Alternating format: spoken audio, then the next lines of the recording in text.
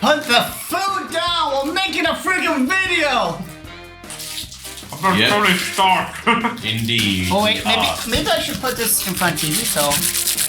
Let's move this up here, and the wire is gonna be fine. I mean, if the wire does get loose, then... Oh yeah, the perfect spot to put it, on top of fucking Star Wars Outlaws. That copy was from my older sister. I have no idea what that game's like, but it's from Ubisoft, so... Well, screw Ubisoft. I know it works. Take it with a grain of salt, but I heard that it could be a different Star Wars game, but I think it was the one where the developers were so embarrassed that nobody was playing it, that nobody got an easy achievement. So they were like, please get this achievement so we don't feel stupid. I'm not sure. Yeah, regardless of which game that is. I want a good game company to repeat that word for word just to make fun of that. Now, let's just start. So, What? Let's begin the mass destruction. What? welcome back to the end of the year 2024. Your usual hosts are here. Your usual ghost face. Everyone is here. Subscribe and cross these new frontiers. So, I am the great Mega Silver 3000, along with Lucario X Gundam, a Shimoda Brian, and the host of the star of the channel, Retrominimii. Even though I was the person behind the idea. Yeah, well, You're trying to take the pride off of you. Oswald the Lucky Rabbits, Mickey Mouse. Exactly. Now, shall we get started? Alright, just letting you know, because of how I added a lot of these stuff in, these will probably be out of order. I assume that they've always been out of order. Yeah, we just start with stuff we like. Always has been. Alright, so, welcome to the end of the year. This year has been quite a year, I'm not gonna lie personally. How's it been for you? Let's talk about our personal experiences before we talk about the topics. Yeah. So let's talk about our lives. How was your sex life? My virginity grows as strong as ever. There is nothing wrong with being a virgin. You need to play Donkey Kong Barrel Blast though as well. I have been playing Tropical Freeze, if that counts. Fair enough. Dear God, the third weld is amazing. Anyway, So, I think I'll go. In terms of my personal life, if you remember last year's podcast, I mentioned how, my, college course was having ups and downs, and looking back, to be honest, it wasn't a great first year, to be honest, but it's going a little more smoothly this year since I've, was able to drop a few modules, and now I'm focusing on the sides that I'm good at, and we were given extensions for our project, so yeah, college is more smooth sailing for me this year, and personally, ups and downs,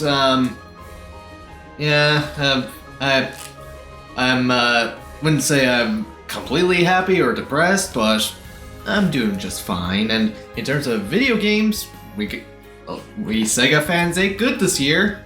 Well, Sega put out a lot of good stuff this year, and while they made some questionable decisions, I'd say we got enough good games from Sega for this year to be a win for Sega.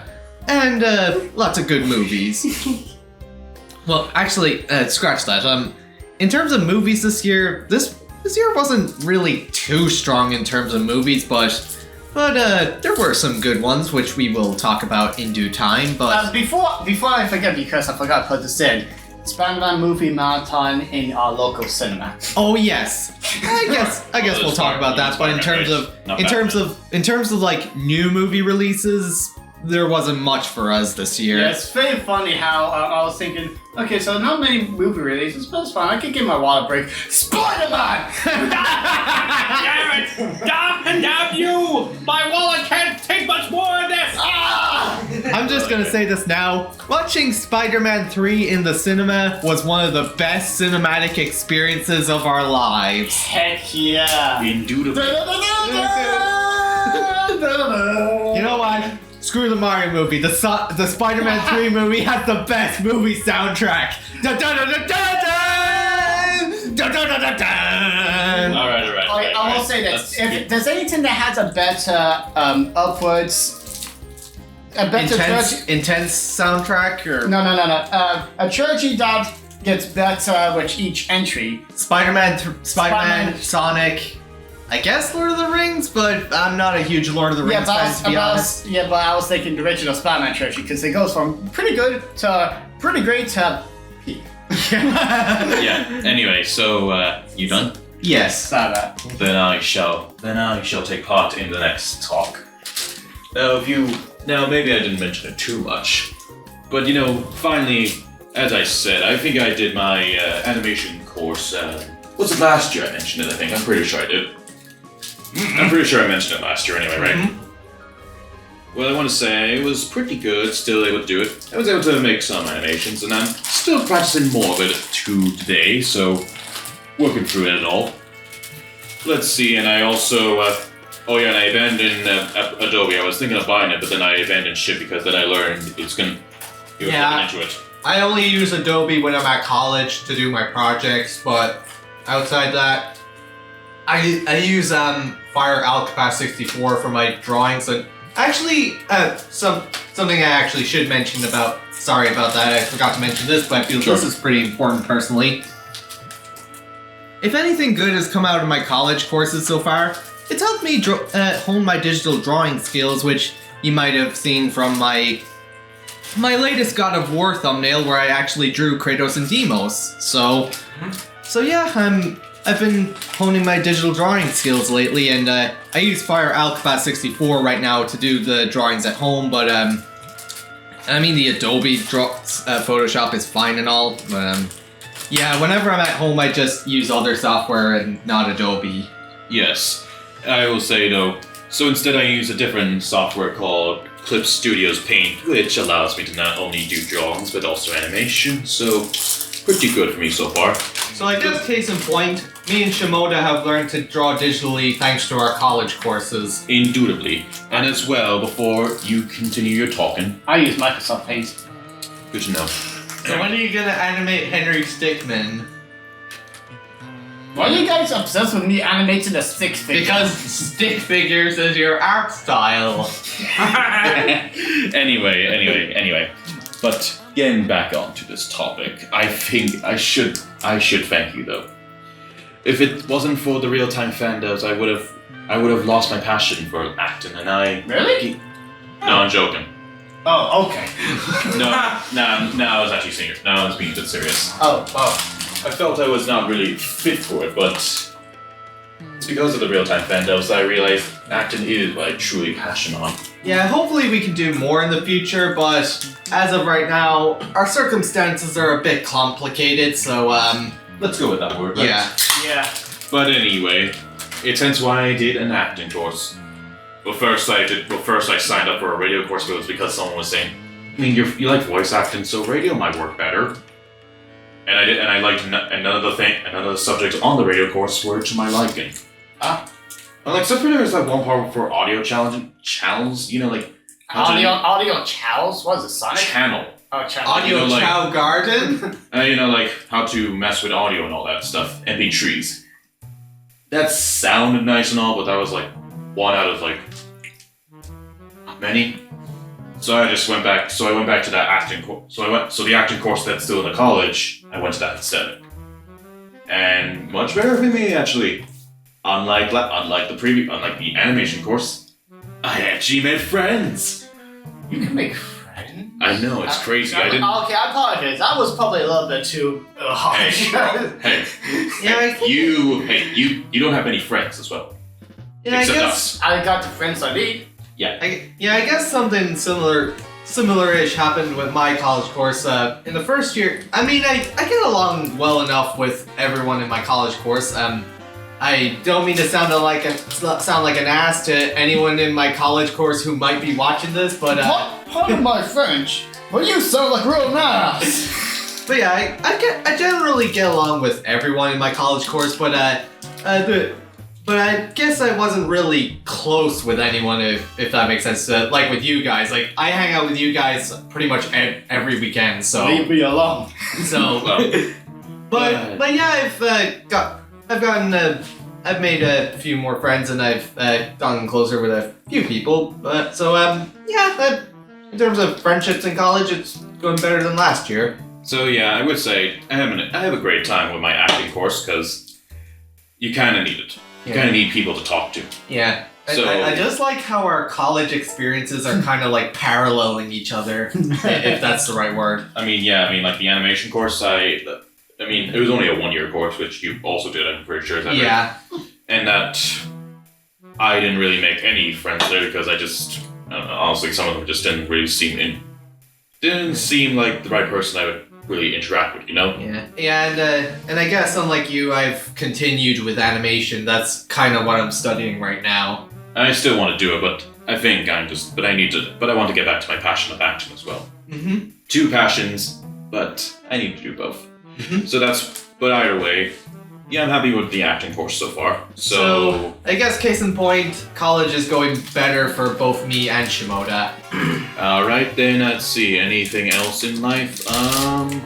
You two. Well, no, I don't think I do. You don't have You two, start talking about your lives, or else I'll kill you. So last year I was a little bit disappointed of how each review was taking a little bit over a month, and the reviews weren't really that big, so I felt like it wasn't really warranting that long time. geez, So I was more parallels. I feel like I'm kind of feeling the same way. I'm a little bit disappointed myself that I couldn't get as much videos as I wanted this year, and I guess my view count isn't that high. So I'm trying my best to get my YouTube views and content back on track, but all I can do is try, I guess. So that was last year. This year was way worse. Oh boy. So anyone notice the time gap between Luigi's Mansion 2 and Kirby Dream Land 2 How many review? reviews did you put out this year? 5? Let's see. So there was the Mario anime review. Yeah, there's Super Mario Maker, Super Mario Bros. 2, Luigi's Mansion 2, and Kirby's Dream Land 2. Yeah, 5. Not counting the censored AV Gen episodes. So the same count as my review count from 2022, I guess.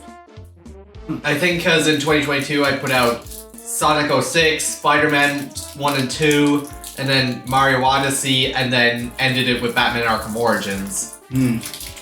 So Those yeah. reviews I can still say most of them I can still say I'm proud of them. but- Yeah, and at least back then it was kind of like entering I'm gonna say a new era for your reviews. So it still felt like The era when I changed my name from 3003 Studios to Mega Silver 3000.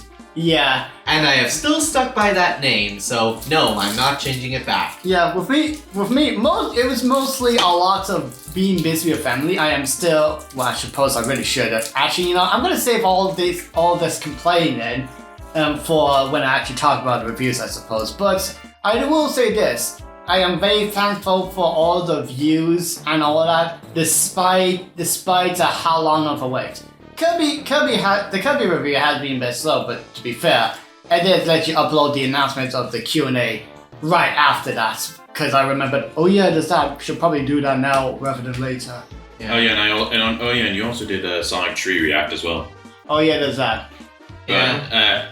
It's a shame we can't really do reactions consistently, but we did manage to do some Death Battle reactions, which we'll talk about later. Mm-hmm. Yeah.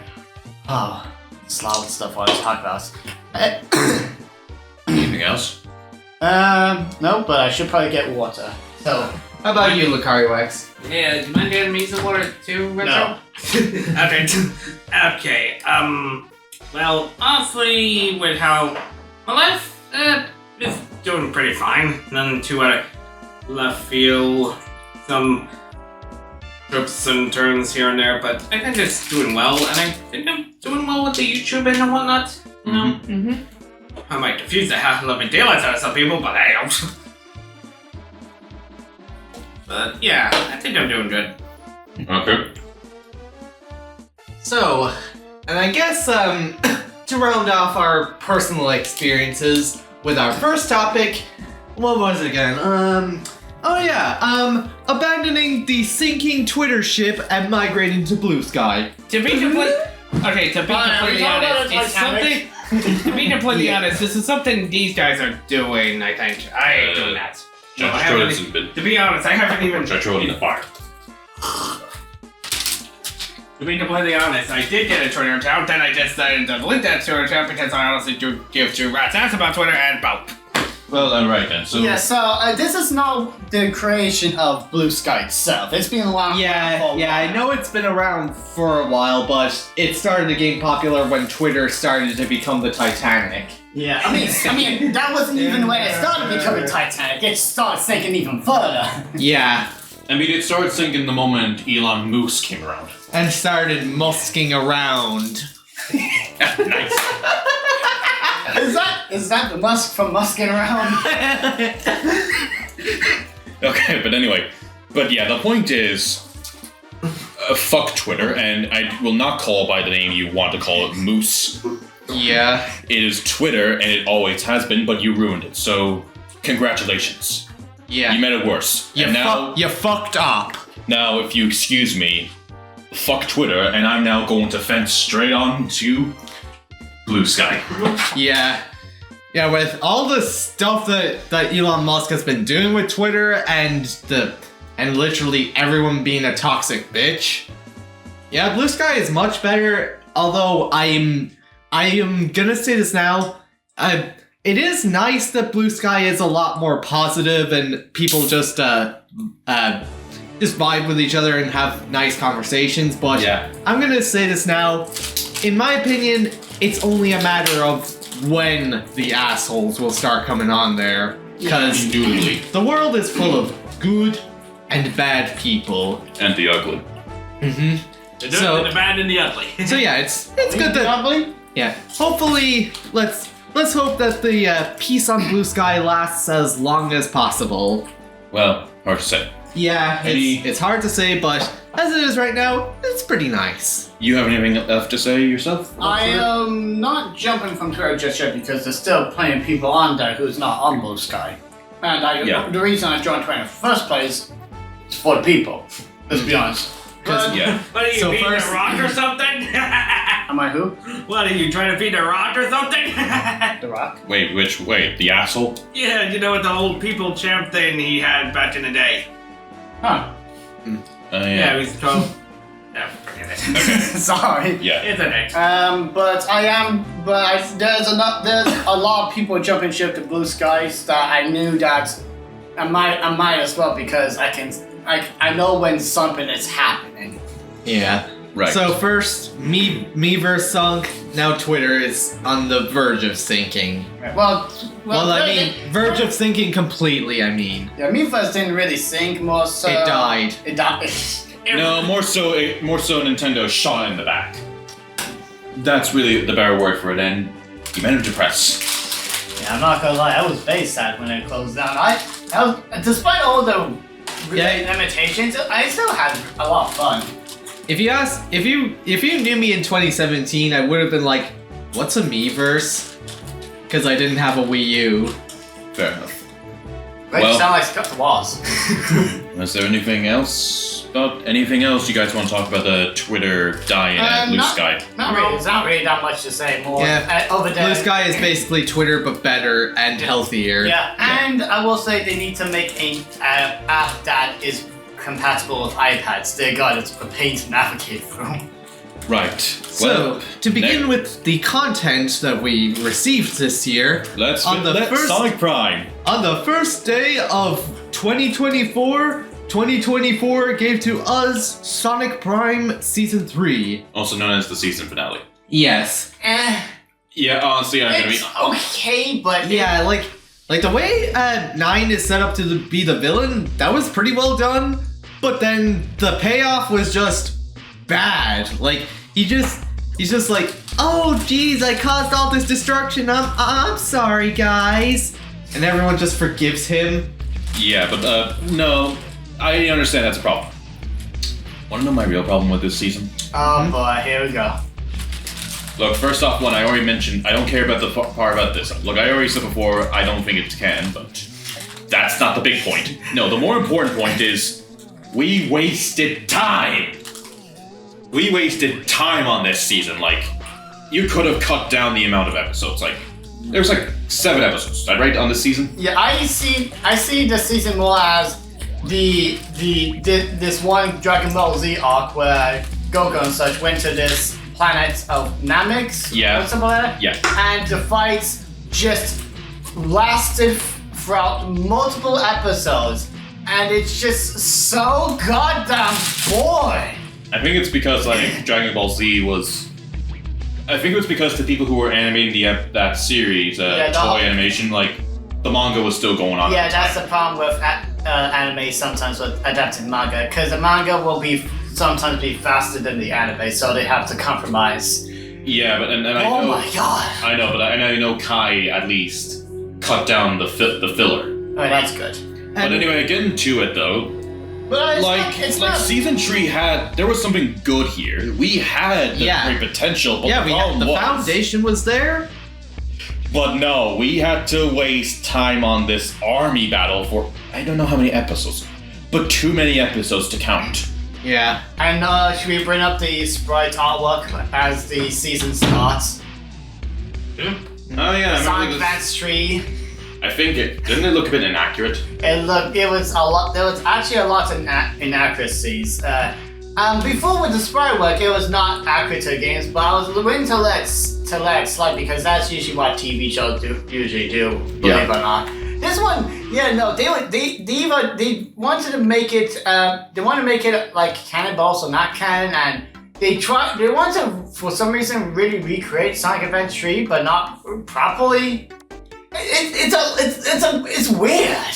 I mean, honestly, just saying it, like, I mean, it is very clear now why. It's very clear why it was not really feeling canon to me, because Ian Flynn, even though he was giving the notes to the people, they were like, nah, fuck that. Let's do our own shit, and it'll still be canon, bitch. Yeah, it's like... Literally, like, why? You were given the help, just take it! You were told to stay in line, but nope. Someone thought, nah, I'm too big for this shit. I'll make it feel non-canon, but yet it's somehow canon. Again, this annoys me. I'm sorry, but like honestly, I just go with the fact that this game is set in a different universe from the mainline continuity. Yes, the Sonic Prime is a different universe from the games that is similar. But it's a different universe. End of discussion. I prefer that, to be honest, because I don't think it works. Because ignoring the storybook series, which I know makes which grinds your gears. It doesn't. I actually like them. I mean, it's being canon with that whole continuity thing. Okay, look, yes, I get that, but continue. Sonic's personality is different enough to be very separate, so. Yeah, I can't assume and all the characters are voiced by different actors. Let me be clear. Well, let's be honest, Ben 10. Yeah, like I understand that Sonic has gone through a lot of recastings, but I think it's just because the thing was, it was filmed it was done in Canada. Yeah, I know all that, but still, the characters are voiced by different actors, just like in the movies. So yeah, different continuity. By the way, great cast choice. Yeah. Honestly, I'm honestly just more surprised. I know maybe this is gonna annoy you, but it's honestly so surprising that nearly a good majority of the cast of Sonic Prime also voiced in My Little Pony. Franco's Magic. And also, there we go. if there's one thing that I think was very well done throughout the whole show, I haven't watched season 3 since it came out, so my memory might be a bit hazy, but the one thing I think was done very well was Sonic and Shadow's dynamic. Again, I can't stress enough how Sonic and Shadow's dynamic in the show, it's like a mix of what we want and what Sega wants. Like, they hate each other, but Shadow is mad at Sonic for a legitimate reason and not out of jealousy because of Sonic's recklessness. Yeah, this was the start of the Shadow, and they start strong with him of fixing his character. Yeah, and I really liked how in the ending, how Shadow was the one who saved Sonic, showing that he does care for his darling. Yes. You are my brother in another universe. But anyway. Let's see, any other... I just want to leave one more note. Yeah, Sonic Prime was good, but Season 3 was definitely the worst. Yeah, I will admit that. When it comes to Sonic Prime, if I ever rewatch it, I will probably ignore Season 3. Well, maybe not. I mean, honestly, the first 2 episodes of Season 3 were looking good. But then the rest just... the rest just fell. And- just... Sorry, I'm not... It went let straight me- to null space. It went straight... It then became the fucking Titanic Ribbit. Yeah, and the payoff to 9 being the villain was kind of poorly done. Like he just like, oh no, I did all this destruction. Sorry, guys. Silver. It's okay. Silver. For this end of the year thumbnail, can you just recreate the Titanic poster? You want me to draw a thumbnail? Yeah, but do it faster. Okay, I guess I'm taking over from Maya then. Hey, Well, Hey. she hasn't really done the end of year videos. hey. The two of us can do it together. Do it faster. Yeah, we'll counter different parts. But anyway, are we done with Sonic Prime 3? Can we please move on after that? Alright, so Tekken 8, I'm taking back Caesar. That's like, honestly, really should play that. I want to make comments, but I don't own the game. But I'll comment on that specific part on the DLC. So you two, go ahead and talk more about it. I like it. It's a good game. It's one of the fighting games I actually do enjoy because of how easy it is for me to get into the game. Yep, myself too. I don't have it, but I have played it since going over to your house, Silver. And honestly, I do enjoy playing it. It's a fun game, that's for sure. And the story is quite interesting, I would say. Yeah, I guess the base game was fine. Yeah. Honestly, I do like this. Like you guys said, the game is fun to play. That said, the DLC was a bit my issue, though. Okay. I'll make clear, not the first 2. The last 2. Alright, let me make clear. Harada, can you keep Heihachi dead for 5 minutes? How many times we 5 have- minutes! No. How many times we have to teach you this lesson, old man? Basically, it's like, Yep. can you please, just a little bit, stay dead for 5 minutes! Thank you. Look, I get it. Heihachi's an iconic character. I understand it. But that doesn't mean... But the story was finally moving on, but no! Harada said, fuck that. Let's bring this corpse back and continue this pointless story. I'm sorry, but this Family Feud TV show has been going on for 20 years. End it! Imagine in- watching this, draw us back. Imagine in Sonic 4 they bring back Robotnik again. And then they kill him off again. Yeah. Okay. And there's that. Heihachi, I don't mind. I could understand it if it was a non-canon thing, but like it's still bad. Yeah, and literally he shows up, and what's he going to do? I thought Rayna was supposed to be, like, their main antagonist or some shit. I don't fucking know. Rayman. Yeah. Rayman is the antagonist of Tekken. Damn it. No, that's her name. I'm probably saying it wrong. It's alright. And screw it, it's canon. It's Heihachi's daughter. Yeah, Foster daughter. okay. I don't know honestly anymore. Does he throw her off then? No. No, like he's... Fortunately, he doesn't. She's more like her... She's like successor to Heihachi. Oh. And like the closest thing to being a daughter next to Kuma. But actually, You to know, be just completely honest, though, it'd be Fair. kind of funny if just Heihachi does end up having a will, and he gives it all to Kuma because fuck the other two, fuck the rest of you. Right. Okay. There's that. So then Final Fantasy 16 came into play. Okay, look. Can I just say this? You don't mind? Go ahead. Why isn't Tifa here? She makes more sense! Tifa literally punches! The main protagonist of Final Fantasy 16 has a sword. I don't know how to say his name. I think it's Roosevelt or Clive Roosevelt. Yeah, Clive? Or... Yeah, like, Clive makes more sense in a Soul Calibur game. Soul Calibur! Like, I know I wanted to mention this, but like, Clive was originally going to be in Soul Calibur 2, but it wasn't going to happen, and that's how Heihachi got in instead. But like, why? Just put in Tifa. Final Fantasy fans and Tekken fans asked for Tifa, not Clive. We're not the Italian one. Seriously, it's the same. It's the same as how Mortal Kombat fans did not want Karn the Barbarian from Arnold. Arnold Schwarzenegger. I know exactly. Like, how is it that? Either way, yeah. Buy my DLC. What killed the dinosaurs? DLC! Yeah, honestly, look, Tekken 8 looks great and all, but what the fuck were you thinking with the last 2 DLCs? Like, Oh my god. they really Oh my weren't that great. The next Mortal Kombat game DLC, Mr. Freeze from Batman and Robin. They should have made that a skin in Mortal Kombat 11. I mean, technically speaking, it could. No, Mortal Kombat 12 is gonna die in a few days. Oh yeah. Yeah. Because NetherRealm Studios can't keep their games alive for more than 2 years. No, sorry, I'm gonna have to disagree with you this time.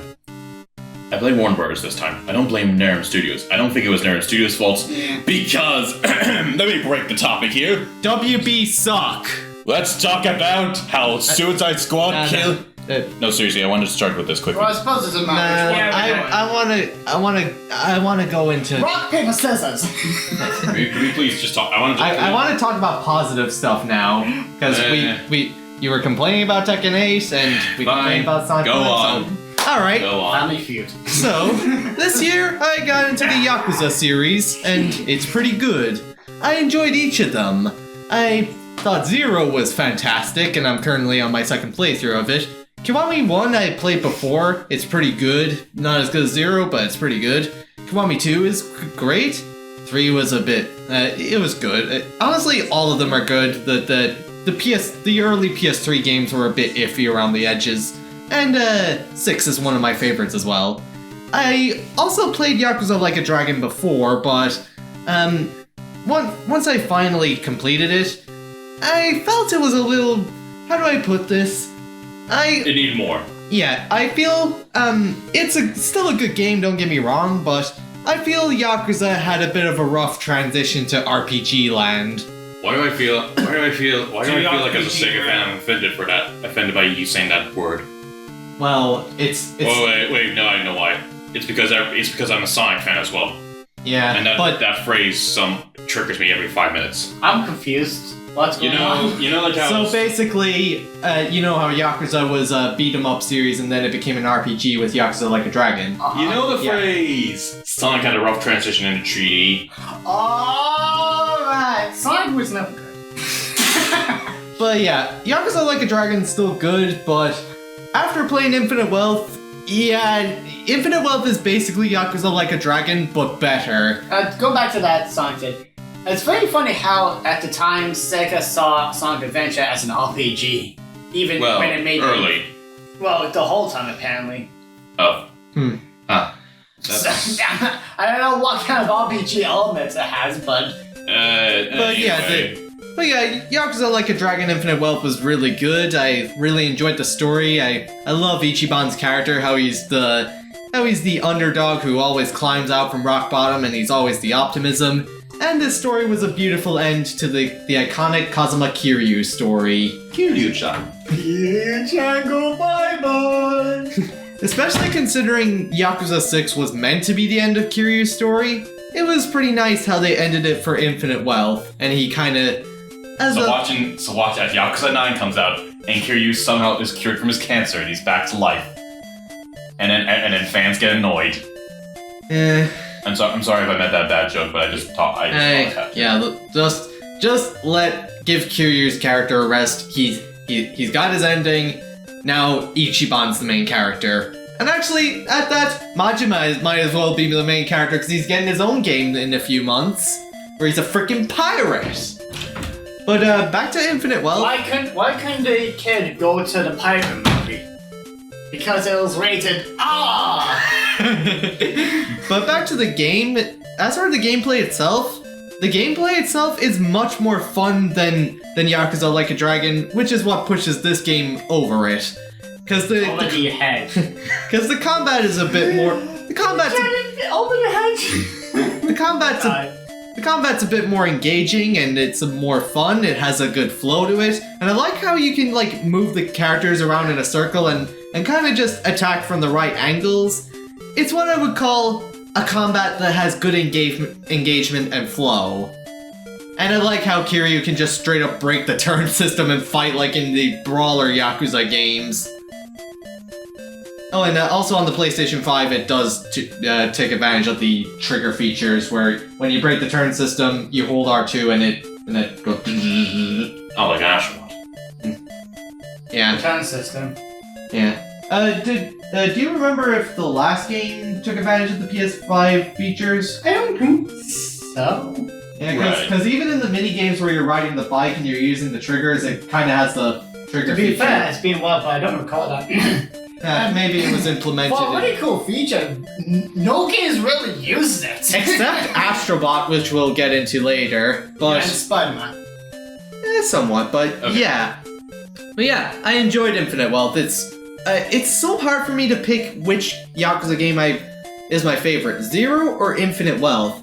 Zero's the best out of the brawler games, and Infinite Wealth is the best RPG out of the series, and definitely one of my top 3 RPGs of all time so far. Up there with Persona 4 Golden and Mario & Luigi Bowser's Inside Story. From one RPG to another. Yep. Yes, And that. another Sega game too. Yep.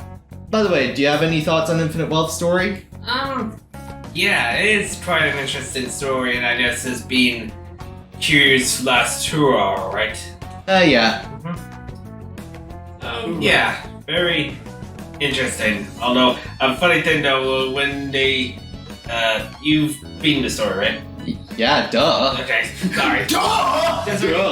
Sorry, it's just making sure, but I do know one part with those enemies that are part of that cult thing, just yelling, or just be going immediately made me think of like a Imperium of Man and shit. Yeah. I see. But, yeah, as I said, moving on to the next topic, as I said earlier, us Sega fans have been eating pretty good this year, because following Infinite Wealth, we got another banger RPG under the Sega umbrella, being Persona 3 Reload. The game where you shoot yourself. Yes. Yeah. Yeah, Let's see. So I mean, I heard the DLC was a bit overpriced, though, right? from what I've heard, I haven't played the DLC, I've only played the base game, but, As DLC. yeah? Yeah. Yeah, it does. But yeah, I played the main game and it's quite good. I enjoyed the story. I enjoyed the combat. Again, I like RPGs that are simple to understand and satisfying to master, and that goes for all games. I like games that are easy to learn and really fun to get good at. And I really love the art style. It's so colorful. I know Persona 5 Royal has a similar art style, but something about 3 Reload, it just hits different. It's Yeah. blue. It's bluer. The only thing I think we were missing was Dempsey. And Walter White. Yeah, that's true. At least we have Yuri Lowenthal. Yeah, he's all the original voice actors from Even the English even dubs are Even her. Yes. When I got Mortal One Combo for Switch, hearing Yuri Lowenthal as Milk is very weird. Yeah. But I will say that when it comes to Dorkun's new voice, I think Alex Lee is a much better fit for Dorkun than Yuri Lowenthal, because I love Yuri Lowenthal and all. He sounds like Yosuke. But yeah, he plays Yosuke in Persona 4, and I think he fits Yosuke's vibe a lot more than Makoto, so I like how Alex Lee literally sounds like, I don't care. Well, Oh yeah, and should I have brought up the voice acting for Infinite Wealth? I might as well. I always play Yakuza with the Japanese voices. Even if the English dubs are good, I still prefer to play in Japanese. okay. But I don't think I hate Yang Ye's Kiryu voice as much as other people do, but he no offense, but he is a pretty bad singer. Like they even used I hear they even used auto-tune for the karaoke sections in the English dubs. Like just for him though, or everyone else? I'm not sure, but hearing him sing Judgment, I had to listen to the Japanese version again to clean my ears out. Fair enough. But eardrums. The The little snail that lives. But I mean, inside obviously, your the ear. Japanese dub is just fantastic. yes, I think the English voice for Ichiban is pretty good as well, but I think the Japanese one fits more of the innocent and happy vibe that Ichiban has in contrast to Kiryu. Yeah. But yeah, two banger RPGs from Sega. I really enjoyed Infinite Wealth and Persona 3 Reload. They are both very good games that are both well worth your time and money. Now, Silver. Back to the negatives. In starting with, of course, everyone's favorite Naughty Dog game, Ouch. The Last of Us 2. Remastered. Yep. Like Why does seriously? this freaking exist? What are you doing, Sony? Oh god, that new Naughty Dog game better be good. Yeah. Like, Looking back at Naughty Dog's games, after Crash Bandicoot, all we really have gone was Jack and Dax, Uncharted, and Last of Us, and that's it. and don't get me wrong, Uncharted is very good and all, and so was the first Last of Us game, but I feel like with The Last of Us, it started off good, and then it got a little more good with its remaster because the game got a new audience for those who didn't have a PlayStation 3 and upgraded to PlayStation 4. Then The Last of Us 2 came out. And then it went downhill, and then the remake came out, and it went more downhill, and then the remaster came out for 2, and it just went rock bottom. I feel like it's just more the case because of Last of Us 2, and then the remasters, that people have started to really hate The Last of Us more. Yeah. I think even now I even think now people are not really liking the gameplay these days, saying it has Yeah, aged like- badly. Like, honestly, the game for what it is, it's a fine enough game and all, and I do understand that there are those who like story-driven games, but like, I'll still stand that the first Last of Us is still a good game. I haven't played the second one, but I've watched someone playing it, and from what I've seen of it, yeah, the story doesn't look very good. I think the main issue is this new character that people didn't like, Yeah, and she takes up a good chunk of the story. and she's very unlikable. Yeah, and like, It's like if my character was in The Last of Us. but like, the first Last of Us game did not need a remake. It was already playable on PS5, and the second one, the game was broken at its core from the story, so a remaster ain't gonna fix that, even if it wasn't playable on the PS5 already. And from the screenshot we saw on Twitter, it looks the exact same! Mind if I just say one more thing? I would say what you will about Insomniac with old Spummer games have the exact same city, or maybe you might hate the amount of Ratchet and Clank to keep releasing for some goddamn reason. But at least they have a lot of variety, a lot more variety than I thought they had. Like, whether they be maybe not so good or really great, they were like all over the place, and they still delivered with quality. Dear God, I love Insomniac. I think they also make Resistance for the PS3. I think. Yeah, and I'm not sure if I will actually enjoy it in the slightest. But hey, it's not the only game they did. They made only 3 of those games, and they tried something different. And if they made another one, I probably wouldn't mind either. But the problem with Naughty Dog these days is just that they're trying to milk The Last of Us. Yeah, it's not gonna last. I might as well just... Now let me leave one more comment. I can understand how good The Last of Us is. I can understand maybe the first one, not the second one. But why was that the game that people recognized as, oh, video games can make stories, when Metal Gear was right there? Yeah. Metal Gear Solid was right there. Forget Metal Gear Solid. Or God of War. Galaxy. Yeah.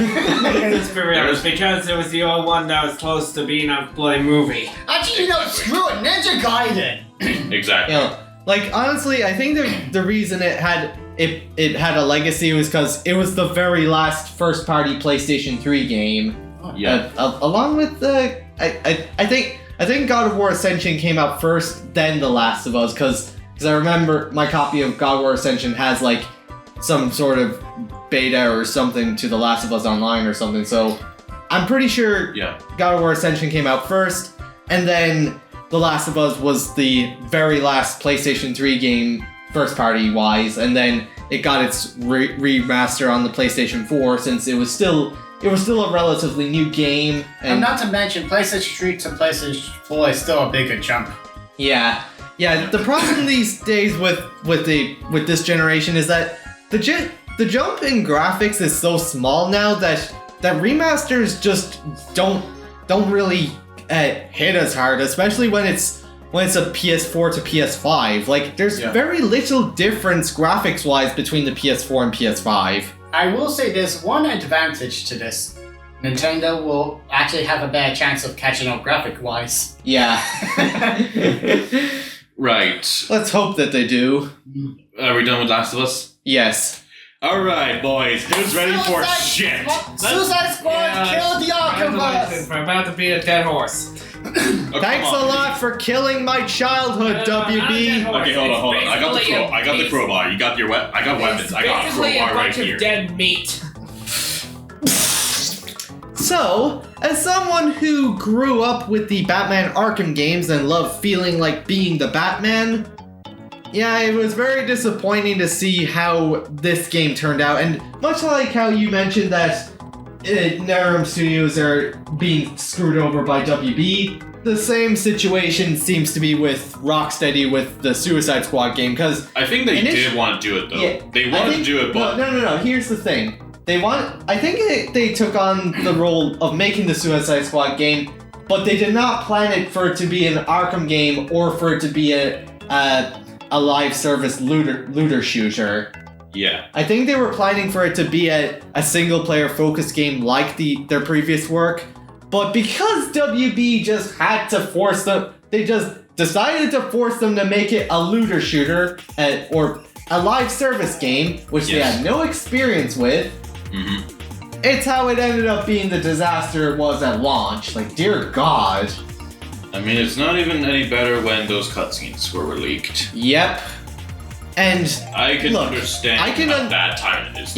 I can understand how bad of a position they were put in by WB by being forced to make this a live service game, but come on, you didn't have to do my boy Batman that dirty. We'll say this. I'm glad this is not Kevin Conroy's last day. It is very good that, assuming the malicious means were not used in Crisis on Infinite Earths, it is reassuring to know that Kevin Conroy's Batman went out on the best way he possibly could have, ending where it began in the animated series universe. What about the VR game? That's Roger Craig Smith. Right, sorry. That's Sonic voicing Batman in that. Sorry. But yeah. But yes, I can understand it was unfortunate timing and the game was stuck in development hell. Yes, but the fact that WB was like advertising this as Kevin's last performance, and then after the backlash, they were like, "Oh no, the Crisis on Infinite Earths, this is his last performance." And I'm just hoping best case scenario. Yes, that is indeed Kevin Conroy, that he did record those lines before his unfortunate passing, or that they were archived lines that weren't released, but assuming the best case that malicious means were not used, it is very reassuring and very nice that his last lines were, "I care, Joker, about Gotham, about justice, and if this is how it ends, at least I go out being who I am. Batman!" Yeah, that is good. And I mean, Which there is was very also... true about Kevin Conroy himself. Yeah, Indeed. he was indeed the definitive Batman. I may say it as well, though. I want to just mention it. I know this sounds weird. There was also DLC for Suicide Kill the Justice League as well, but Yes. I think By after that how point, bad, but I think everyone literally dropped off the game. I mean, it's like that one meme, like where people. There's this guy I watched called I think I've seen the video. Is it the guy that has a hat and then he has a flower in his mouth? Like as his avatar? No, he's the guy. He uses Kamen Rider as his avatar. Oh, Jado. This guy, basically. Rich! I don't see it. I don't see It's it. not loading. No, it's the name. G. I never heard of him. Yeah. Alright, But yeah, Kind of. it talks is. about the DLC there. Yeah, it is But sad. that's It is. It is sad to see how far Rocksteady have fallen, and I understand that Warner Bros. Are also to blame, but as someone who grew up with the Batman Arkham games, I know they can do better, and I am hoping that they can make a better game in the future, but yeah. this just wasn't it. I will say, I feel like because of this game though as well, this also killed Mortal Kombat 12's potential. Yeah. I mean, if anything it is to go by, the fact that Mortal Kombat 12 came out in September rather than in May, since that's usually when Mortal Kombat or Injustice games come out, they come out around May. Mm-hmm. I think it's clear that this was that the game was rushed because this thing had to be released to make more money. But well, that's about it. I would like to make one quick mention about how Mortal Kombat 12 I know is at this point it's dead. The DLC is gonna be finished up, but this is it. It's a shame that I mean, honestly, I have to say it. From what I played, I think it's not a bad game. It's actually kind of good. Yeah. I will say I still have to say Arnold's Conan character, his animations aren't that good though. Honestly, I'm surprised that it's not that good compared to the other ones. Yeah. But that's all I'm going to say about Mortal Kombat 12. Anyways, I wish Rocksteady the best on their future projects, and I hope they can improve upon this disaster, and hopefully WB will learn their lessons, but I feel like they won't, because it's WB. It's companies. They never learn. So, if Retro's ready to talk, you may continue. Final Fantasy VII Rebirth. I will be honest, I didn't really play that far into the game, but for what I have played, yeah, it's pretty darn good. When it comes to the open world stuff, it is mostly a straight line to the main story. If you're going for side stories, it's pretty good, but if you focus on main story, then What the heck are you doing? I'm sorry. then it's just like a straight line to the story. Which I suppose if you want to play that way, that's fine. But I suppose the whole open world exploration itself does get a bit lost in that. But outside of that, it's Final Fantasy Remake with more. If I'm going to be honest. More! Unless you can't play as Red Tatine this time. Can I just say actually something? Yeah. I think you remember Matt Mercer. He voices Vincent in that game. I've not gone that far. I know, but I think I heard that he was tricked. He was tricked. Like he was playing like a normal. He was gonna play a normal NPC character, but then he was tricked and revealed to be that he was like shown he was actually gonna be playing Vincent instead. Like he was like, "What am I?" Like he was surprised. Like I could show you the video sometime later, but That was truly cringeworthy. I mean, like Vincent's a great character though. But why trick what? Were they trying to give By him the way, more pay or something? By the way, you do know that Matthew Mercer is the voice of Yusuke from Persona 5, right? Oh. Hence why I did that was truly cringeworthy. I don't really know why. I think they just wanted to mess with him. Like That is maybe that was taking a little bit too far. I don't know why. Yeah, they Retro, you better put in Yusuke when I say that line, and if you don't, I will kill you. I'll put in Ben 10. Screw you. Yeah, oh, so you're gonna put in Yosuke? No, I'm gonna put in actual Ben 10 from Alien Force because why not? I'm in the mood for that one. Alright. Screw you. Why not put McCree instead? So Yusuke is Ben 10 now. Actually, not. Screw it. Kevin 11. Why not McCree from Overwatch? No. Fair enough. That's what it takes. Anyway. So that's pretty much all. I don't really have that much to say. It's if you like Final Fantasy VII Remake, you'll probably like this a bit more. Don't expect too much open world, but there's a good amount, a lot of side stories to do. It's fine. It's fine. It's more of the same, honestly. Excuse me. Whoa. Anyway. Now then, hey, did you hear that? Hey, Retro, can I ask? Yeah. Are you a pretty fucking princess? I'm a fucking pretty princess!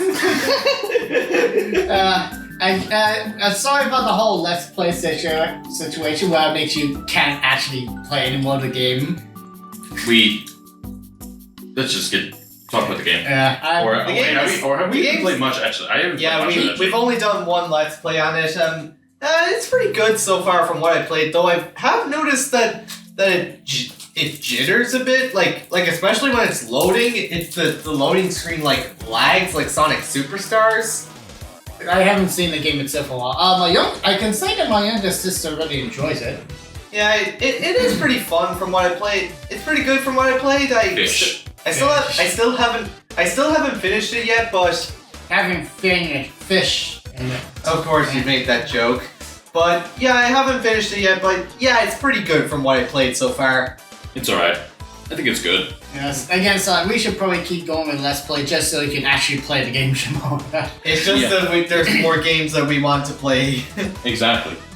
Such as Mario vs. Donkey Kong Donkey Kong! for the Nintendo Switch. It's alright. It's certainly easier. In some ways, it's better as well. There's a multiplayer which I assume is good, but I haven't played the multiplayer. But I kind of I know this might not be the right way to say it, but I saw a few animations on YouTube comparing some death animations for Mario. It's on how the remake actually is not doing. Oh yeah. To be fair though, in the Game Boy Advance one, you literally see Mario burnt alive, and his corpse being left there. So to be fair with the death animations, I suppose so. And the actual cutscene itself, they could have done a bit more. Well, like, come on, I wanted to have Mario say more gibberish. Yeah, how many times? Every time we go into water, he has to say the same. Stop! Come back! And it's never anything different. Oh, you monkey, He doesn't even say that. Yeah, that's where the game really falters, despite the cutscene itself looking pretty good. I see.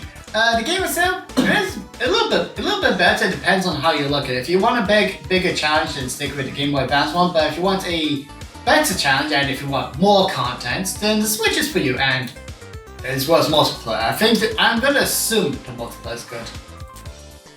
So, Kung Fu Panda 4. our first cinematic experience of 2024. Oh yeah. Our initial impressions, or at least mine, was that it was pretty good. It was pretty good, but over time, it's been getting worse the more I thought about it. It kind of started a month after the movie came out. I forgot the movie entirely. You know, let me state my opinions quickly before you go on your long one. Or, anyway, it exists. It's bad. It's not good. Like, I don't get why. This should have been like the premise in a way should have been the 6th movie, like just Poe finding a successor. Yeah. What's the point? This is he's too young. He just became the Dragon Warrior, and now Shifu's like, okay, now congratulations on becoming the Dragon Warrior, mastering Chi and mastering inner peace. Now you gotta go find a successor. Fuck. Like, I get it. You learn new stuff every day, but geez, putting Poe on a path of finding a successor this soon after he became the Dragon Warrior? Like, seriously? And initially when I first saw the movie, I thought, yeah, this is a good start to a new trilogy, but again, as time went on, the movie kind of just got worse the more I thought about it. And honestly, there were red flags that should have pointed that maybe this movie wouldn't be very good. Like, it was announced like in 2022 or 2023, I think. Like, at least a year before its release, and we barely got any information or trailers. Then we got a few trailers before the movie came out. Yeah, like, the short development time and abrupt announcement probably should have been red flags. And I guess it was just because of the hype we were feeling from The Last Wish. Yeah. And how it actually changed up the Shrek universe and the animation. And it was like, oh, so DreamWorks are bold to try new things. So maybe they'll do this for Kung Fu Panda 4. They didn't. No, it just plays it safe. It feels like it's just playing it safe, and even the animation, like the animation looks good, but it's still the same animation style. Like Kung Fu Panda 4 just doesn't really do anything new, and that's the biggest problem. And actually, no, the biggest problem with the movie is that it pretty much fails to deliver on its selling point, bringing back the villains. They bring back Tai Lung, but he barely gets to do anything, and the other villains, they're just standing there, menacingly! It's like Sonic Forces. Yeah, exactly! It's the Sonic Forces equivalent of Kung Fu Panda! Holy shit! Oh god. And there's a lot of equivalents of with Sonic Forces. Like Sega seems like Sonic seems trying new bold things, and after coming off a great Sonic game like Sonic Generations, It doesn't. and the story is nothing. Yeah, like, It's nothing. It really is. And the- Sonic Forces. and the fact that the villains just bow to respect Poe, like, are these even the same villains that hated him in the last 3 movies? And how the heck is Kai there? Isn't he fucking dead? Like deader than dead. Yeah, Like he's deader. yeah, like initially, I remember when me and Retro came out of the movie, we were walking together and we were saying that our thoughts on the movie. And I think that point in the movie was when we decided, yeah, this is worse than Kung Fu Panda 3. Like, we were kind of contemplating, which was better, Kung Fu Panda 3 or 4? But that moment in the movie when the villains were just there, that was kind of the moment that I think both of us decided, yeah, this movie is not as good as the other ones. Yeah, was I really contemplating about Kung Fu Panda 3 being not as good? I mean, like, Yeah, God. like, I think you were contemplating, like, is Kung Fu Panda 3 better or 4 better? Yeah, did I Like- really contemplate that? Oh my God. I don't know. I want to say though, yeah, it sucks. But here's the thing. Nobody cared about it because a few months later we then got Megamind 2. Oh, dear God. Like, it's so funny how Megamind just To be then fair, just it's- took back the attention and it was in the worst way possible. Yeah, it's so funny. It's even funnier because, again, we were feeling the momentum that DreamWorks set up from Puss in Boots: The Last Wish, and then how did they follow that up? With probably one of their worst years possible. 2 things to say about that. One, that's not really DreamWorks, that's Peacock. I know. But It's like still. And 2, DreamWorks falling from grace like that is not the downfall in DreamWorks. Yeah, It's yeah. not Like, that I'm she not was saying that facing DreamWorks is dead or anything. Yeah, DreamWorks is a lot of ups and downs. Yeah. We just forget about Yeah. sometimes. Yep. Yeah, I understand DreamWorks have their ups and downs, but I was really feeling it from The Last Wish that they were really gonna start turning things around, and then one of their worst, one of their more underdog IPs gets one of his possibly his worst entries in 1 year. Yep. And for my opinion, Kung Fu Panda 4, it's an okay movie, but a really bad sequel. I'd say my biggest issue is that nothing really happens with the stories or the characters. Yeah, I think It's like oh you gotta trust someone or something like that. And it's just like How can I trust her? they don't do anything with it, but they keep shoving in your face. There are a couple of funny moments, and it's nice. It is a little bit nice how they use a little bit of the Last Wish animation, but that's really all I can say. It's a really nothing movie. yeah. Honestly, it'll probably be going on my list of worst movies of all time. What do you think, X? It was there, honestly. Yeah, it is real. It really is the Sonic Forces. Only this time, I honestly I don't think I was really that hyped for Kung Fu Panda 4. Yeah, honestly, I know this is kind of off topic, but I feel like I feel like your experience with Sonic Forces somewhat in a way is not exactly, but a little bit like my experience with Batman Arkham Knight. Not in the sense of because both The games, hype. yeah, the hype. Because Arkham Knight was still a great game, but it did fall short in a few areas, and especially compared to its predecessors and all the Arkham community unanimously agreed that it was the weakest of the trilogy. So Arkham Knight for me was the moment where I was like, okay, I'm not going to be as hyped for a game ever again as I was for this one. And with you with Sonic Forces, I guess it taught you to keep your expectations in check for future games. Yeah. There's not many games that I actually feel that hype very often. There's Mario Wonder, Sonic Superstars, there's the Sonic and Mario movies, and Yeah.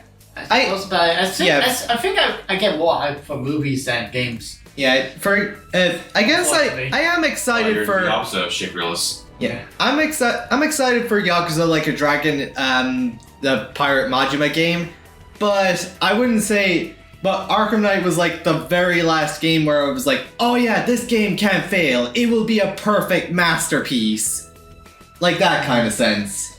Yeah, because I felt my opinion was like Sonic Generation was just good. It just had to have original levels. And they were about to take the story seriously. They're bringing back old villains. They have a really cool villain. This is gonna be great. How could they possibly mess it up? They bring back Bubsy. Is that fucking Bubsy? I remember that time. Nobody else ever brings that up, do they? Come on.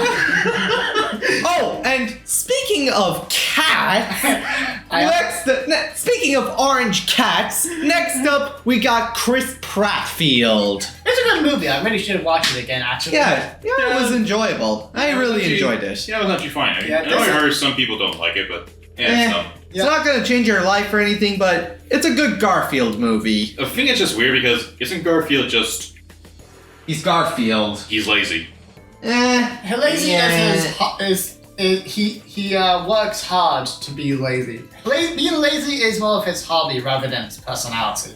And I guess Chris Pratt was fine as Garfield. Oh, he's not too bad as Garfield. About on the same level as his performance as Mario. He's fine. Yeah. I will say this is probably a hot topic.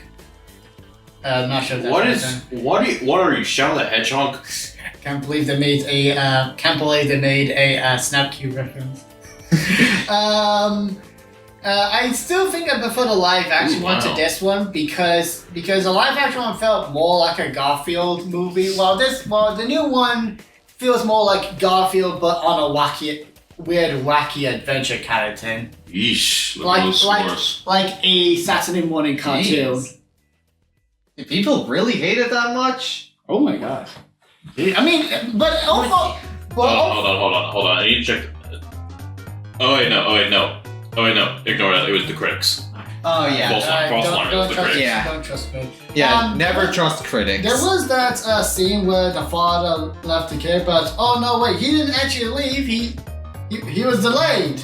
Yeah. I mean, I'm not gonna lie, I think I actually would have liked it if he actually did leave and he regret that. Yeah, I feel like on my second watch, that was an issue I took with the movie, and funny enough, when I watched it the second time, the only reason I went to watch it the second time was because two of my friends invited me to see it, and I thought, why not? I'm willing to see it again. And one of them literally fell asleep halfway through the movie. I will say this, if I remember correctly, because I do need to watch it again, I did find it pretty funny. Yeah. I think it's alright, honestly, just saying. Yeah, don't expect peak, but it's a good movie. Yeah, it has Olive Garden. Yeah, it's a good fun movie to watch and have a good time with. You want to drink cold milk?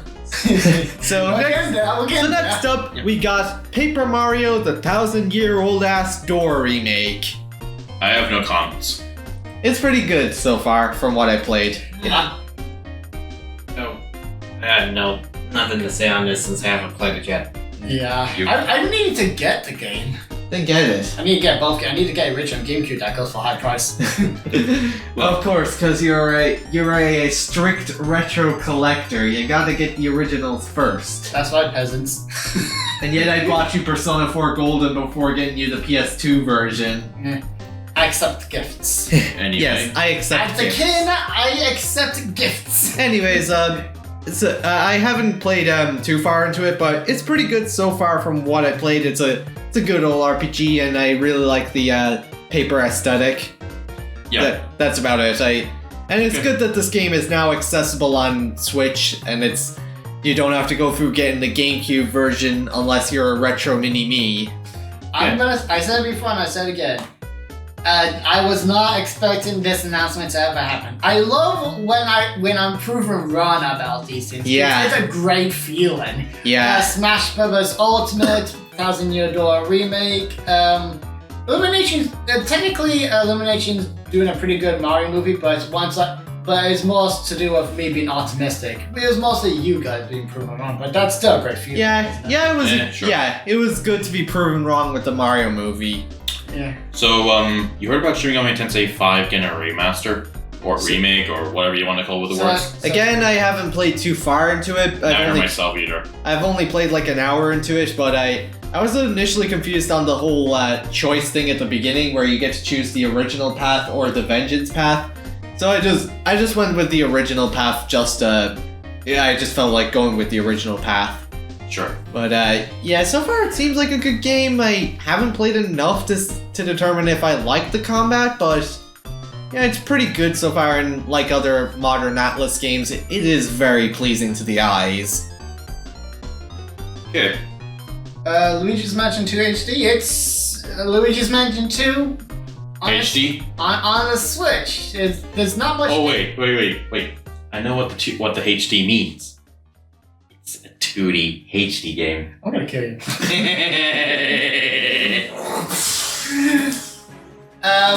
But it's pretty much the same. I mean, it's better on. I mean, if you don't care about the 3D, it's probably better on Switch. The online multiplayer is there. It's okay. I think it should have been at a lower price, or at least put a bit more. That's why I waited to get it for a Christmas gift. Yeah, you can tell. Sonic Frontiers. You can tell it was a 3DS game. Yeah. Yeah. But at least it's more accessible and people do enjoy it, so it's fine. Despicable Me. Oh, you want more? Yeah, I just want to say this now. Is it really funny how Despicable Me 4 has Megamind in it? Yeah. It's so funny. Will Ferrell literally jumped ship from Megamind to Despicable Me. Oh yeah. But Oh It's my funny, god. It's funny because of how all of the other movies. I think we watched this before Garfield, didn't we? I watched it sometime later. But it's funny how at the time I was thinking this is going to be probably movie of the year, and that's just sad. Yeah, this movie was fine. I mean, Yeah, it's a fine it was movie. honestly, it was better than 3, and I honestly, unlike the third one, I did not have too much to complain about with Despicable Me 4. It's not going to change your life or anything, but it's a good, fun movie. It's fine. It's a fine movie. A couple Yeah. of underbaked stuff, but I think they could have gone a bit further with the whole double life, which was Yeah. the advertisement. Yes, or Triple Life. Yeah. Though it's fun. It's so weird that somehow Despicable Me 4 was better than Kung Fu Panda 4. Like, how is that possible? Yeah, I will say I do like the ending, even though it makes no sense. It feels like a good conclusion. Yeah. But it's not gonna be the conclusion, is it? Oh yeah, I watched the Mooned short before coming here. Yeah. So Vector was on Mars. Oh, the Duck movie, was that in 2024? No. 23, I think. Okay. Yeah, 2023. Okay, so there's no point bringing it up. It's No. Say the line, Deadpool. Are you guys done with Despicable Me 4? it's a pretty good movie. I don't think Despicable Me 3 is that bad. I also still don't think Minions movie is that bad either. But it's an okay movie. Yeah, the bar. I love the Terminator reference. That was funny. Yeah, the bar is honestly not that high for Illumination movies, but It's just fine. yeah, but I will say that I do respect. I have gotten newfound respect for Illumination since the CEO does at least understand how important human animators are, and Yeah, they make fun of AI. They treat their workspace very well. That Yeah, as low as the quality movies can be. at least they're not like Disney with their corporate greed. Yeah. And if they take enough lessons, they can rise to the top and still be great. Anything you gotta say about this book movie for X? I haven't watched it. Oh right, Yeah, I just said it's just fine, honestly. Terminator So reference. that's all I gotta say. It's just an alright movie. So, anyways, It's Deadpool and Wolverine. Let's fucking go. Bye This bye mo- bye. bear. Alright. So, anyways, this was initially movie of the year for me until another movie came out. But yeah, Deadpool and Wolverine was a fun ass time. It's definitely the funniest movie of the year. Yeah, It's not too heavy on plot, but honestly, that's kind of expected because, like, Deadpool is like the kind of movie that you want to keep your brain off for. Actually, the first two Deadpool movies did a good balance. But Oh, yeah. I will admit though, I wanted more of the stupidness. yeah. This Yeah, I is a think movie the- for me. Yeah, I think the third one definitely drops the plot really for more Yeah. fun and fan service. And it's pretty cool how they got Hugh Jackman to play Wolverine again, and the freaking montage with. And they freaking got Henry Cavill as a variant of Wolverine, and The cavalry. And let me just say, on behalf of all humanity, this just feels right. We will treat you so much better than those shitbags down the street. You know, my favorite part? Back to Future music. My favorite part is when Wolverine was short. Oh, such a cute little Wolverine. Cue the fucking montage. Like It's like me talking to my family. It's so insane that Disney let them get away with so many jokes. Like literally, Kevin Feige said to them, "Make the best movie you possibly can." Yeah, unfortunately though, apparently there were some jokes that could make the Yeah, like them making fun of Mickey Mouse, something like that. And of course, Disney would have too much Yeah. pride in If that. they make another Deadpool movie, they have to make fun of not being able to make the Mickey Mouse joke. Yeah, but I guess with Ryan Reynolds' case, he wants to make Deadpool movies like every few years and not have too short of time. Yeah, Ryan but- Reynolds needs to have some space. Yeah. And then we're gonna get the Deadpool series, right? But Yeah. and they've got the yellow and blue suit for Wolverine, and the way he put on the cowl and it's like, hey, it's like Batman except he can move his head. And I was literally thinking, sorry Deadpool, you're a few years too late to that joke. Before the movie, I always kind of thought that seeing that suit in live action would probably look ridiculous, but with this movie, they did a pretty good job. Yeah, making it feel right. Yeah, and you know how the DC universe is gonna have its own Batman rather than the Matt Reeves Batman? And I'll talk more about it later, but I hope that if James Gunn is making his own Batman to fit into the DC continuity, I hope they bring out the white eyes. Good question. Is doing part 2 on this list or no? I put it on for you. Okay. It will be probably a bit lower down since of Yeah, some but forgotten okay, just joke. kind of wondering if it is on the list because I may want to talk about it. So If it's not on the list, Alright. then you just gotta remember it. gotcha. But anyway, But yeah, Deadpool and Wolverine was a good fun time. The Honda Odyssey fucked hard. indeed, it did fuck so hard. Yeah. And so did the soundtrack. You're an effing joke, you know that? No wonder YouTube didn't want you. Or Twitch, and they'll take effing anyway. I'm gonna feed you your own heart. Anyway, so Warhammer. We don't care what Warhammer. Move on. I do. Nah, I don't care. Don't care. Zach! Can't give a shit. Let's move on. I'm out. Yeah, time to leave. What?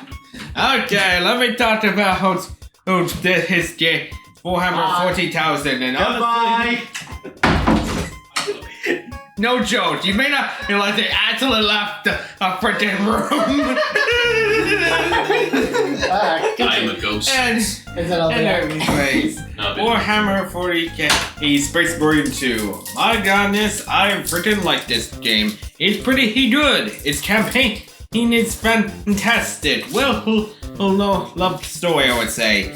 Also, so it's good to see Titus back again with the Ultramarines after one of his little brothers decided to basically tell the Inquisition that he was corrupted, even though he should have told the fucking chaplain.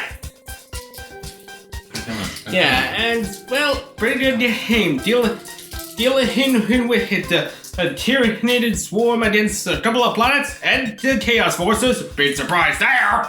Because seriously, the Forces of Chaos are basically the Appearance Man's main antagonist, really. What's So- the gameplay like? Sorry. It's basically a third-person shooter. Got it. They're based with some melee here and there, multiple weapons and whatnot, like bolters, there's heavy flamers, chain swords. And when I mean chainsword, it's basically a chainsaw as a sword. Doom. Yeah. I see. So, yeah, I love it. It's pretty good. As well as that, I also just did a little thing with the customization of having one of my little space marines basically be in the colors of Samus Aran. Cool. Unfortunately, I couldn't get the colors of the eye visors to try and bring, but oh well. You know, there's something I've been thinking about now. I swear, there was a fighting game that came out earlier, and it came out a few years ago, but then it kind of started failing this year. What was it called? Like multi-man melee, multi-versus mode? Oh, that game. Oh, who cares about that? No one cares about multiverses anymore. Let's focus on the best game of this year, game of the year, Astro fucking Bot. Well, The full AAA experience. Hold on, let me guess. You weren't finished. Well, to be honest, I feel like maybe Warhammer 40k Space Marine 2 is the best game of the year, but that's because I haven't played Astrobot, so there's the heretic. What? What? I'm talking about where you play as the loyal Space Marine of the Imperium of Man! How dare you call me a heretic! I banish you to Bubsy! Fucking Netherrealm. I banish you to the Shadow Realms. I banish you to play Bubsy 3D for the rest of your life! Which one? All of them. All of them! Alright, Astrobots. This is The full AAA experience. Yeah, like I said, I haven't played it, so no comments. Astrobot is a great game. It doesn't need to have a big budget. It doesn't have to have a big team. It doesn't need to be that big. It doesn't need to take advantage of the PlayStation 5 hardware. It just needs to be fun! And it just does. I only played it for a few hours. It fucks hard. Yeah. Indeed. It is a great game. And it's got a lot of PlayStation representation in there, including Persona, God of War, Metal Gear. Yakuza, It has Gex. it has Killzone. It has Croc from Croc Legend of the Gobbles! It still doesn't have Final Fantasy, but we'll get there. We can only, beggars can be choosers. Yeah. True. Yeah, and after playing it for myself, yeah, I agree. It just about meets the full price tag. Yeah. Solely based on fun alone. This game is just fun and it's perfect. And Yeah, honestly, to God, I'm more surprised there were so many third-party companies were willing to let some of their characters in there. Yeah, this is what I've been wanting from PlayStation ever since we got to PlayStation 3. Well, the last thing we've ever gotten anything close to that was Little Big Planet, and I didn't play Little Big Planet that much. It's almost like PlayStation also has Battle Royale, but as a platform. I mean, there's also Ratchet and Clank, but that's it, and that doesn't really pop up every now and again. Yeah, and I did mention in my God of War review that Astrobot is cute and all, but let's face it, he'll never be as popular as the likes of Mario and Master Chief. But after this game, you know what? That's gone from maybe not to a probably yes. It like Astrobot it's like PlayStation accidentally created their perfect mascot. Yeah. You know, funny, I found a video that kind of went with that idea. Yeah, I saw the thumbnail of that video or something along the lines of that, but yeah, somehow PlayStation seemed to have found their footing with getting a mascot that can stick. And also, spoilers, you get to play as Kratos. And and does a really good job at making you want to play the other PlayStation games. Yeah. I actually have some curiosity about Horizon. What about Okami? What about God of War? God of War, I think Astrobot is the best God of War game. I was already interested with, thanks to the Let's Play. And that PSP game, Ape Escape, I'm very wanted to play. And also, did you say that Astrobot has some of the axe freezing mechanics or puzzles from God of War? Yeah. And I like how when you attack Kratos, he just throws his wife's axe at you. Yeah. I mean, I just love how like when I hit the Metal Gear characters, like they just get screwed I'm over. probably about to say something cursed. Keep my wife's axe out your fucking mouth! Wait, why did he swallow the axe? What is he, Kirby? Either way, yeah, Astrobot deserves Game of the Year. It deserves all the categories he won. Yeah. Honestly, I agree it's a great game. Game of the Year, close, but my Game of the Year, or should I say, the Game of the Year of the Dragon, is Yakuza Like a Dragon Infinite Wealth. I will need to actually look at the categories and when we do our own Game But of I the feel Year like video. considering how we all, a lot of us have different games of the year, I feel like they're just has celebrating being called Game of the Year by us by having drinks. Yeah. Honestly, I'm okay with Astrobot being Game of the Year. There is no shame to losing to Astrobot. It is a damn good game that was very well made. Finally, worth giving a damn. Exactly. Yeah. I just prefer Yakuza Like a Dragon Infinite Wealth. Same here with Space Marine 2, I prefer that a bit more. Yeah. So. Again, when it comes to my actual Game of the Year, we were going to have to do our own video for me to actually decide that. You Yeah. have to move the thing down now. No! Anything else, or are we good to go to the next metaphor. category? Metaphor. Alright, I'm gonna be frank here. I hadn't had too much time to play the game, so I'm making it clear I'm not gonna be able to give you everything about this. But, to be frank, I think Metaphor is a pretty good game, and I kind of do have to admit, a bit of the social link kind of aspect also works really well, and I mean, yeah, it kind of feels Persona-like, but it feels unique in its own way to not feel just like Persona, And but different. the live service is not too bad, is it? It's not noticeable to me, really. I don't really think I see it too Okay. much, so... Yeah, because that's initially what put me off of getting it. I mean, it just looks like an RPG normally, so... Yeah. I As think long it's as fine. Sega don't take the game off everyone, we're good. Yeah. Yeah, I don't have too much to say. I do want to say, though, one more thing. I know Astrobot's music's good, but Metaphor's music fucks hard. Yeah, Shimigami Tensei's music fucks hard. No, in general, just Sega music Yes, fucks hard. Sega music fucks hard. Sonic, Persona, Yakuza, Shimigami Tensei, Shinobi. Crazy Taxi, Jet Set Radio. All of Sega music fucks hard. Yeah, well, man, while I do enjoy Astrobot's soundtrack, there are lots of better soundtracks. Probably Yeah. this year, if I need to think about it. Anyway, I'm pretty good with saying that. Maybe I'll have more opinions on Metaphor if we ever do this So- Game of the Year 2024. So now we're moving away from games and movies to consoles and companies making decisions. So 360 So first- goes bye-bye. Bye bye bye bye bye. Yeah, goodbye, Xbox 360 store. I did not even know you. because I wish- did have an Xbox 360. I wish I downloaded some games.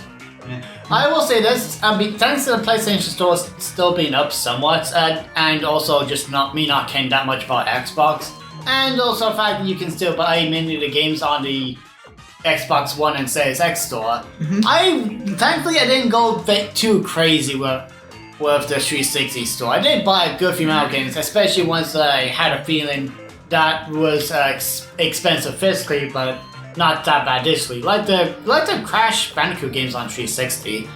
I will say this though, the Xbox 360 store was slow, so trying to download a lot of free stuff was a bit of a hassle.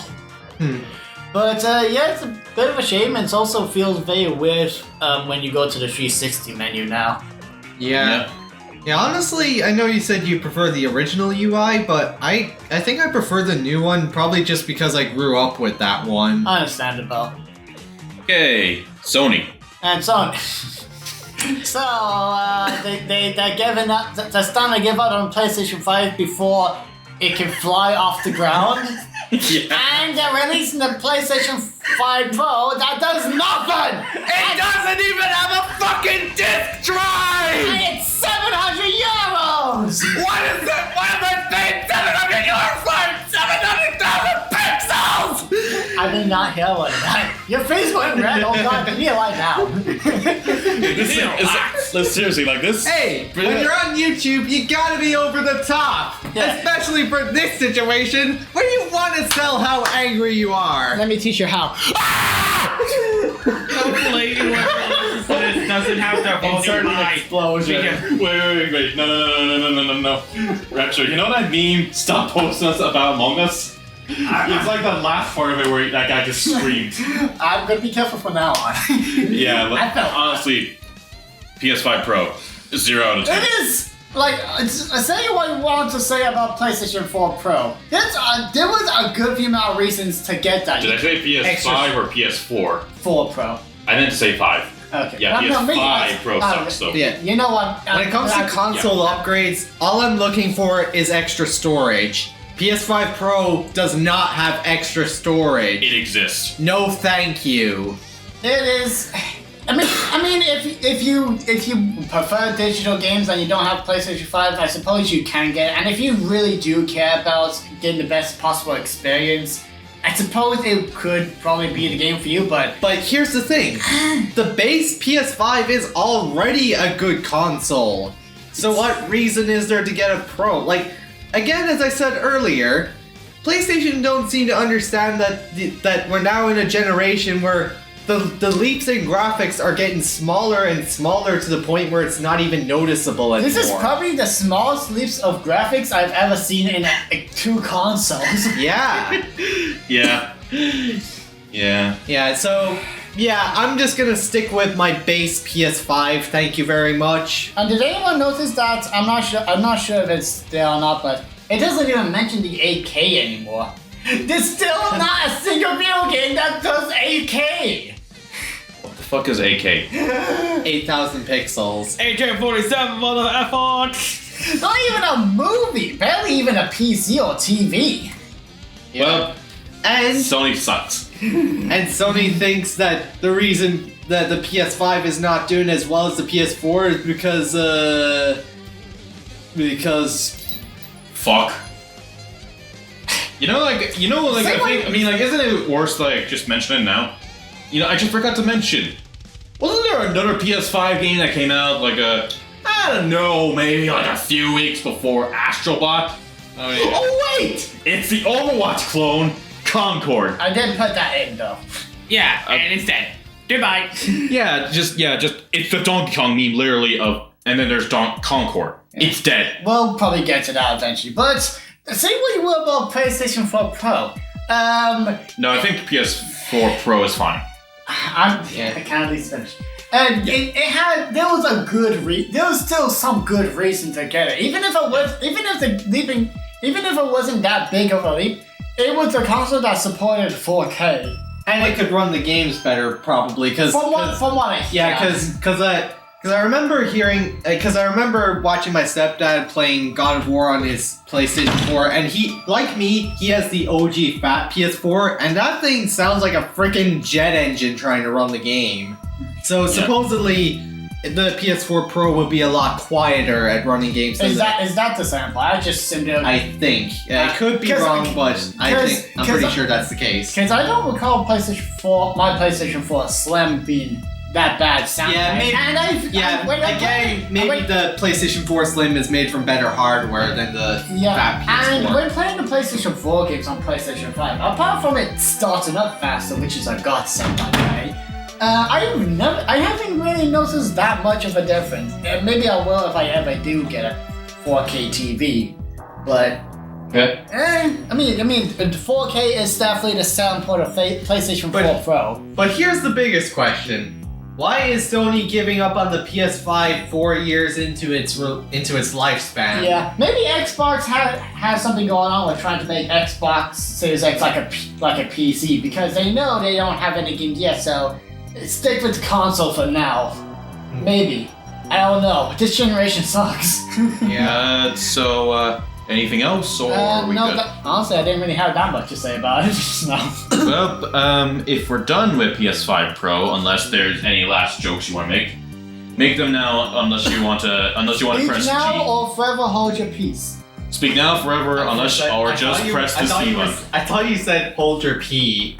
Speak now or forever hold your P. That is pretty much when you're a kid and you're gonna go on a car trip, but your parents ask you to pee. So everyone asked me, how do I go to the bathroom in the suit? Just like that. Well, anyway, I'll just say now, if you press C-, then I guess that means we're done. So 3DS and Wii U go offline. Well, that sucks. I mean, it was eventually gonna happen. Yeah, it was inevitable. So, It's sad, but it was inevitable. Don't make it fans. Don't make a fans joke. Don't make a fans joke. but what? Oh, I thought you were focusing on the No, ground. I want to sit down, dude. Dude. But it's still sad because with the Wii, I barely had any memories with online. I'm not sure if I ever did play online with the Wii. I know I maybe didn't. Smash Bros. I don't. I know I didn't. With Wii and 3DS, oh yeah, that from the very start it was all online, and I enjoyed the games I played online, and it's very sad, especially Super Mario Maker and Smash Bros. At the time released, Mario Kart. I mean, sure we got Switch, but still. My memories of the 3DS/Wii U Online are only to Mario Kart 7. When I was getting back into Nintendo, I figured out how to set up the online, and I had a good amount of fun playing Mario Kart 7 online. And when the servers were shut down, I had a few fun matches to end off with, and I got to experience Smash 4 online for the first time, and I really did not like playing Smash Bros. On a 3DS. I'm sorry to those who grew up with the 3DS version, but it just was not my cup of tea at all. Okay. Oh, and I know that this app was long dead, but remember the Wii U chat? Yeah. Oh, yeah. I remember that. Yeah. Yeah. Remember when we had that other friend of ours? You know the one I'm talking about, right? Yeah, but I messed around a lot with the camera. I made some trippy effects while waiting for calls to be answered. Yeah. It did take a while for the calls to be answered. Imagine being able to call someone on the 3DS. That would have been funny. Yeah. But Yeah, I'm pretty sure. I'm sorry if I'm using your old name, but I can just imagine Sean Vanilla Biscotti just calling someone on a 3DS. That seems like the kind of joke that he would do. Hey, what's up? I made toast. you should do that with it. Heck yeah. But yeah, surprisingly I don't have that much to say, but damn, I honestly do miss this. Yeah, it's sad, but it was bound to happen, especially since it costs money to keep those servers up, Yeah. and especially for a console that only sold like 13 million units. Without Super Mario Maker, I don't think I would have really been able to do YouTube. You done? Okay, go ahead. But who cares about 3DS and Wii U? Let's talk about Marvel vs. Capcom, baby! Why take Marvel, baby! This this is fantastic. It's hard to say if when we'll get Marvel vs. Capcom 4. Hard to say when, because we're gonna pretend Marvel vs. Capcom Infinite was Marvel vs. Capcom 3.5 or 7. We'll go with one of the two, but either way. Or better yet, we pretend it doesn't exist. But I like the gameplay. But I don't like remember the the game. other opponents when you got bunch of eggs? Oh yeah, I remember that. But it is actually nice how Marvel and Capcom are back together and they're having sex, and we get these games and we get to play these old classic games. Shimoda brand. Well, come on, everyone's gonna make that joke someday. But yeah, I'm sorry, but if I had to say, like, it's really great now we get to re-experience these classics, as well as the Punisher beat 'em up, which it's nice, but honestly, it was more fun just playing these old games, even if I'm playing on the Switch. Yeah, it's good that The worst decision I made on that one, actually, to be honest, though. Yeah, it's good that these games are now accessible on modern platforms, but honestly, I feel €50 is a bit too steep. I get that a few of them are rare games, but I still feel that €50 for a collection of old games is pretty steep, especially. But I think it's just because of Marvel. Yeah, especially since the Street Fighter collection didn't even charge that much. Yeah. I wanted it to be a physical version. I do want to say though, I know this is not relevant to this topic here specifically, but I think maybe I said this once or twice to some of you guys, but I do someday want to do a Bloodcast on Marvel vs. Capcom 4 roster, and that's what I would be interested in doing that someday. A prediction? Not a prediction, more like make a roster or maybe a prediction. Do it like what? arcade, right? Yeah, like other fighting game channels, just making our own dream roster. It's funny. I'm not sure if I'm allowed to mention this, but it's funny looking back, and I still have some of the old audio recordings of us doing a dub of the cutscene from Marvel vs. Capcom Infinite. I remember that. Jesus. But I don't have anything else to say about Marvel vs. Capcom collection unless... How about you, X? Marvel vs. Capcom. Oh yeah, the collection? Fucking awesome. I love it. Yeah. And play as these old games and whatnot. The music. I guess that's about it for the Marvel vs. Capcom then.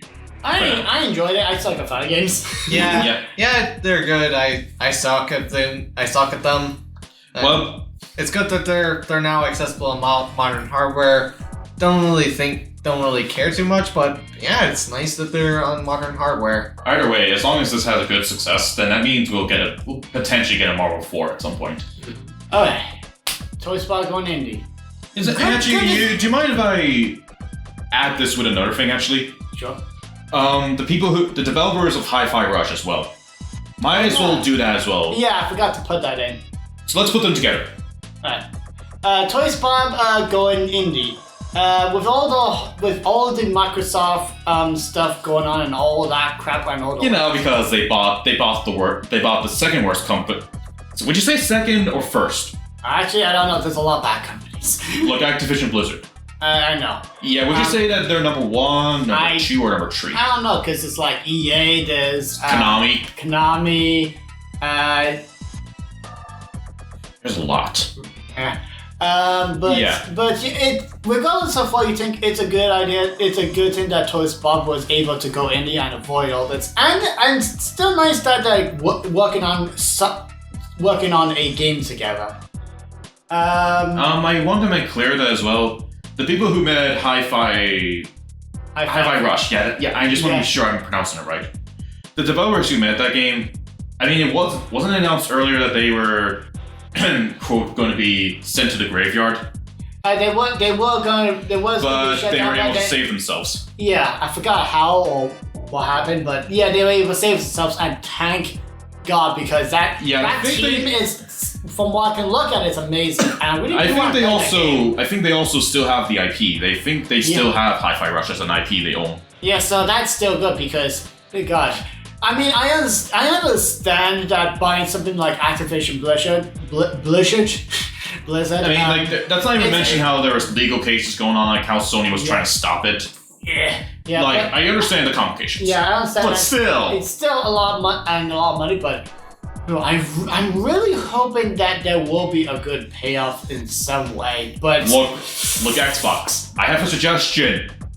Just make your Smash Brothers. Just make your Smash Brothers at this point. Make your Xbox Smash Brothers. Do something. Yeah, that'd be cool. Yeah, with Rare, at least from what I hear, it's mostly just because they let Rare do whatever they want. The new team is not very and then there's great. And then there's Bethesda. It just works. I still hope there will be a Spiral 4. Please! Don't say anything. Well, anything else you want to say about them or not? No. So go ahead with Death Battle 24. Alright. Death Battle 24. Well, actually, we're going to start a little earlier. And I know I should have mentioned this earlier, but it somewhat relates back to our good old friends, Warner Brothers. Who loves Warner Brothers? Nobody? Because they killed Coyote versus Acme? And they killed off Batman in the worst way possible. And, Yeah, exactly. And Batgirl, and they hired a criminal for the Flash. And Sorry, we maybe call it the flush here. the Flush. I will away. say this, in the situation with the Flash, how were they supposed to know he was going to be a criminal? Yeah. Like, that was before all that happened. The problem with that was they try to market the film and promote it, and even with all that stuff going on, and they should have just released it on HBO Max at that point instead of trying to put it in theaters. All I'm thinking about is Batman crashing into something. No.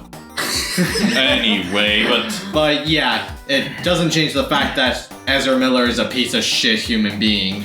okay, all that said, Oh, and trying to shut down all of Cartoon Network and removing everything Cartoon Network related. Oh my god. yeah, Yeah, this at this relates. Go ahead. David Zaslav needs to be fired. Yeah, oh my He god. clearly does not know what the fuck he's doing. I never thought there'd be a CEO worse than the current CEO of Disney. Or EA. Or the last one. Or even EA. Or... Anyway. Okay, all that said, it was earlier back in, I don't know when, back in March, but you remember well that Rooster Teeth was shut down by Warnerverse. Yep. I understand, let me make it clear. I mean, Rooster Teeth wasn't exactly the greatest company to work for if you were working on Red vs. Blue or Ruby, because the animators really weren't treated with a good amount of respect there. And not to mention that when their contracts were finished, like, Rooster Teeth was kind of screwed. I don't think for Death Battle, though. I didn't hear too many bad things that happened when people were working for Death Battle, really, though, so... don't quote me too much on that, though, okay? But either way, it still sucks. It was inevitable that Rooster Teeth was gonna shut down. But it sucked. What sucked more was the fact that they literally, everyone in Rooster Teeth were only told the day it happened. They were only told the day when it was shut down that Rooster Teeth was gone. Lovely. I know, exactly. It's like lovely. It's like Master. You gotta give your employees notice. It's like Master Sakurai not being told that he was working on Smash Bros. For Wii U and 3DS. I thought that was for Brawl. Yeah, it wasn't wrong. One of them. Yeah, well, actually, technically no, but yes. Oh god, it's complicated with Brawl. Okay, I forgot which one. I know But it's. you know what? I know it's Brawl. And also, well, like you said with Ratchet Craig Smith. Regardless. No, wait, Kevin Conroy with Batman Arkham Knight, or was it Arkham Yeah. Origins? One or the other. Yeah, it was when Arkham Origins and Arkham Knight were in development, and Kevin Conroy was doing his lines for Arkham Knight, but he had no idea that Arkham Origins was in development, and when someone asked him about it, he thought they were talking about Arkham Knight, but then they were like, oh yeah, Arkham Origins, and he was like, Arkham what? How is he supposed to know if he wasn't told? Like, Warner Bros., you only have yourselves to blame for that. Yeah, that was Right. stupid. Anyway, back to the big point though. With Death Battle, it was definitely a case of what was going to happen next for Death Battle and their other shows and all that. Now, thankfully, we got through this fine because, you know, the Death Battle Kickstarter, which I should note, only 21 minutes was a show fully funded. 21 minutes. That's how crazy us Death Battle fans are. Heck yeah, it's nice when a fundraising thing gets fully funded and it actually delivers. My turn, number 9. Yeah. Yeah, like, I think the poster and t-shirt should be showing up next year. The poster Death Battle. Yeah, The Death Battle posters. there's an actual Death Battle poster. And it's done by one of the artists of the show. No, I mean like the episode, but posters. That would be funny. But either way, like, we're also guaranteed for not only was it this year, but also I think, 25, 26. We have like 2 years guaranteed thanks to Death Battle Kickstarter. So that's pretty good. But otherwise, let's focus on the more important things. I'm going to give my own full in-depth opinions on each of the 4 episodes that came out this year. But might as well talk about the 4 right here, right now, and not to mention, I think we all had a good reaction to it. It's a shame we couldn't do the Bowser vs. Eggman one due to our circumstances. Due to background noises, really. I'll just say Yeah, circumstances and background noises. Anyway, but yeah. Yeah, so, but if I were to rank each episode based on what I like most, in my opinion, it's funny that this episode has come last now. Joker vs. Jorno is my least favorite of Death Battle 24. It's a good episode. A good episode. But I've been starting to not like it lately because I felt like how Jorno's analysis was done badly because it doesn't explain who Jorno is as a character. And neither does Joker's. Otherwise, the fight I mean, animation... to be fair, when it comes, if you're focused on the games, it's a bit hard, but there is the anime and manga. Yeah, but like, Jorno has one manga series and anime to work with. Alright, so to be fair, I suppose it was pretty hard to... But I'm just assuming, I don't... Yeah, maybe don't comment too much.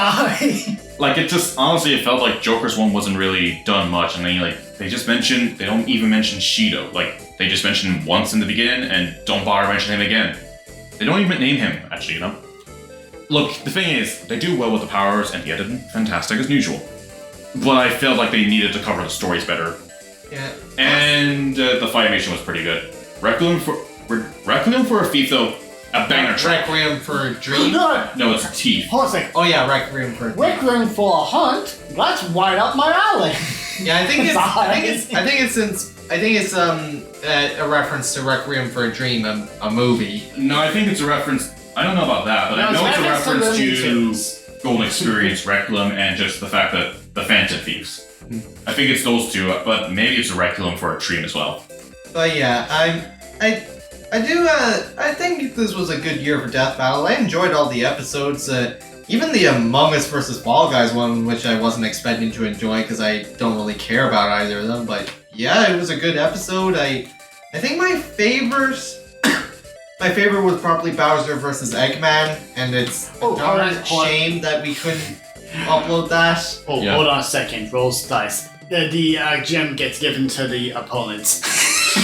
Yeah, seriously, like there's you know the funny thing actually I want to mention? Yeah. Like someone on, like I know I saw on Twitter, but like someone predicted as a joke. Yeah.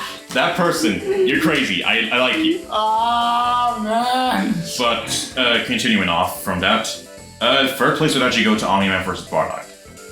Omni-Man's analysis could have been better because it feels like it doesn't cover too much more about his story. For 3D animation, I found the art style of that episode very appealing. Yeah, Because I like the 2D ones like Bowser vs. Eggman more. but I mean they take a lot of time though. Yeah, but the Omni-Man vs. Bardock art style was pretty appealing, honestly. 2D, I mean, 2D not the animation is better than 3D CGI. Take notes, movies. Yeah.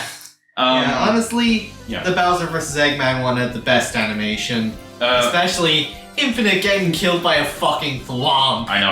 I just want to keep going. Like yeah, Omni-Man vs. Bardock is third, but aside from Omni-Man's analysis, the only other thing is definitely a controversy because, you know, Dragon Ball fans. They can shut the fuck up for a few weeks. Saying about Infinite getting killed by a thwomp, I heard some people say that one of the guys. It's a reference to another person who made a versus animation about that. Yes, it's actually a reference to that. No, I mean, not that. It's more the line of someone said that Infinite survived that and just left the battle. No, it's actually the anime or the episode said Infinite survived. He's just questioning his existence. Yeah. What? Okay, anyway. Anyway, but yeah, other than that, Omni-Man vs. Bardock is third. Among Us vs. Fall Guys is second, but that's purely because of how fucking fun it is. Not to mention the track, it's alright, but it definitely works better as a battle track. I will admit there is somebody you mentioned back in the reaction, how they didn't use the Among Us part really much. Yeah, we kind of hoping for that, but hey, it's a good episode. Yeah. I think I can explain that if you don't mind. Do you mind if I... Okay. I think the main reason might be because what much can you do in Among Us? Because it's just going to be tasks all day. I suppose so. It's more.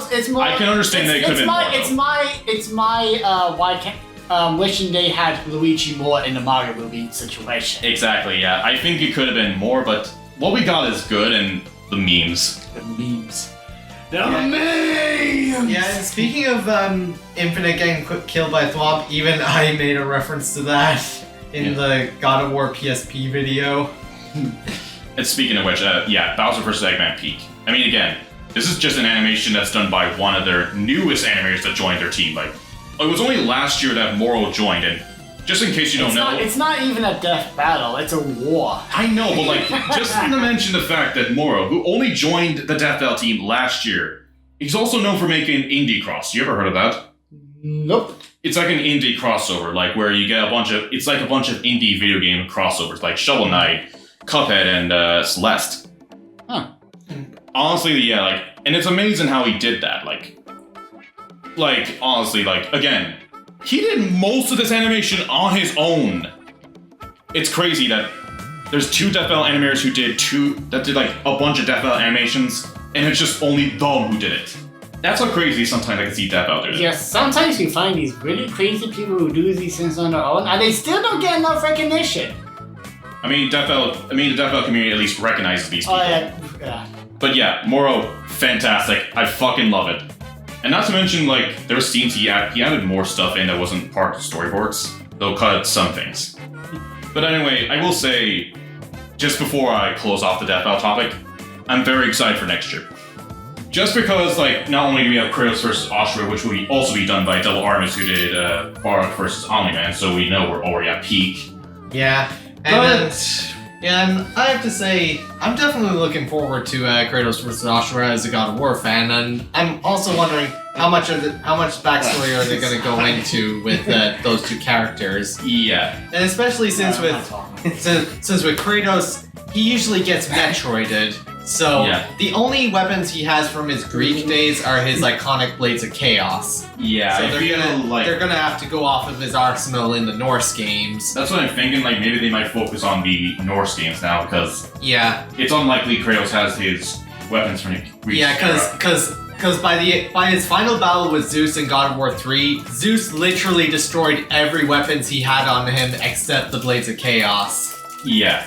And again, it'll be interesting to see Asura's Wrath, because honestly, that's just gonna be fun. And just to mention it, at least we're guaranteed to have a fully hand-drawn episode of Tom Cat vs. Wile E. Coyote, and it's gonna be animated by the same person who did not only Scooby vs. Courage on his own, as well as Samurai vs. Afro. Luis fucking Cruz is gonna be doing Tom vs. Wile E. Coyote fully hand-drawn on his own. We have a lot to look forward to this year. And I don't care if Ashura is more powerful than Kratos. I'm betting my money on Kratos. Yeah. I'm not making the same mistake I made with Joker versus Giorno. I still had 49% faith in Joker, but I still had an inch of more faith for Giorno, because in my experience with Death Battle, it would usually end up being the characters I don't know about are the more powerful and the more likely to win. But this time, I don't care if I'm wrong, I'm betting my money on Kratos this time. I have a feeling Kratos is going to win, though. That's my bets. I was not expecting you to have that much to say about that, but you must be a Death Battle fan. Yeah, duh. Yeah, gee. I will say this. It's the first time in a long while that I've actually gotten interested in Death Battle. I mean a long time. Before I only cared about the analysis and that was about it. Yeah, it's kind of same for me. I wouldn't say I'm a Death Battle super fan, but yeah, I'm definitely more interested in Death Battle nowadays than I would have been when I was younger. Yeah. I guess, is there anything else before we head straight into the movie? So anyway, next up is the movie that has given Retrominimii Megatron brain rot. The age of hunger is over. No more. God damn it! you forgot. His brain rot has worn out. Fries up! Yeah. But yeah, seriously, in that scene, he seriously sounded like Terrence C. Carson Kratos. But yeah. Anyway, you want to go? Yep, I fucking love that movie. It's pretty it's fantastic. Witnessing both the rot. He's a both Optimus Prime and Megatron. There's a deal for two burgers and 2 chips on it. Want that, or do you want chicken nuggets? Just chicken nuggets and chips. Alright. But anyways, yeah, I have to say I was pleasantly surprised by this movie. I wasn't expecting it to be a disaster or anything like that. But I guess you could say I didn't have very high expectations for it, and especially since I wasn't really a huge Transformers fan at the time, and it's a shame that this movie flopped financially. Thanks, Michael Bay. I would more rather say that the trailers didn't help out. Yeah, Yeah. trailers definitely didn't hurt. It was the Michael Bay movies making people tired of the Transformers, and certainly drawing me away from it, but... Yeah. And the Who trailer cares don't about help. the Beast one? I know you do. 6 or 9 chicken nuggets. 6. Yeah, I have to say, I was pleasantly surprised by how good Transformers 1 was. This is now the food This is medium. Welcome to the awkward part of this video. where we just get hungry. Coca-Cola But Classic. yeah, the trailers didn't really help. But it is surprising how good the movie is. I Yeah. mean, I'll make it clear that I'm not exactly a big Transformers fan. Yeah. If you were to ask me, the Hasbro property I'm more interested in, you might have heard of it. It's called My Little Pony. So a My Little Pony fan and a Transformers fan walk into a bar, And that's my joke. and then they go camping. Actually, how about you deal with your chicken nuggets rather than me waiting for your answer? Can I finish Transformers 1 first? Sure. But anyways, so yeah, I have to say I was pleasantly surprised by the movie, and like going into it the first few minutes, I was like, okay, this is okay. But the moment they did the bird joke, the fucking middle finger joke, I was like, okay, this movie's peak. You have. I mean, I transform, but my finger can. You have limited options. Yeah, that sorry. that Let moment. me apologize for my friend. Yeah, I was like, okay, yeah, this movie is fucking peak. But yeah, the animation was pretty good, not groundbreaking, but it was certainly appealing. And the action was pretty good, and as someone who wasn't a big Transformers fan before, this was a good entry point into the series, so yeah, they did a damn good job, and it should have been a financial success, but no, the marketing just had to screw that up. Yeah. Yep. As someone who gives 0 craps about Transformers. No offense. Nope. And- Taken. And going into the movie, the only real reason I want to go into it is like, one, I want to see if I could get into it, as well as wanting to support the whole animation over live action. Yeah. But either way, though, like, But it is. You still continuing, or are you just gonna be ordering? I'm still doing. I can do both. I'm like Miles. Anyway, but I will say I kind of knew like how the twist was gonna go. Of course, that Yeah, Megatron everyone was- saw it coming. We all knew it was coming, but they did it so brilliantly. It's like Spider-Man PS4 with Otto turning into Doc Ock. We knew it was gonna happen, but they did it in a way where it's still heartbreaking when it does happen because of how them and the protagonist actually got along. Like Peter saw Otto as a mentor, and Optimus Prime and Megatron were like bros. And when they actually do become enemies, and their brotherly oath breaks, that it's so heartbreaking, man. it is, and I really feel like Let it me makes see- it let me so see much something. better. We were brothers once. Yeah, that's also as well as that. Sorry, I'm interrupting. Yeah. Shimoda. But there's also the bittersweet part of like Medium, small, or large? large. Alright. There's also the bittersweet part of like, you know, finally Enertron back to Cybertron, the government is being reformed and stuff, but you know, sooner or later, most people in the fans know sooner or later, Autobots and Decepticons are going to clash. And when they do, Cybertron will be in a worse state. Oh no, guys! They got the grimmest milkshake! Oh my god! Whatever. Yeah, I hate blueberry. Well, anyway, but yeah, I'm definitely looking forward to seeing if and hopefully what Transformers 2 will do. Do you think that's what it's gonna be called? I don't know. Imagine if it'd be called Transformers 1-2.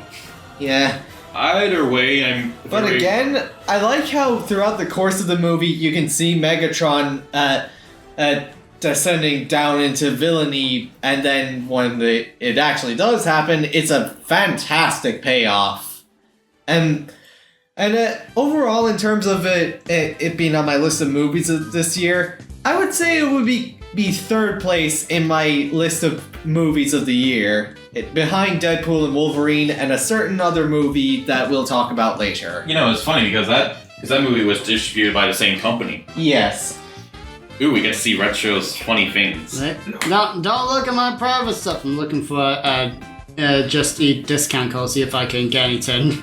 Well, I do hope you can add something to your opinion on Transformers. Yeah, I was about to until I got interrupted. So, Fair enough.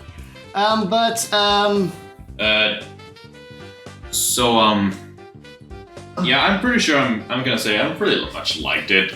I will say Bumblebee was right. He was fine. Yeah. And I might as well just say Black Widow's actress, Scarlett Johansson. Yeah, Scarlett Johansson. Yeah, her character was fine. It was like, Yeah. it was good. And Starscream. Well, now I'm now further believing that he was an actual pathetic little bitch. I actually want him to be the main villain in the next, if there is a next one, but not as a good main villain, if you know what I mean. What like the kind of villain who kind of who's a whiny little baby, but he's still a main villain anyway. yeah, but And it is sad, but also understandable why Hasbro has decided not to fund their future movies based on their properties. Especially since this movie, while it did well with fans, it did not do well enough financially. I mean, if anything, it was more because of Hasbro themselves, really, when you think about it, because, look, there's a long story I could go on about, but, there was a YouTube video I saw that more explained how really screwed up things were back in Hasbro, like how one of the former CEOs, well, he kind of passed away, but he was looking out for their future. He was looking out for the future and realized toys wouldn't be enough. It wouldn't be the future, so he was setting up movies for and that's how we got My Little Pony G5 and Transformers 1. But nope, someone at Hasbro thought, that doesn't sound... Nah, that's not going to give us enough money. We are at the current state where possibly Hasbro is in the worst position. Look, I can link the video to you guys there, but honestly, it is kind of sad, and they will focus on MLP G5, which, slight note, I'm gonna deviate for a bit because until Retro is ready to speak his opinion on Transformers 1, I actually want to mention something quickly here. Related to Hasbro, it was also kind of announced that My Little Pony G5 got cancelled this year. Ooh. Yeah, and it sucks because the thing was the animated series, I think it was called Tell Your Tale, I think. Yeah, it's like a 2D animated show for G5. But it got cancelled, it really sucks because there was a bunch of episodes they were planning to do, but it never saw the light of day because Hasbro just had to cancel it because it seemed G5 wasn't doing well, so it was time to move on to the new generation, Generation 6. It's hard to say when we'll see Generation 6 anytime soon. Sonic Generations. But it did not, but it really sucked but it had to suck for MLP fans who are big fans of G5. I may not know too much about G5 myself because I'm stuck at G4 at the moment. But I feel bad for the people but I feel real bad for the people for G5 because it must have been meaning a lot. Must really suck for the animators as well. Yeah, overall I gotta say, not everything was great this year. I think definitely if you're a Hasbro fan, you might not get everything perfect. Or, not perfect, you know what I mean, right? Alright, so food's being ordered. Okay, I think I'm done with my talk about G5 being screwed up. You do realize I could have done both. I could have ordered and talked about Transformers 1 at the same time, right? Yeah, but you seem to focus on doing the second thing, rather than the first thing. Yeah, I better move that away because TV's crapping, goddammit. But Transform, before we got Sonic 3 movie, yeah, that was the best movie of the year. Mm-hmm. Hot freaking dumb. I was going into it with good amount optimism because I was like, it's gonna be animated and it might actually get me into Transformers. Hot Damn is really good. It is literally, I feel like it is like the Illumination Mario movie done right. Yeah. Interesting. I still prefer Mario movie, don't at me, but Yeah. yeah, why didn't you never put it in the fridge? I'll put that out. You do something with them. I really enjoyed it, even though I didn't really know who was going to be Megatron because they had different names. I'm not. Let me again. I'm not that knowledgeable of Transformers. I just knew based on their designs because Yeah. I just thought, that's same. Megatron and But that's Optimus. I did pick up on these messages kind of quickly. Yeah. So that and also look how it's explain, kind of confirm those suspicions anyway. As a Transformers fan, you And a enjoy guy pointing who's out good- all the and- characters. And as a guy who's good at spoiling things. Yeah, but Yep. it does a good job, like with Spider-Man PlayStation 4, where you know what's going to happen, but they make the scenes so emotional and the characters so good that you don't want it to happen. But there's nothing, but you know it's going to happen, and it makes you feel sad. The age of storytelling is over. So it's basically been. And Retro's Megatron brain rot has returned. It's a good meme. The memes. Oh god, and also I do enjoy it. Even the Bumblebee bit. I think people maybe was over exaggerating, but Bumblebee's not that bad. I see him more as a Green Lantern from the Lego Movie. Ah, fair enough. You know, I wonder if he's voiced by the same guy. Yeah, and funny that I'm not the only one who picked up on Megatron sounding like Kratos during his speech. And there was even a variant of the meme where they put in "the end begins." It was just so fitting. God, this is such a great movie. I wish it. Why is it always the good movies that don't turn into profits? Yeah. I think I'll just say. Anyway, I think if I forgot to mention, third to place Transformers 1. I don't know. I'm thinking either second or third. Because I know a certain number of movies getting first. We'll get to it. We'll get to it. Now, I'll probably cook some of the food now. Yeah. This one, considering the sound. I don't know. I didn't know how that happened, you know? Okay, You didn't take it out of the bag. That's what happened. I don't remember it being that I bad. will start cooking. Yeah. So I think next is Mario Party. Yeah, I don't have any experience with that, so. You're up. What? It's another Mario Party I'm game. also up because I bought it. So I played it. I got it for Christmas. Yep, and I love it. I like it. It's another Mario Party game. Not really much for me to say. It's fun. It's Mario Party. There's more characters, a few more boards. There still could be more, but hey, if you like Mario Party, you'll enjoy it. Yep, I do enjoy playing it. It's a fun game to have some fun with. Nothing too serious happens, and it's enjoyable. I love it. Yeah, I think Retro and I don't have Mario Party Jam. Jamboree.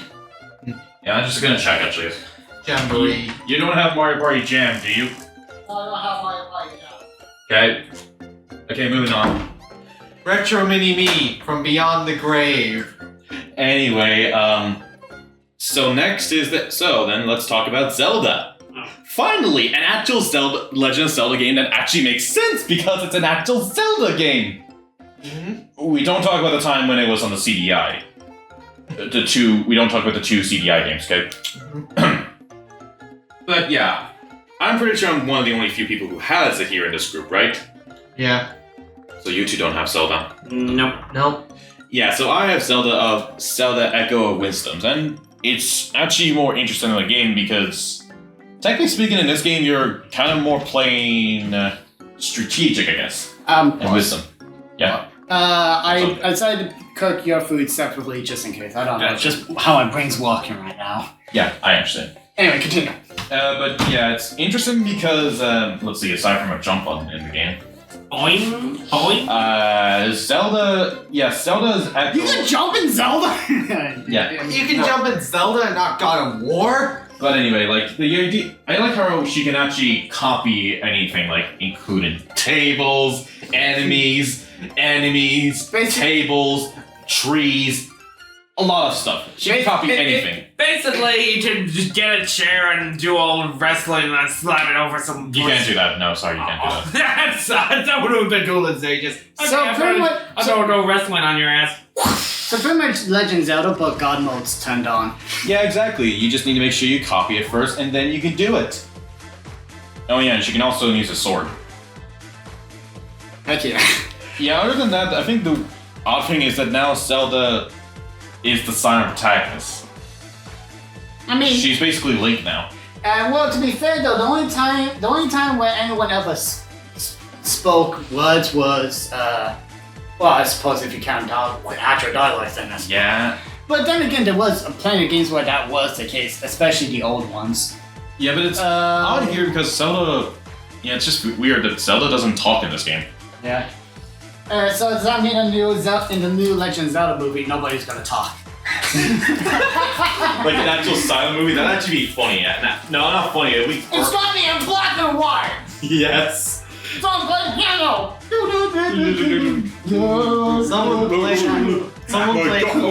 Someone played that British music Which one? Which one? from the JonTron video, the knife culture skit.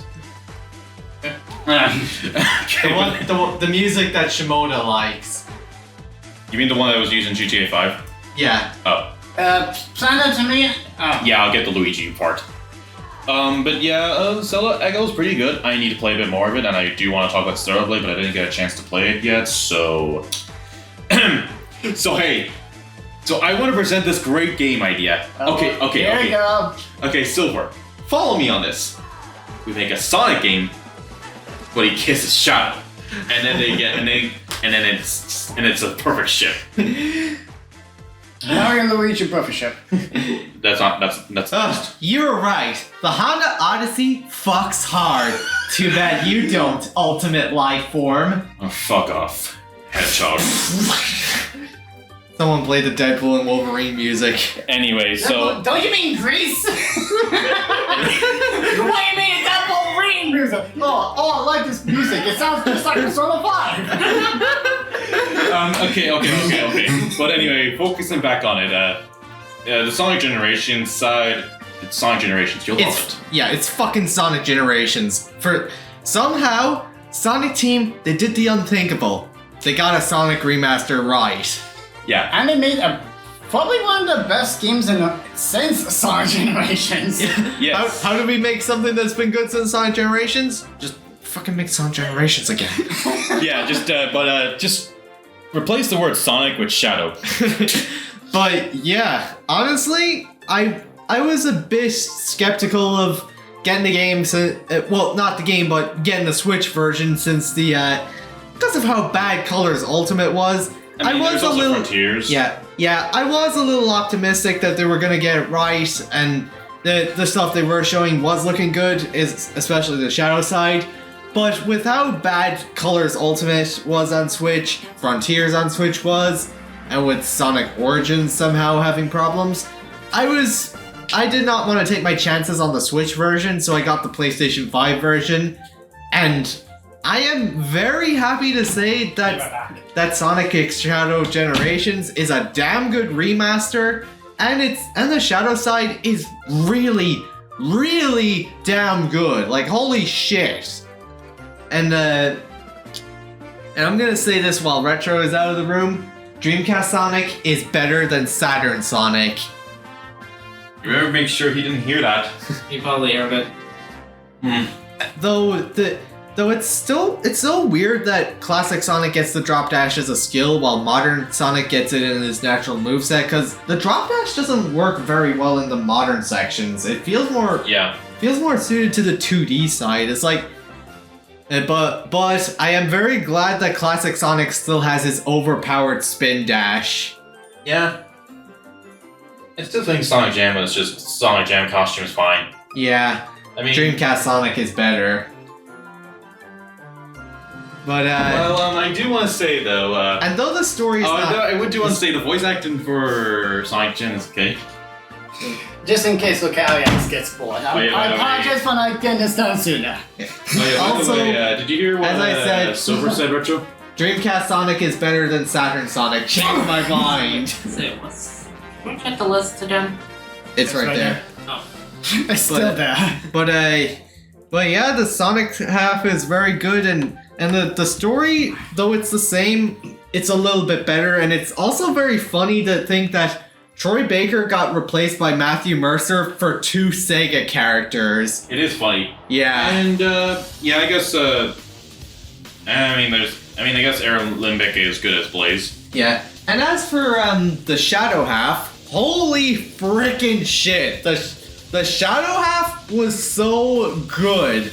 It took me a while to get used to the Doom powers, but it was really fun. The levels were engaging, better than Forces, and certainly better than Frontiers. Like, after playing Shadow Generations, it finally hit me why Sonic Frontiers' cyberspace didn't work very well. The flow just doesn't feel as good.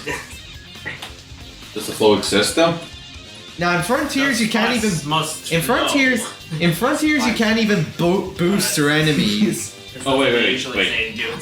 Yeah, you can't even boost through enemies in Frontiers. You know my favorite part. You know the only music I liked from Sonic Frontiers aside from boss tracks.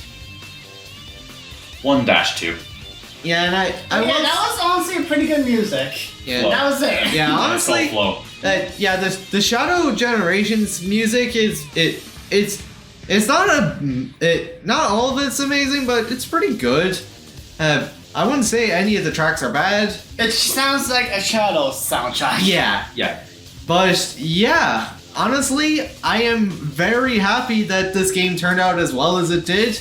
It is fun. It is the best Sonic game since Generations, and I'm hoping that Sonic team can keep their momentum going. Only time will tell. Oh, and not to mention, the Shadow half of the game fixes the issue I had with Frontiers' visuals. That being... You know how I mentioned that Frontiers' visuals looked cheap? Shadow Generations... I never looked at the water. Yeah, Shadow Generations looks like a full budget game visually. Even on Switch. Yeah, Yep. I'll get to that in a minute. But Shadow Generations looks very gorgeous visually. I wouldn't say it's as gorgeous as, say, Persona 3 Reload, but it is a very pleasing game to look at visually, and the story was very good.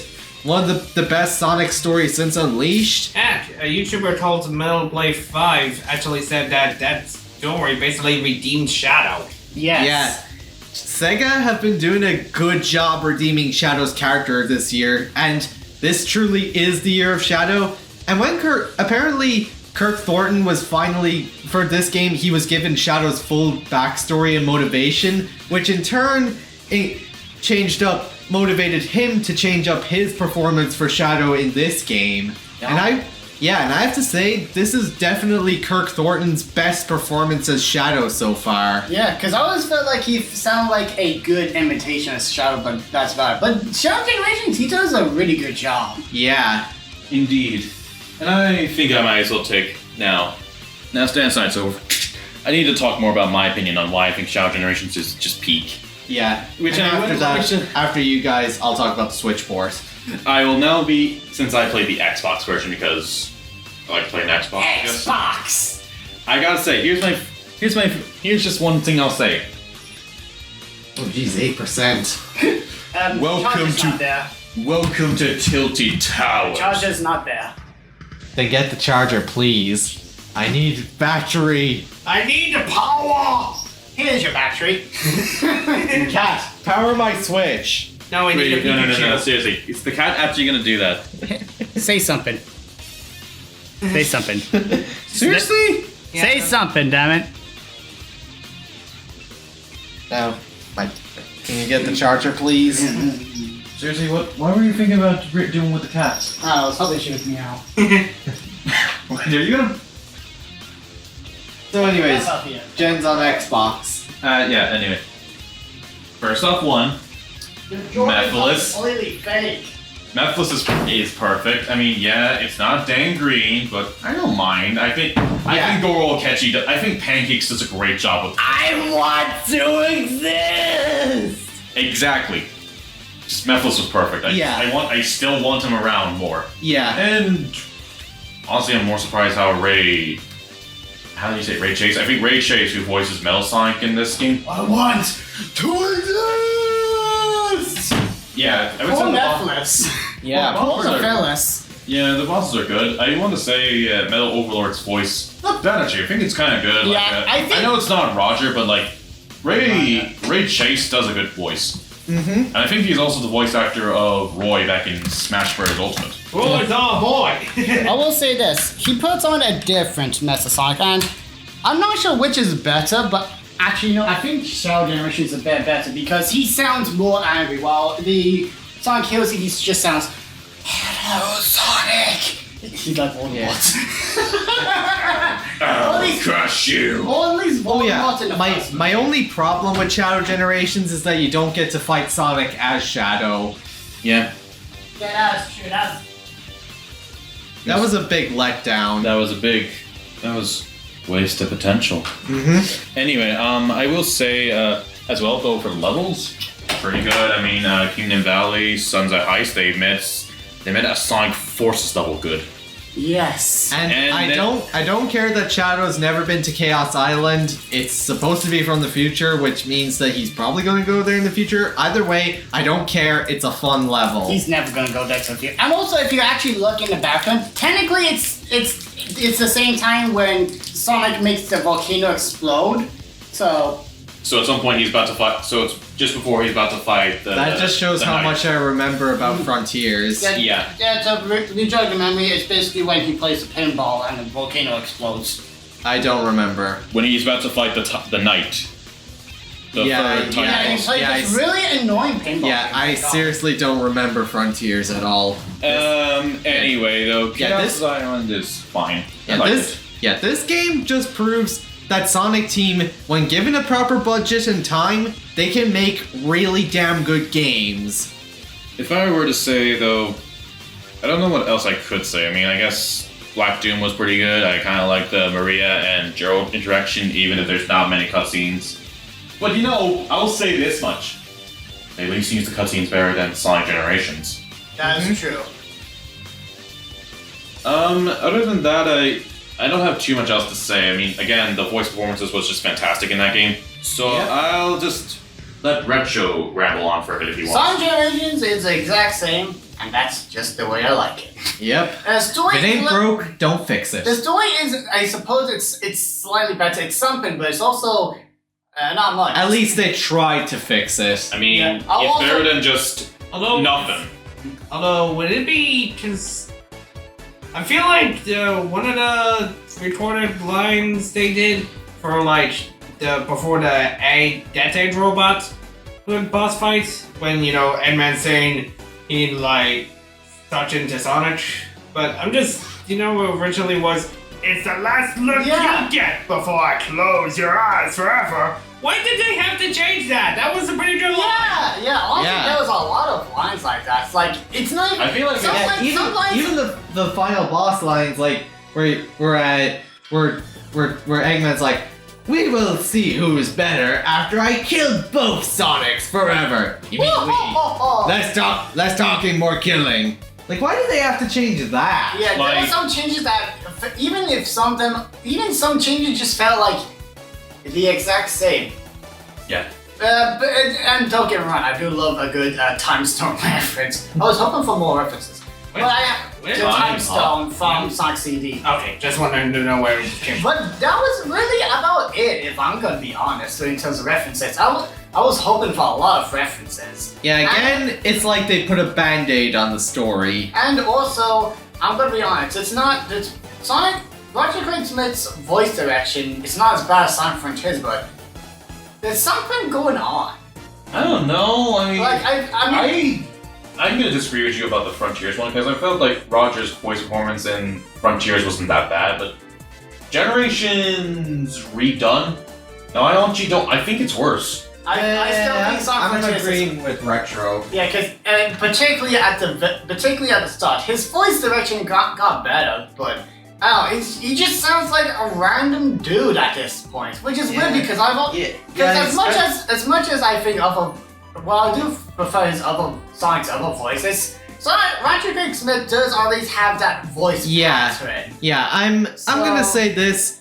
I may have been a bit harsh on Roger's Sonic voice in the past, but I guess looking back, I think he's a pretty good Sonic.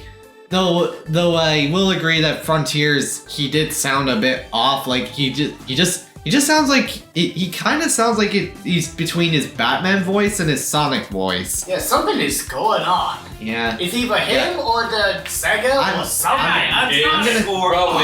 It's most likely voice director, really. Yeah, I'm gonna I say think it's the that's voice the thing. direction. But yeah, I think Roger is a good Sonic voice. He's not my favorite, but I think he definitely has the voice. And I will say that Gen's redone was better than his performance in Frontiers.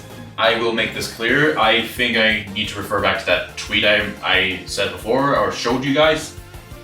But I'm pretty sure it's just down to the voice director in general. Like, Yeah. it's definitely not the voice actors themselves. Yeah, like the but- voice actors. Yeah, are again, their best. Roger definitely has the Sonic voice, but I feel like with Frontiers, it might have been the voice direction he was given. Like, Yeah. it's like, oh, we're taking this story seriously again, and we want you to sound serious. And he must have been like, okay. Yeah, there's actually like a panel on I don't know what it was, but he actually mentioned that voice direction process.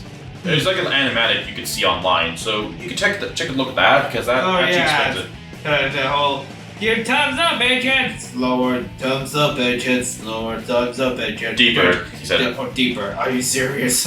Yeah, exactly. That's the way it was. Like, Yes, all we can do is guess, but I know it's not. I don't think it's the voice acting either itself, because honestly, I don't think he's gone that old and tired that fast. Let's be honest. no, but it's clearly not because it's more the problem is the voice director. Yeah, if but voice director is something bad, you're getting a bad performance. Something's going on. But anyway, Sonic Generations in general, I get to play on Switch. I can't be any happier. Yeah, I am so. I'm gonna get you food. I am pleasantly surprised that the Switch version of Sonic X Shadow Generations is actually very good. Like, holy shit, it's almost on par with the PlayStation 4, 5, and Xbox versions. Like, they actually did it. They made a good Switch port of the game. So, yeah, if you want to play the game on the go and you don't have a Steam Deck, the Switch version's a good version to get. Yes, indeed. Now, I don't think I have much else to say. I'm pretty sure I said One more I thing. think- One more thing. I will say when it comes to the Sonic side or the Shadow side, I think I prefer the Shadow side because of, I guess I like how much more engaging the gameplay feels and that the story is definitely better on the Shadow side. How about you guys? Aye. Which was better, Sonic or Shadow Generations? Shadow probably. I honestly don't know. I will say I lean towards Sonic Generations because of the more levels, but Shadow Generations, I gotta be honest, it's just to like be the honest both though, I've been playing. Sometimes I end up playing them at this twice, but I feel like that I like Shadow's Generations a bit more. Oh Yeah. yeah, there's also the DLC. We'll get to that in a second, but how about you, Lucari Wax? What's your thoughts on the game? Oh, I like the game, pretty good. Water. I guess I do And not like tap. Shadow sides more than Sonic. Because, well, to be completely honest, Wait, which water brand you got? the cutscenes with the whole Wait, do you have this type of changed up dialogue makes it sound off sometimes. Hmm. Like seriously, the part before when the two Sonics meet and just Eggman says his lines and whatnot. There's a part where before Eggman even starts, after like Sonic says Dr. Eggman, shows a picture of the whole, shows that pain, but then Eggman doesn't say anything before he starts talking again. Like seriously, it's not. Yeah. You know. So, where's the glass? So yeah. Yeah, either way, I think Sonic Generations is pretty good. Yeah. Shadow Generations better. Yeah. I'm just going to Overall- ask one thing. What? More DLC. Yeah. Overall, it was a great package. Probably one of the best Sonic games in years. The Sonic half was as good as ever. The Shadow half was fantastic. The DLC could have been better. Like honestly, this is the one instance where sort of, in a way. I feel like Frontiers did better. somewhat, like, because even, at least the Frontiers DLC, I say what you will about it, at least it was free. The Sonic X Shadow Generations, however, if you don't have the deluxe edition, you have to pay €6 just for one extra level and 2 challenges.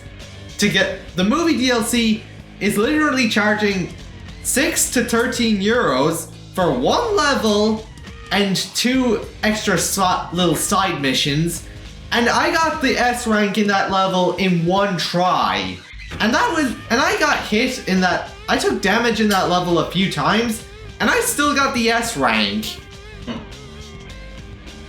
I see. And it is cool that Keanu Reeves is playing, that he does play Shadow in the level, but I don't know, the way he says Chaos Control sounds a little bit off. Like he... It's like he's not aware of the context of the situation, and instead of saying it like Chaos Control, he goes like Chaos Control. Like he says it so calmly. Yeah. Probably the food. Mm-hmm. Maybe. But yeah, honestly, I would have liked the DLC more if there was more levels. Like, come on, 6 to 13 euros just for one level. Like honestly, after God of War Valhalla, I am now gonna treat all paid DLC more harshly. Like, if it doesn't have as much content as God of War Valhalla, then I'm gonna complain. Cause keep in mind, God of War Valhalla was a free update, and it's basically an entire campaign. Or an endless run really. Like, you get much more game. This fork does not look good. What? Look at this fork. You might want to get a new one. Yeah, exactly. Yeah. But yeah, because of God of War Valhalla, I'm now gonna treat all paid DLC in the future harshly. But Retro, as I said, because God of War Valhalla was free, I'm now gonna be treating all future paid DLC more harshly. He's wondering what's your opinion on the DLC. Well, I haven't played it yet. Huh. But based on what I hear, it's a bit steep for Yeah, €6. exactly. God of War Valhalla was free, and it's an entire campaign. So by that logic, if I'm paying for DLC, come on, give me more content from. I want my money's worth. By the way, Yeah. What the heck happened to the fork? I don't know, You want me to? Oh my god. The fuck is broke? Yeah, it is. Oh my This god. has Why- gotta- this it's has gotta- Sonic. This has got to be the most awkward end of the year video we've done so far. well, Yeah. anything else, or should we finally move on? I think I'm done. Other than the DLC being a bit of a letdown, Sonic X Shadow Generations was a damn good game. I am really happy with it. I was kind of...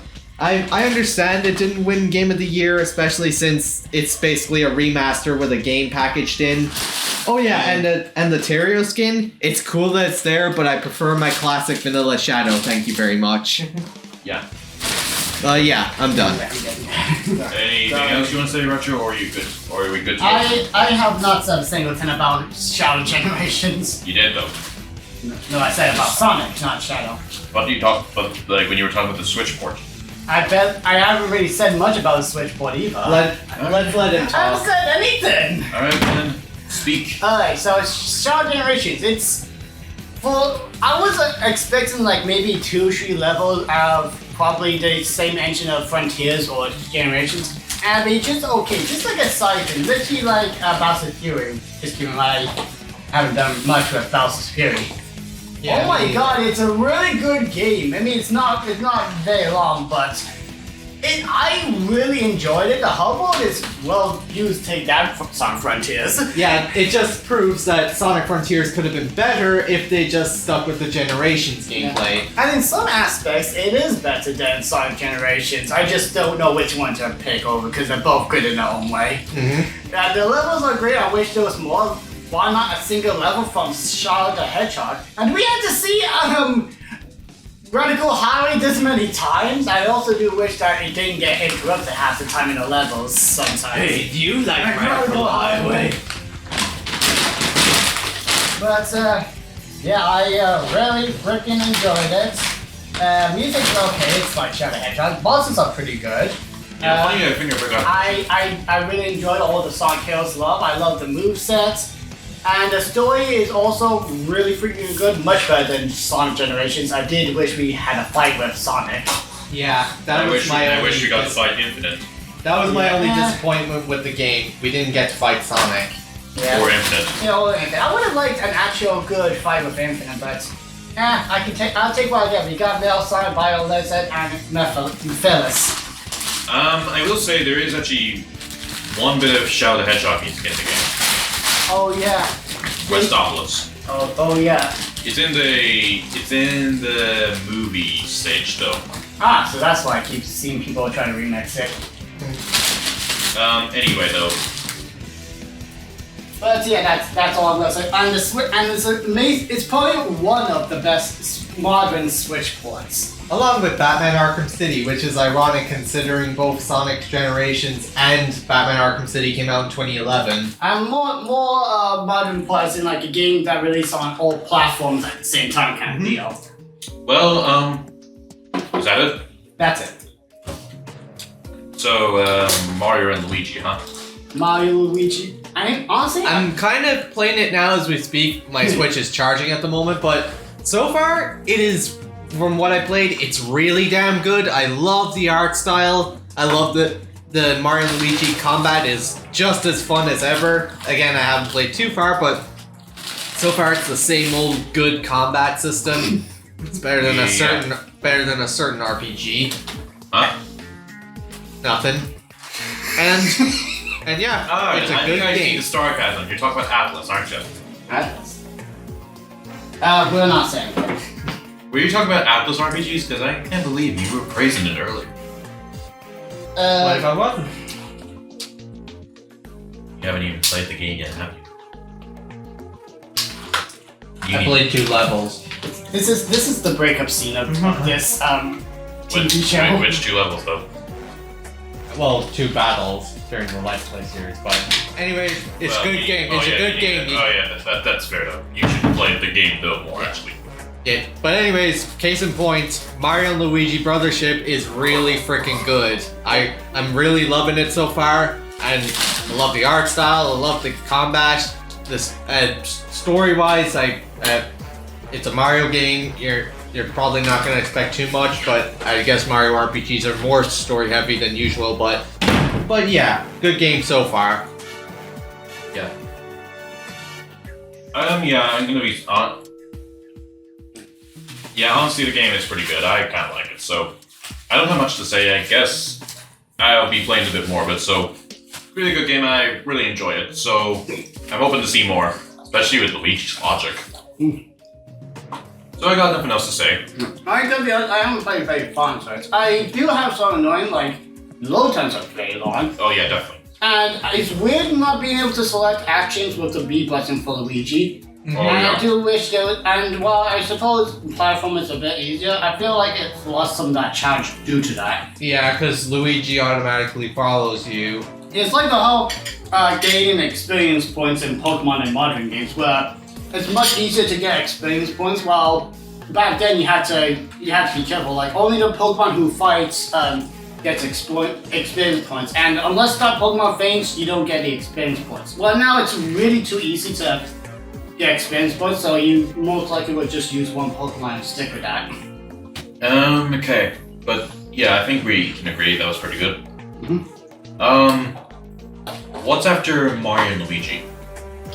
Sonic Dream Movie and Knuckle Show. Start with Knuckle Show, I'll do your food. Okay, Silver, you can talk about Knuckles for a bit.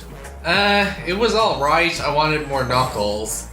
Like, I like Wade and all, but I wasn't expecting the bowling thing to be the whole plot. I mean, if there's one thing we got out of it is we got a scene with Knuckles fighting with a grandma, and of course... The Flames of Disaster! The flames of disaster! The flames of disaster! you want all the chips. Yes. But anyways, yeah, pretty good.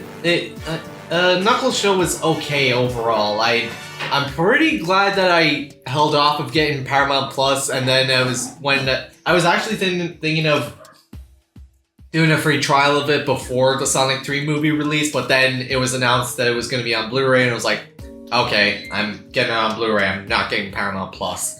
But what couldn't you have used the other website? I'm a collector, okay? I like the Steelbook. Anyway, Retro, I will admit I'm probably the biggest fan of the Knuckles series. But that's not really gonna say much if I'm gonna be honest. I think it's a good show. Yeah, I think... But that's really all I can say. Yeah, I'm not the biggest fan of it either, but jeez, the hate for it, the worst Sonic media ever, like, come on. Yeah. And of course, but it did give us the Flames of Disaster, so that makes sense. That's true. I do enjoy Wade, and I do enjoy the other parts of the show as well. Like, I enjoyed the whole musical of the Flames of Disaster. Like, how they did the humans. I think it's better than the other ones. Besides the main three casts of the usual Sonic movies. We're gonna talk about Joker 2. Yeah. Well, we gotta talk about it some way, even if we haven't watched it yet. Right. But anyway, I think I will say this: the biggest issue is just how it was advertised. Like, nobody would be expecting the whole show would be about bowling. Yeah. Or that it would feature Wade more than a Knuckles. Or that Doc Brown would be the chief. Yeah. The Echidna chief. Or you know. Got a better idea. They could have just advertised it as Wade and Knuckles. Mm-hmm. Look, I understand Knuckles is important, but you could have meant a funny Sonic 3 reference. Yeah, and it would at least lower expectations, and people will still be disappointed and stuff, but it would get probably better ratings from that at least. It's a fun enough show at the end of the day. I'm really glad it's a limited series so far, but if they do make another series... More Knuckles. But that's not the main show of it. Yeah. But I feel like with the Knuckles show, they didn't have the time or budget to make a whole show with just Knuckles, because animation is expensive and time consuming. Yeah, but I just, again, Wade and Knuckles. Yeah. So...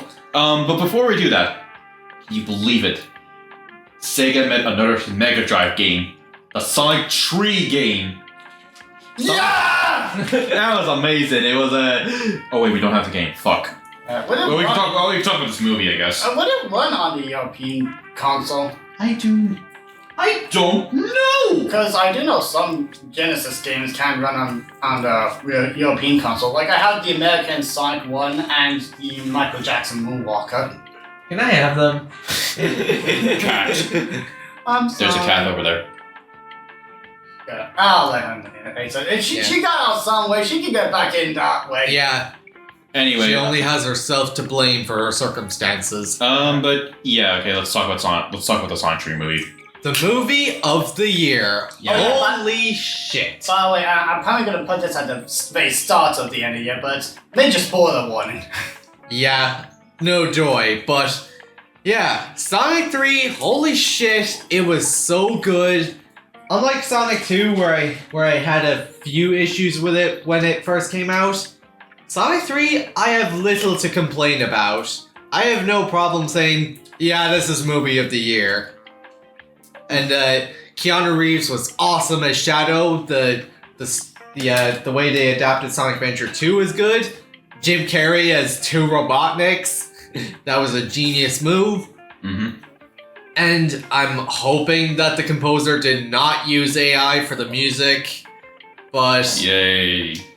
But yeah, overall, great movie. I really enjoyed it. I had a damn good time watching it both times with you guys. I do not regret buying that popcorn and cup, that popcorn bucket and cup. So when are we going to watch it a third time?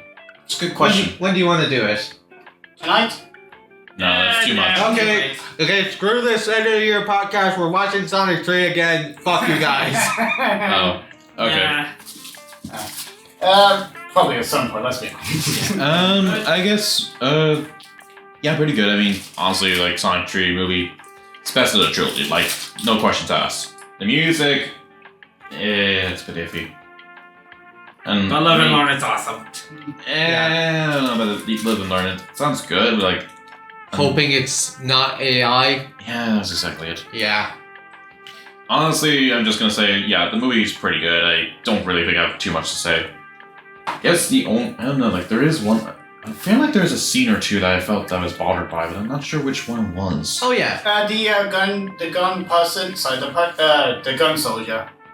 Is it like that? Is it like the scene where like she is talking with Commander Abe, and then even though he's dead? You mean Jesse Pinkman's girlfriend from Breaking Bad? Yeah, like she just gives that's- Donald Laura the key, even though the person he's betraying is dead. That part, I would understand if they actually done more with that, but no, that's it. That's the last we see. And that doesn't make sense because but I feel like they could. It feel like there was more to it than just that. Yeah, and I feel like maybe probably a big plot hole is that Gerald, in exchange for his freedom, he builds like a giant space station that has the capability of destroying the planet, and I'm just thinking, okay, so Gunn let this guy go free in exchange for building a giant cannon that can destroy the planet, and do they not think, oh, maybe he won't use it to destroy the planet? That won't happen. Actually, that makes sense because you know why? The military is stupid. Let's be honest, that's the one thing that makes sense. Yeah. I can understand maybe Abe actually trusted Sonic and his friends with all that. Yeah. But still, And honestly, Gun is stupid. Yeah. Dumb. I was honestly really hoping that'd be more what's the right word? and There was a book called Trash, I think it was, and it has like oh yeah, I What's that- remember. what's I that- remember what does it- reading that book in secondary school. what's a corruption? That's it, corruption. Yeah, corruption. Yeah, I was hoping like corruption in the gun, like in Sonic X, where they actually show it's not just gun in general. It's just a couple of people who are corrupted, and try to keep it a secret any means necessary and all that. Mm-hmm. I see. Yeah, I was And, hoping for some of that. And yeah, Shadow's backstory was done very well. Jeff Fowler said they wanted to do it justice, and they frickin' delivered. But we didn't. But there was only one thing we were missing. Maria getting shot. Yes. But hey, it's a PG kid. It's a kids movie. They couldn't do that. Come on! They could have gotten away with it by just playing a gun sound effect, and that's it. They could have done a shot the hedgehog. They still did it the best way they could. Yes, but otherwise, yeah, I had a great time watching the movie. Yep. And Super Shadow looked nice. Yep. Like, holy shit, that fight between Sonic and Shadow, that was probably the best action scene in the series so far. Like, it is so wild to think how far we've come with these Sonic movies. It is since like the Dragon Ball levels of fighting. I mean, Yeah. I'm saying, like, it is so wild to see how far we've come since the first freaking poster. Like, we were looking at yet another crappy movie video game adaptation, and then it turned into an all-right movie, and then each one just kept getting better and better, and the people behind it were showing that they were not afraid to go, they were not shy to go into the Sonic lore and bring the characters to the big screen. You know, it's actually worth mentioning. Aside from the posts from the Sonic redesign, I think like in Sonic 2, like people were asking for the voice actors for Tails and. Oh yeah, that poster where they didn't credit them in the post. And I was like, I wasn't thinking it was gonna be. Sorry, two. How many? Like two I think it people. was Pretzel and Yeah, they put something like that. Yeah, Colleen O'Shaughnessy and Tika Sumter. Yeah, so basically they forgot the credit. I was thinking not be a deal because posters do tend to don't put in all the characters in, so I wasn't thinking it was that big a deal. But it doesn't matter because they decided to fix it anyway. Yeah. See, it just shows that they listen. Yeah. It just depends how much they listen, though. That's the thing. You just need to be sure you're listening to the right people. Besides, remember when people were saying that Sonic's friends are annoying? Remember that time? Yeah. That was the worst time to be a Sonic fan. But anyway, Yeah, it was anything else? Well, actually, my thoughts on it, I freaking love that. That movie is pretty good. I love it. It's quite interesting, and it really does Shadow's character's justice, and, well, I like it. I'm really am not good with splitting stuff, aren't I? Okay. It's fine. Holy crap, right? It's rare for me to watch a movie that I have little issues with. It's kind of like it's similar to Transformers 1, but I love Sonic a bit better. Yeah, like even back when Sonic 2 came out, over time this issue has gotten bigger for me. Just Tails' character feeling rushed in the movie, it's really been bothering me with every rewatch. Like, come on, he just stalks Sonic and then tags along with him and then they immediately become friends. Like, come on, I feel like you can do better than that. Yeah, Wasn't it Sonic who dragged Tails into the mix? Yeah, but still. Yeah, like, I know, still. Like, their friendship is one of the most iconic friendships in all of fiction. And I feel like they just kind of rushed it in the movies. To be fair, there's not much source material when it comes to initially how they meet. Like, there's a bit of Sonic Adventure, obviously the instruction manual, Sonic X, which is I think Yeah, but when it comes to before Sonic 2 movie is probably the best. Yeah, but you're dealing with a movie, not a video game. Yeah. I will say this. I was the whole time with Tails in my mind was Sonic Prologue. And while it's really cool to see it, I will admit Sonic Prologue did kind of do a bit better. It kind of felt a bit better. Like Tails is obviously a stalker because he admired Sonic and everything. And Sonic just being the way Sonic is, with Tails wanting to follow him, Sonic just let Sonic when he senses danger and Tails is still around. He's like, so you're tagging along, right? Just make sure you try to keep up this time. Yeah. Which is also kind of funny when you think about the co-op multiplayer.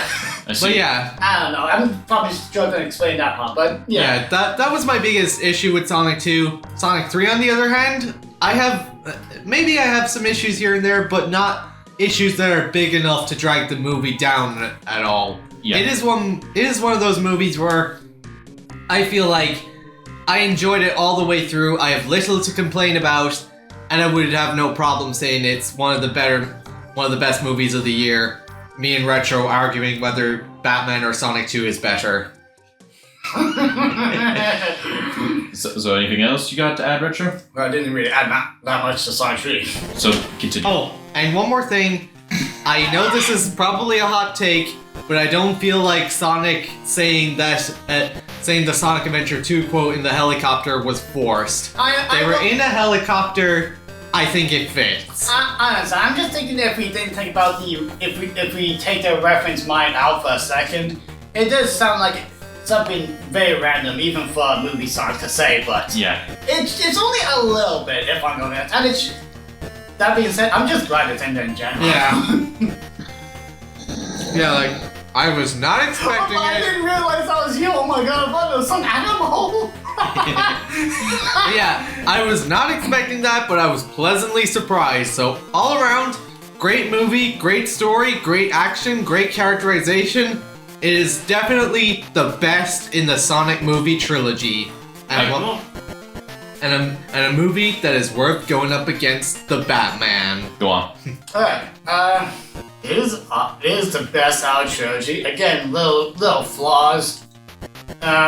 I will say, I do feel like when they try to do the death of Olive Garden guy and Tom at least being near death, I feel like they could have done a bit further. Like, people are still confused if Olive Garden guy is actually dead or not. Yeah. Like, I don't know. I know they can't do much without blood, but I don't know. He just got knocked unconscious for all I know.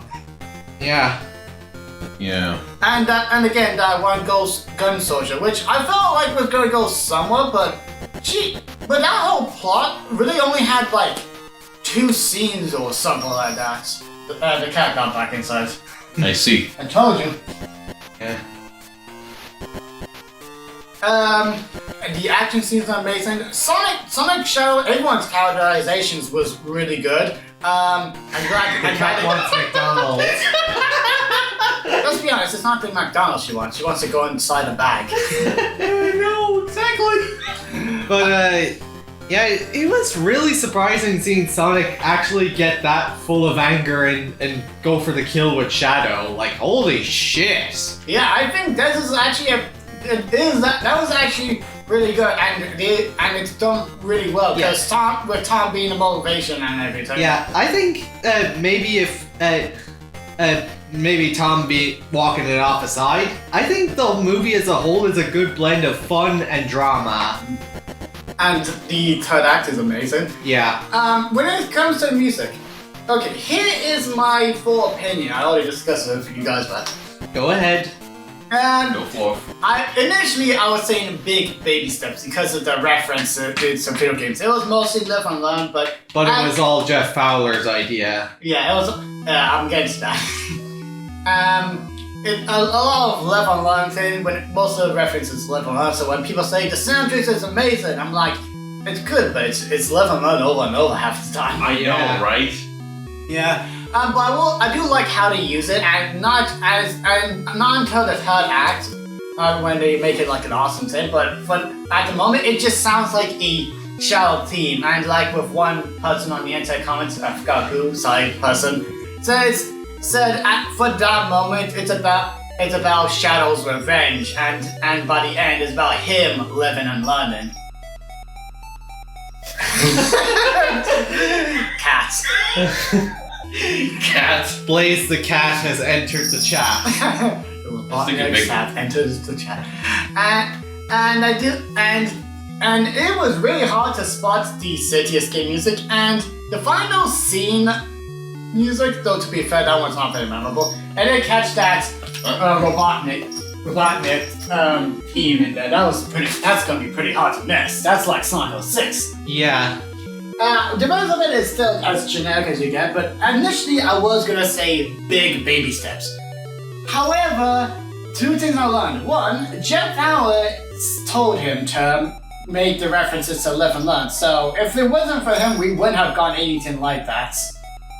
And two, we recently found out he's a big supporter of AI in use of music. So, and the way he talks about it in that one video makes it sound like he uses it more as a skeleton for music, and then he makes music based on that. Yeah. And I don't know if he's used that in Sonic 3 movie, but and hopefully he hasn't done that. But regardless, as much as I should be upset, I just feel like it answers a lot of questions with how his Sonic movie soundtracks being, with not all of them just being background music more than memorable. Going back to the Mario movie where yes, there's a lot of video game music references and there's a whole lot of that. But when it doesn't reference that, the music is still memorable and sounds like it belongs in Mario. Probably helps that Koji Kondo was there. Yeah. What is it? Oh boy. God, you joking me. Oh yeah, I heard that. Sonic has no recognition in Japan. Yeah, I knew that, but like, Jesus, I didn't think it would be that bad. Yeah, and considering Sonic, it originated from Japan. Now, I mean, to be fair, when Sonic 1, it was made to be recognizable to Western rather than Japan. Yeah. And similar to the Pokemon anime. The Pokemon anime was made to be in reference to appeal to Western. But before you say anything else, the fact that Jeff Fowler had to tell the composer to push Live and Learn in the music just goes to show how much the composer does not give two shits about Sonic. Yeah. So I wouldn't say I'll be looking forward to the music. I'm not sure if there will be music in the next one, but it depends on Jeff Fowler. Please, Jeff Fowler, take over. Jeff Fowler should compose. Yeah. Yeah, honestly, get a new composer, please. Speaking of, like, that's one of something, that whole credit scene with Metal Sonic and Amy. Heck yeah! Yeah, it's alright. I look forward to the potential, and Metal Sonic is peak and will always be peak. I mean, Not as cool as is he- Sonic though. He's the Not one as cool closest as- to not as cool who's as looking like Macross, his though. game Not as design. cool as actually, Shadow. if we're being honest. Hmm? Malzahn's the only one who's close enough to look like his game counterpart. That is true. Yeah. To be fair though, they can. To be fair though, with that one, he's a robot, so they can. Yeah, They can. So they can just copy and paste, and there'll be a little issue. That being said, there was creative liberty with the eyes. His eyes changes shape. You can't make differences without me nonsense. And also he has a gun. I know. He has a gun. Yeah, that's an arm cannon. Arm cannon. Does he It's a have gun. He's part of gun headquarters. He's part of getting ultra nasty. Now, is that it? So yeah, sure. I guess the composer's nickname really is fitting. He's a junkie. Do you know? Yeah. You know, I kind of looked around and he did some video game soundtracks as well. Yeah. They're sports games. Figures. Yeah. Either way. Yeah, I like the movie, but dear God, please just get a new composer, please. Anyway. Oh, hiya. Oh, it's 9 minutes left. Okay, Okay. just curious. The next It's topic, okay. we kinda discussed it though already. The next topic was finding DLC characters. We already did that though. I didn't play To that be game. completely you probably honest, played we it. only talked about Tekken. We talked about Mortal Kombat. Oh yeah. Yeah. What okay, about so- Street Fighter? I mean, yeah, I guess we could talk about Street Fighter, but I don't really care actually. I got nothing on that. Yeah, me Yeah, neither. I did not put that in for the record. I'll be honest, like, look, I kind of like that Fatal Fury got into Street Fighter 6 because, technically speaking, the person that who made Street Fighter 1 also made Fatal Fury, but that's all I can really say. Honestly, I don't really play Street Fighter 6 too much, really. I need to get the game. Anyway, why don't we move on? Okay, what's next? Sega. Second game's getting listed. Go ahead. Oh, I got the words for it. I don't get to play Jet Set Radio. I got Jet Set Radio on the PlayStation Store, which might Thanks. still be on the PlayStation Store. Thanks. I don't know. There's a I bought. I got Crazy Taxi a while back, way before the delisting was announced. Yeah. What else did I get? I got Sonic the Fighters. I got Nights into Dreams, and what else did I get? There was a third game I got. Oh yeah, Virtua Fighter 2, I think. I got a few Sega games off the Xbox store before they delisted them. I know a while ago I got all the Sega Dreamcast games on Steam, probably because of some sort of bundle, as well as that one Sega Mega Drive collection, which technically there's a physical version, so it's not all lost. As for the rest, I got Jet Set Radio, as I said, on PlayStation 3 because it was delisted everywhere else anyway for some reason. Oh, I suppose I did get it on Steam before that, but why did it get delisted in the first place before that? I got Sonic the Fighters for Xbox 360 or 360. No, wait, not 360. Xbox Series X. Nights into Dreams. Let's see. Toe Jam and Earl. What else? Crazy Taxi, yeah. And I believe that probably is it. Thankfully, Sonic Adventure 1 and 2 is still on there. And maybe, I think it's possible that those games are still on the PlayStation 3 store since Sonic 1, 2, 3, and Knuckles is still on the PlayStation store. So does that. But yeah, hopefully there's a reason for the delisting. I would like a port of Sonic Adventure 1 and 2 on Switch. Anyway, so the rest of these are just notes that I added in last minute, so... So, Penny's Big Breakaway, that was the one the Sonic Mania team made that game, and it's a fun physics-like game using a yo-yo. It's a bit fun, a little bit of skill-based if I'm gonna be honest, but I enjoyed it very much, I didn't play much of it. I hate to say this. sometime around this year there was a Willy Wonka scam? Oh yeah. Oh boy. That was funny. Yeah. Sorry, I just thought of that in my head and was like, I need to say something. Yeah, the freaking Lumpa Lumpa looked like she was in a meth lab. She was. I think like the thing was like none of the people got paid for what they were doing. Oh yeah. Oh, I thought it was Well, just at the local. very- You didn't get paid at all. I know. At the very least, I guess they tried their best to entertain the kids. They did. Oh no, it's the unknown. No. Yeah, like, I mean, the funnier part is the fact that this was supposed to be quote a rebrand because they didn't have the license to use Willy Wonka. and the fact that literally everything was created using AI and like the unknown looking like a fucking reaper, like. It's not the Grim Reaper. Oh my god, this may be a hot take. I think AI generated images could be used for one property only. Alice in Wonderland.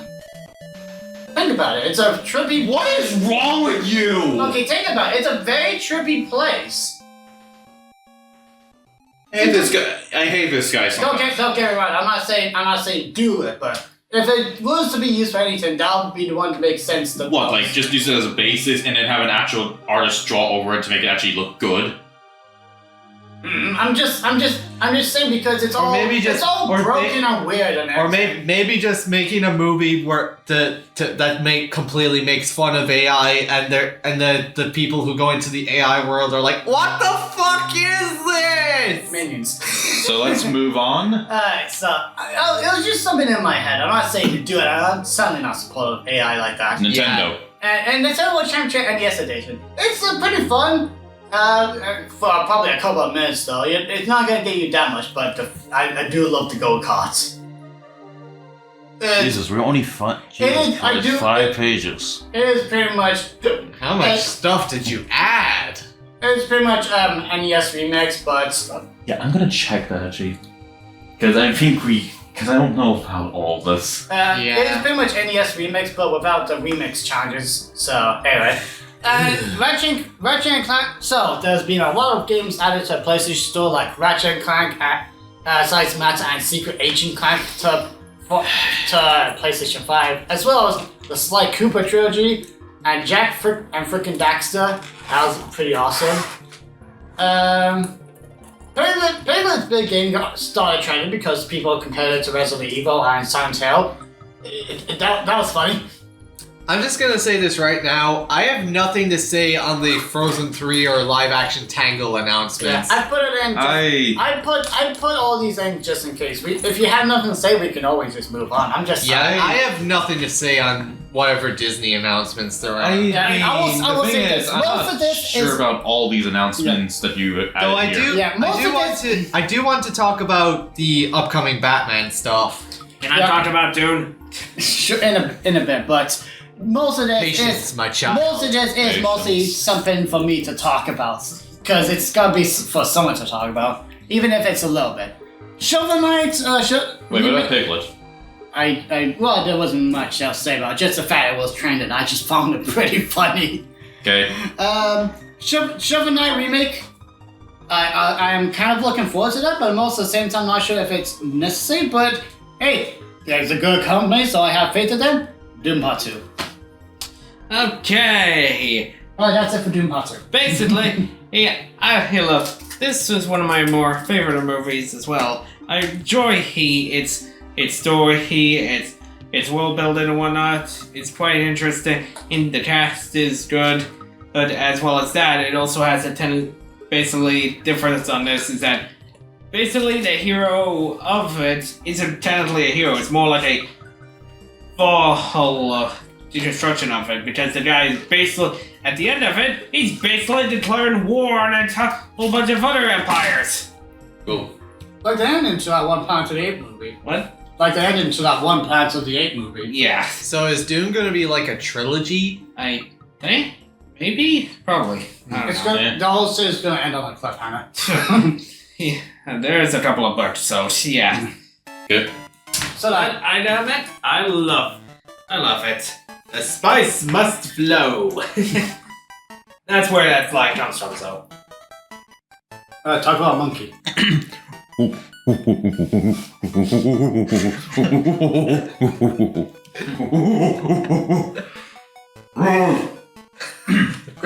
That's my opinion on Godzilla vs. Kong 2. Yeah, honestly, fun time. I don't know what the fuck is wrong with some critics. Like, seriously, no. This is great. This is peak entertainment. It's a brain rot goodness. Yeah, it's like that movie to shut off your brain, even if there's humans in there. Megatron. So I had a good time at the movie. Inside Out 2 was pretty good.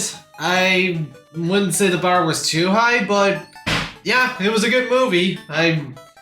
Disney have been making a lot of stupid decisions lately, but yeah, Inside Out 2 was pretty good. I really enjoyed it.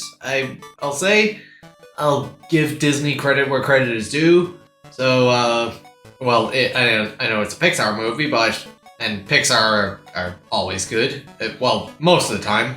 But yeah, Pixar did a very good job with Inside Out 2, and thankfully Disney didn't screw them over by forcing them to put it on straight to Disney Plus. Retro?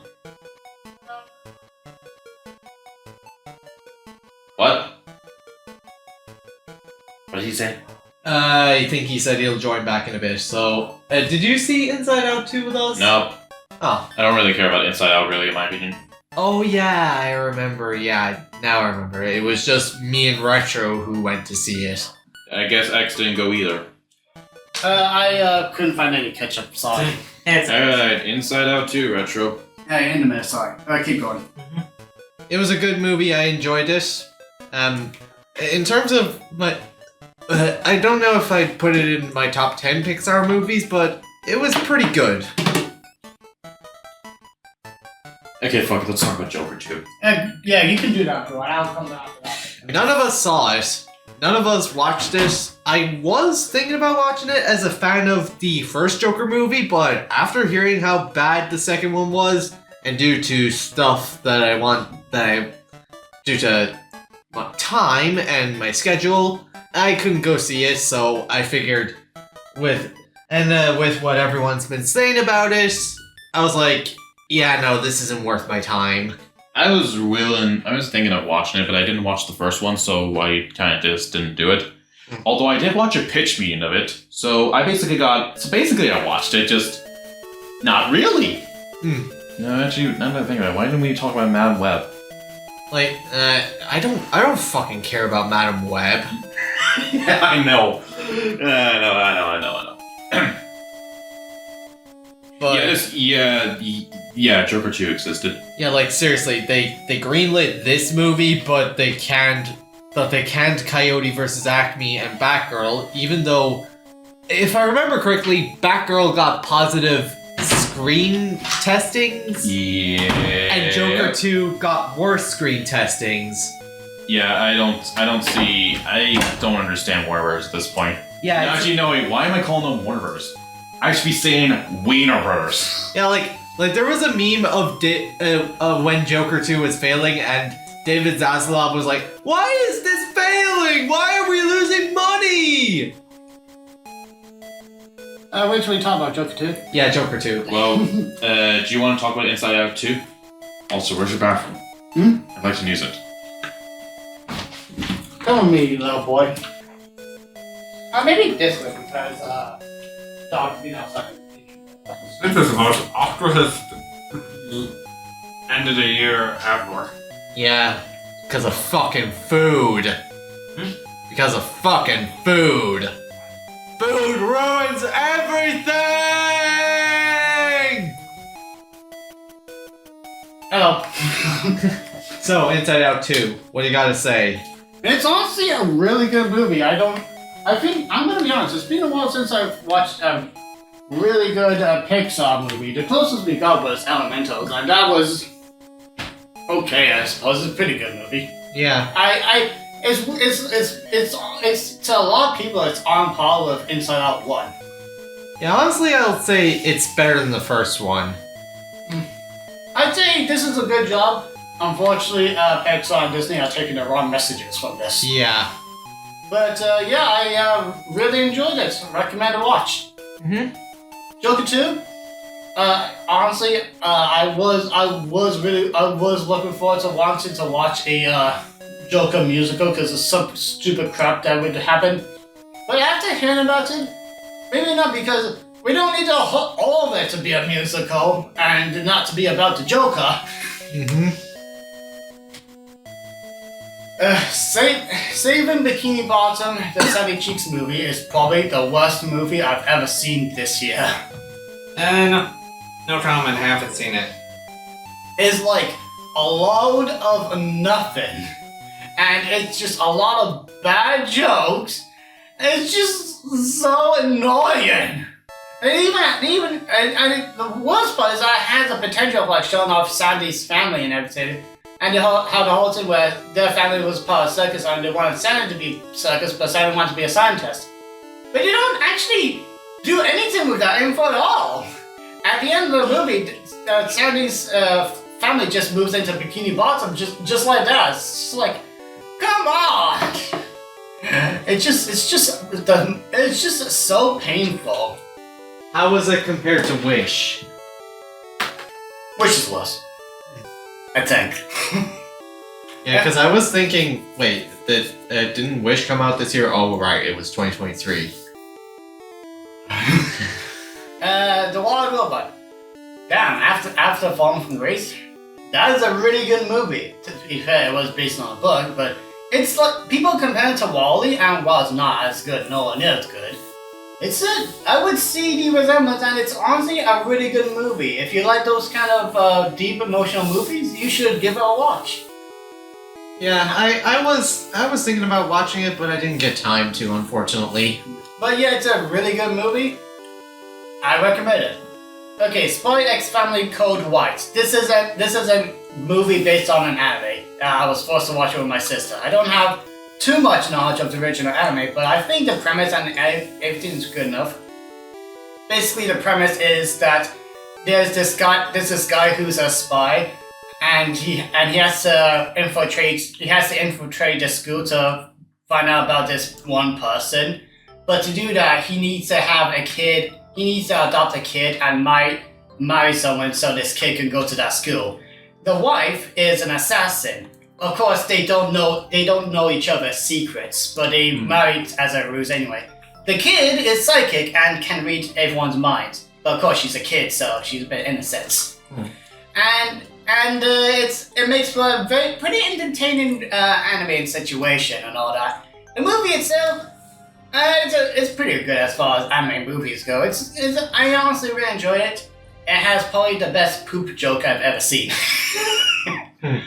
So yeah, I feel like I might as well give it a mention, because why not? It released 2023 in Japan, but 2024 here, so yeah, good watch.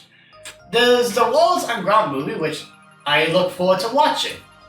I really, really look forward to watching. I'm not sure if it's out now or if it's coming out in 2025 or whatever, but I really look forward to watching the Wallace and Gromit movie, Cracking Toast Grommets. Also, I don't care about Frozen 3 or the Tango live-action remakes, so move on. They're making Frozen 3, which is already annoying, but they're also making Frozen freaking 4, come on!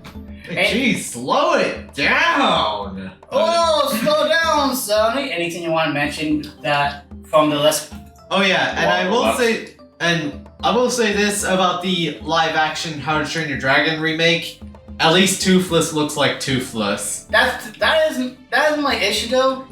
It looks exactly like the movie. Yeah, again, I'm not trying to say that this movie looks good or anything, or that I'm any bit interested in it. But at the very least, Toothless at least looks like Toothless, and he seems to have not lost his expressiveness, but that is as much praise as I will give it. Yeah. Anything we watched Robots together, didn't we, Shimoda? What do you think of it? Really like it. Really good. An actual amazing movie, so put it in the top 4. Yeah, heck yeah. Tango, the announcements of the live-action Tango movies. Stop! And I also recently heard, I think about yesterday, there's plans to make a series or a movie or something like that based on the mother. I mean, it's not. At least it's not as bad as someone thinking about making it a spin-off movie of that one random prince you barely saw in the live-action Aladdin movie. Can I just say though? Yeah. I mean, I think I heard there was an animated Tangled series though. Oh, apparently there was. I'm not. I'm pretty sure people like that or not. Don't know. I But anyway- know nothing of that, so. But either way, who cares about a live action Tangled? Nobody. And Wallace and Gromit movie does look interesting. I'm excited. Yeah. Sonic 4 movie, I like, not much more to say, but I look forward to it. Please don't saturate the market. We'll see what happens. Incredibles 3. I'm scared. I don't care. I want to believe it'll be good, but with how Incredibles 2 turned out, I'm not sure, but I am hoping it makes up for the second one. Oh yeah, by the way. As someone who is a fan of the first movie. Oh yeah, did you mention Toy Story 5? Yeah, somewhere in there at least. I don't care about Toy Story 5. Like, I don't want it. Stop! Just stop! And doing the whole Buzz Lightyear evil thing again. Just why? Just stop! Oh, God. I'm sorry. I just had to emphasize that. I'm sorry. It's fine. Okay. That new Sonic Racing game. Can it please be a cross? Cool again? If it's a Sonic and Sega All Stars Racing crossover, I'll be happy. Yeah, that's true. But if it's just another Sonic Racing game, At the very least, it's being released on consoles and not being stuck to phones. So let's see. Wait, there's a Frozen 4 announcement? Oh yeah, they Frozen 3 and Frozen 4. Nobody cares! Yeah, to quote Jim Carrey. Angry Birds movie 3. Nobody cares. I thought the first two was really good. Which one? Angry Birds movie 3. Oh. I do kind of look forward to that. My expectations never really been high with Angry Birds movie, but they've been really good. It's also very funny that technically this was the start of breaking the video game movie curse. This freaking bud that nobody gave a crap about. Apparently, there was that time when 13-year-old or something like that beat the NES Tetris game. Yeah, that was nice. Mm-hmm. Yeah, that's great. Still, that news broadcaster really was not thinking what they were saying. Yeah.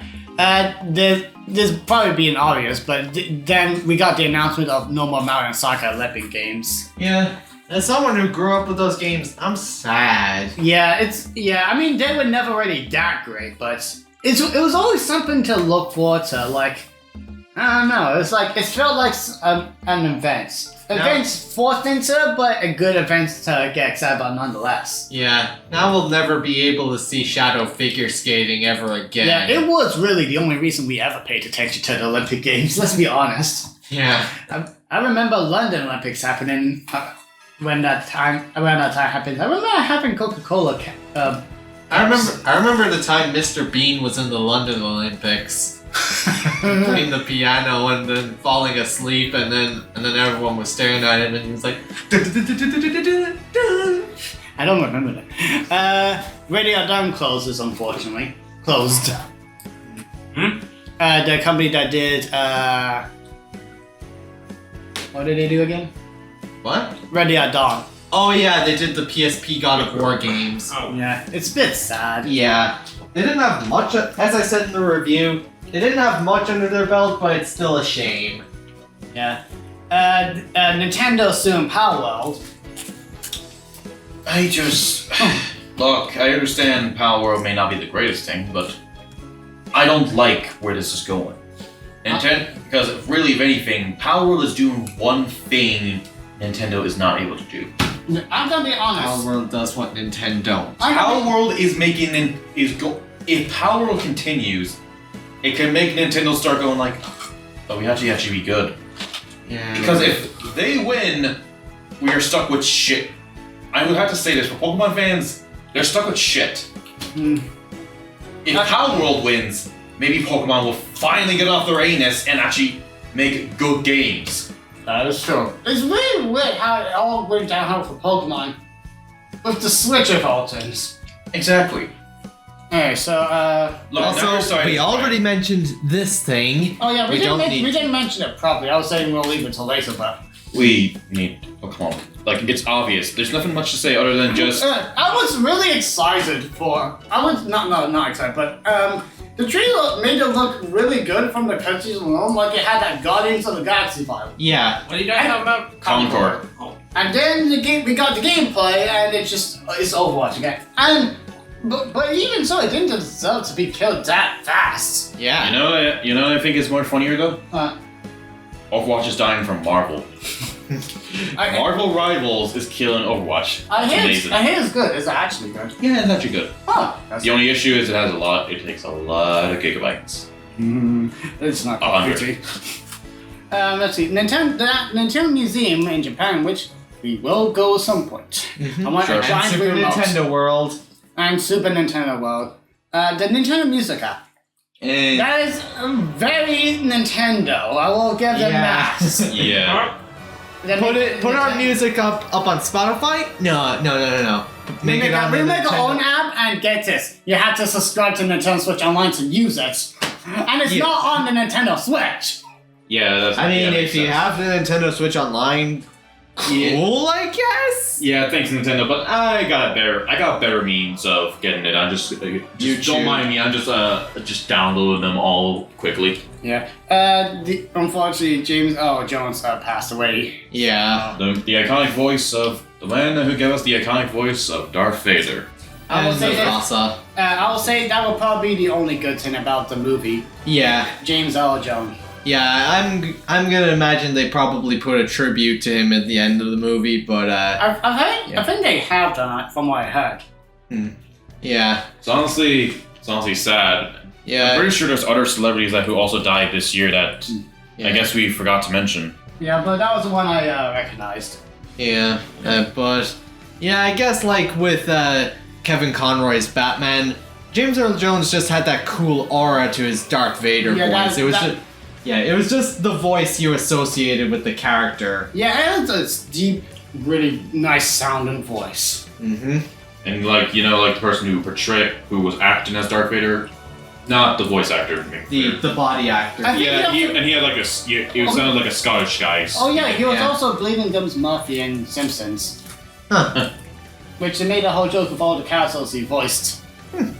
That Inside Out Disney Plus series called Dreams Productions. It's like 5 episodes, I think. Yeah, it's actually pretty good. I think they do Disney Plus Pixar Disney Plus series are honestly really good. It's very different and it does not focus on emotions at all, and it focuses more on the rest of it. And I like how they do it all. It's pretty good. We're gonna have to. I know. Okay, as soon as we're finished talking about 2024, you're going straight talk. You're gonna talk about your videos, okay? Well, yeah. Then I'll get back to 2025. Okay, Yeah. Silver. Anything you want to say? I'm pretty sure he hasn't seen that. I haven't seen either of those. The fucking Velma series got cancelled. Woo! Yeah! Yep. That Pixar Lego Disney Plus series. There's Lego in it. Lego's owned by Disney. It is Well, horrible. yeah. How bad is it? If you don't mind me asking. I'm gonna say this. Disney and Lego have had a partnership for years, so Yeah. Okay, but like, mind if I just ask? How did I miss this? They have ruined every single character they did. And the only thing that was good is that one joke in the Finding Nemo thing where there's this whole pirate ship where there's supposed to be treasure, the ship falls apart, but then they find the treasure. What's inside the treasure? Instructions to rebuild the ship. That was pretty funny. Can I just ask though? This was a TV series, Disney Plus. yeah. and it sucked. Oh wait, no. I think I remember seeing it briefly, but now I don't care. Yeah, I was thinking. Pokemon TV on YouTube. Oh yeah, that's something small. There was a Pokemon TV app, but now it's going on YouTube, which I hope I can watch Pokemon Season 4. And about our last. Wait. Were you finished with the Pixar Lego thing? Yeah. And Okay. as for our last note, so the number one Tie Man has left as a member of Blood Productions by his own choice and due to personal reasons, but he does still appear on our Let's Plays as a guest. So he's not gone from Blood Productions, but he has taken his leave as a member, I guess you could say. Yeah, let's go with that word. Yeah. Yeah. Ty, we love you. Love you. We love you. A lot. Yeah. We owe you a lot. Yep, we love you, Ty. You're a great guy. Now that's all taken care of, let us talk about videos. We were talking about 2025 and 2026 afterwards, so sorry, just a lot of stuff to get on. But before that, we got a total of 1 question from Pikmin442. What about Blue Sky? Thank you. There was nothing on Blue Sky or Twitter. It's just there. This one question. Yep. Yep. Alright, let's do this. So from Pikmin442, what game announcement caught you off guard this year? Probably Pirate Majima, Captain Majima, the Pirate Yakuza in Hawaii. Like I'll talk about it later, but we were all hoping for Majima to get the spotlight again, and he's getting it again as a fucking pirate. Yeah, I'm gonna be honest, I'm gonna take your answer because that's the same thing I would say. For me, it was Sonic X Shadow Generations, if off the top of my head at least. Yeah. Damn! I thought it was a good... I can't. Wait, hold on, finish Eden. I can't remember. What? I can't think of anything that surprised me or anything. Fair enough. Okay. Alright then. And thanks, Pikmin442, for making an question and answer. Let's see, anything we could... Let's have a look at your videos, Retro. Alright, so I'm gonna go to... I'm just gonna scroll. I believe the first one of this year was... it was the Mario, technically it was the AVGen censored episode, which there's not much to say about other than... It's censored. Yeah, heavily censored. It got a lot of views, so it does that, but it was fun. Anyway, so then there's the Mario anime movie, which I've been wanting to do the video game movies for a while, and it's I would say maybe I handled this. Maybe I was a bit too this happened and then this happened and then this happened. And the cat is there. The cat's there. Yeah, I'm trying my best to avoid that for an upcoming project that's going to be on a series of movies, but... Yeah. But I'm glad I talked about movie, and I did like the jokes I put in there and all that.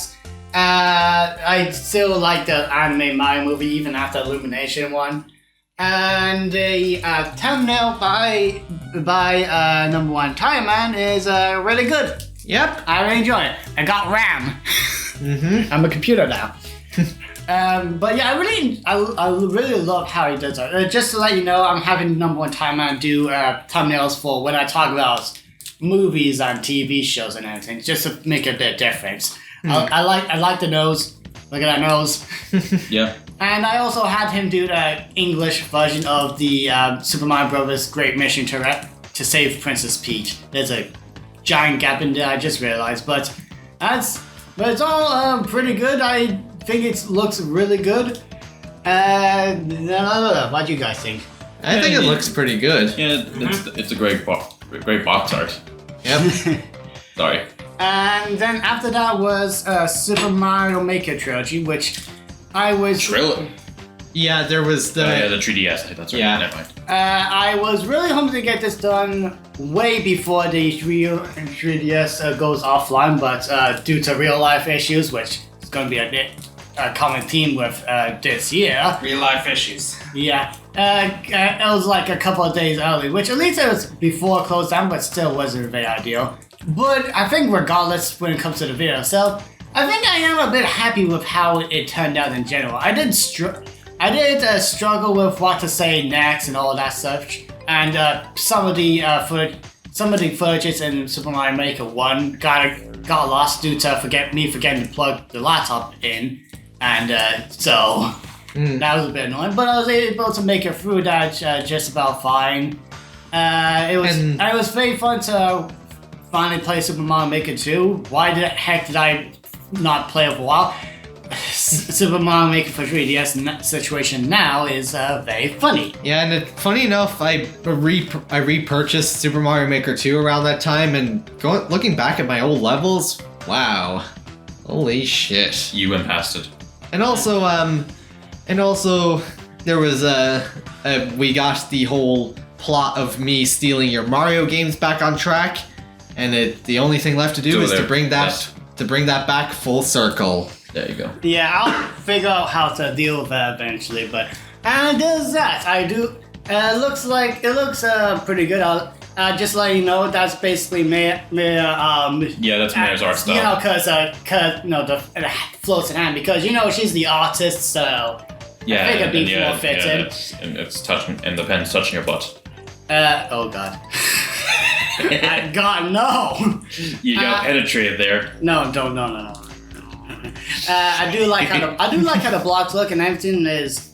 Well, it's Mario. Like I was kind of hoping that there'd be more crazy stuff in it, like enemies on top of enemies and all that stuff. But I think this is a pretty good job, and that's custom trilogy to not put in there myself, and not too bad. I did have to put the shadow in there so I could actually stand out. So. Okay. So and after that was not Perfect Dark. Super Mario Bros. 2. Great Mission to USA. USA. And I enjoyed. I think I enjoyed finally beating that game, despite honestly it was pretty difficult. But I enjoyed finally playing this game, and the reviews it was honestly it was alright. I enjoyed a good film out of them. I wish I had more to say about it, but it was a pretty good review. What do you guys think? Yeah, it was pretty good. I think didn't I make? Oh yeah, I made a small cameo back in the Mario Maker video. Remember? Oh yeah. Yeah, there's that. But anyway, other than that, I think the Super Mario Maker 2 video. The Super Mario Maker 2 video was great. USA. Super Mario Maker. Yeah, 2. Yeah, Super Mario Maker 2. Sorry. But yeah, and the thumbnail. Let me just. Luigi has no mustache. What do you mean? Who is that? I think it looks pretty good. Yeah, it looks nice. I like how I'm. Even the shy guy is confused as to why Luigi doesn't have a mustache. I wouldn't say pretty good. The only thing I would kind of criticize about, if you don't mind. Go ahead. The ground takes up a bit of space. Yeah. I probably would have lowered it down a small bit more. Probably. Maybe I probably could have done that in editing, but yeah. Yeah, but aside from that, pretty good thumbnail. Yeah. And next was Luigi's Mansion 2. This took a while. Because I had no problem with the original Luigi's Mansion 2 game itself. Oh yeah, we did play on it. But the HD version was delayed. And not to mention, I think you were, if I may mention, around that time, you were having some issues with your microphone. So we were just having a call at that while I was recording all that. And I was on holidays while you were doing the Let's Play on the multiplayer. So that's why it took a very long time, and I'm a little bit annoyed about that, but reviews, it was okay. Because of how the 3DS footage works, the whole scribbling through the footages lagged so much, so editing took a really long time. Yep. And is there anything else you want to say? I enjoyed talking about this one as well, and I look forward to doing a third one at some point. What do you guys think? Pretty good. And thumbnail, I do like this. Originally, I wanted to have Kim Boo was in front of me and I trip over the dog, but this works just as well. You know my favorite thing? Yeah. I know that's supposed to be Boo. That's just, but he only has one eye. Oh. Mike Wazowski! Yeah. God damn it! Yeah, that's. I don't know how intentional that was, Mayor, but that was pretty good. Yeah, probably because of it. That's supposed to be a shadow, I suppose, which makes it does look a bit more scary, I suppose. Yeah. But yeah, I like it. What do And I think then of your Among Us? final review for this year, Yeah, technically, I also reacted to my movie trailer. Sonic. Sonic. Talk about Sonic Treat. What the hell is wrong with you? But there's not really much to talk about that. So, Yep. so Kirby's Dream Out 2. Okay, so I'm not gonna say too much, but a lot happened in the background. So basically, this one was more to do with while everything was happening. I might as well try to get this done, which I only kind of thought about much later, unfortunately. But I do like how this review turned out. I do wish that I was able to say more, but I couldn't think of what else to say. You had the Time Man's cameo was pretty good. Oh yeah, Oh yeah, it took me halfway through the song to realize, oh right, this is the Muppet song. And then just him blankly staring into existence. Yeah, I will say this. It did cause the review to be delayed a little bit more, but heck yeah, that was perfect.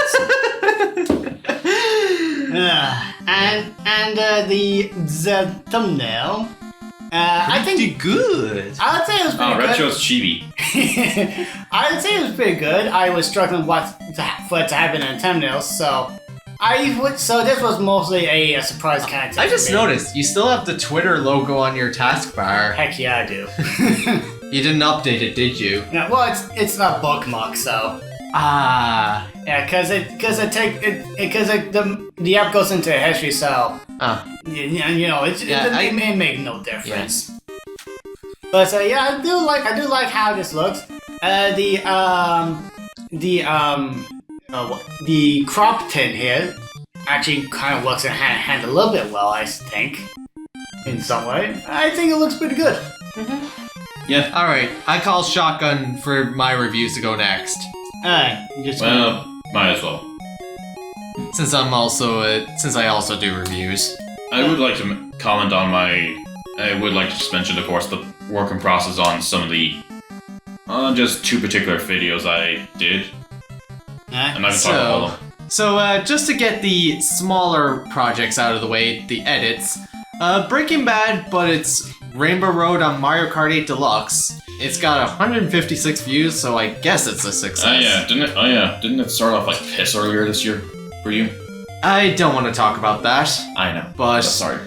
Yeah, something happened which I don't want to talk about, but yeah, the video seems to be doing somewhat well, and yeah, I basically just said, hey, what if I do Mario Kart 8, that chiptuner Mario Kart Wii Breaking Bad meme, but with Mario Kart 8 with Mii's? And I think it turned out pretty well. I think the thumbnail's good. I think the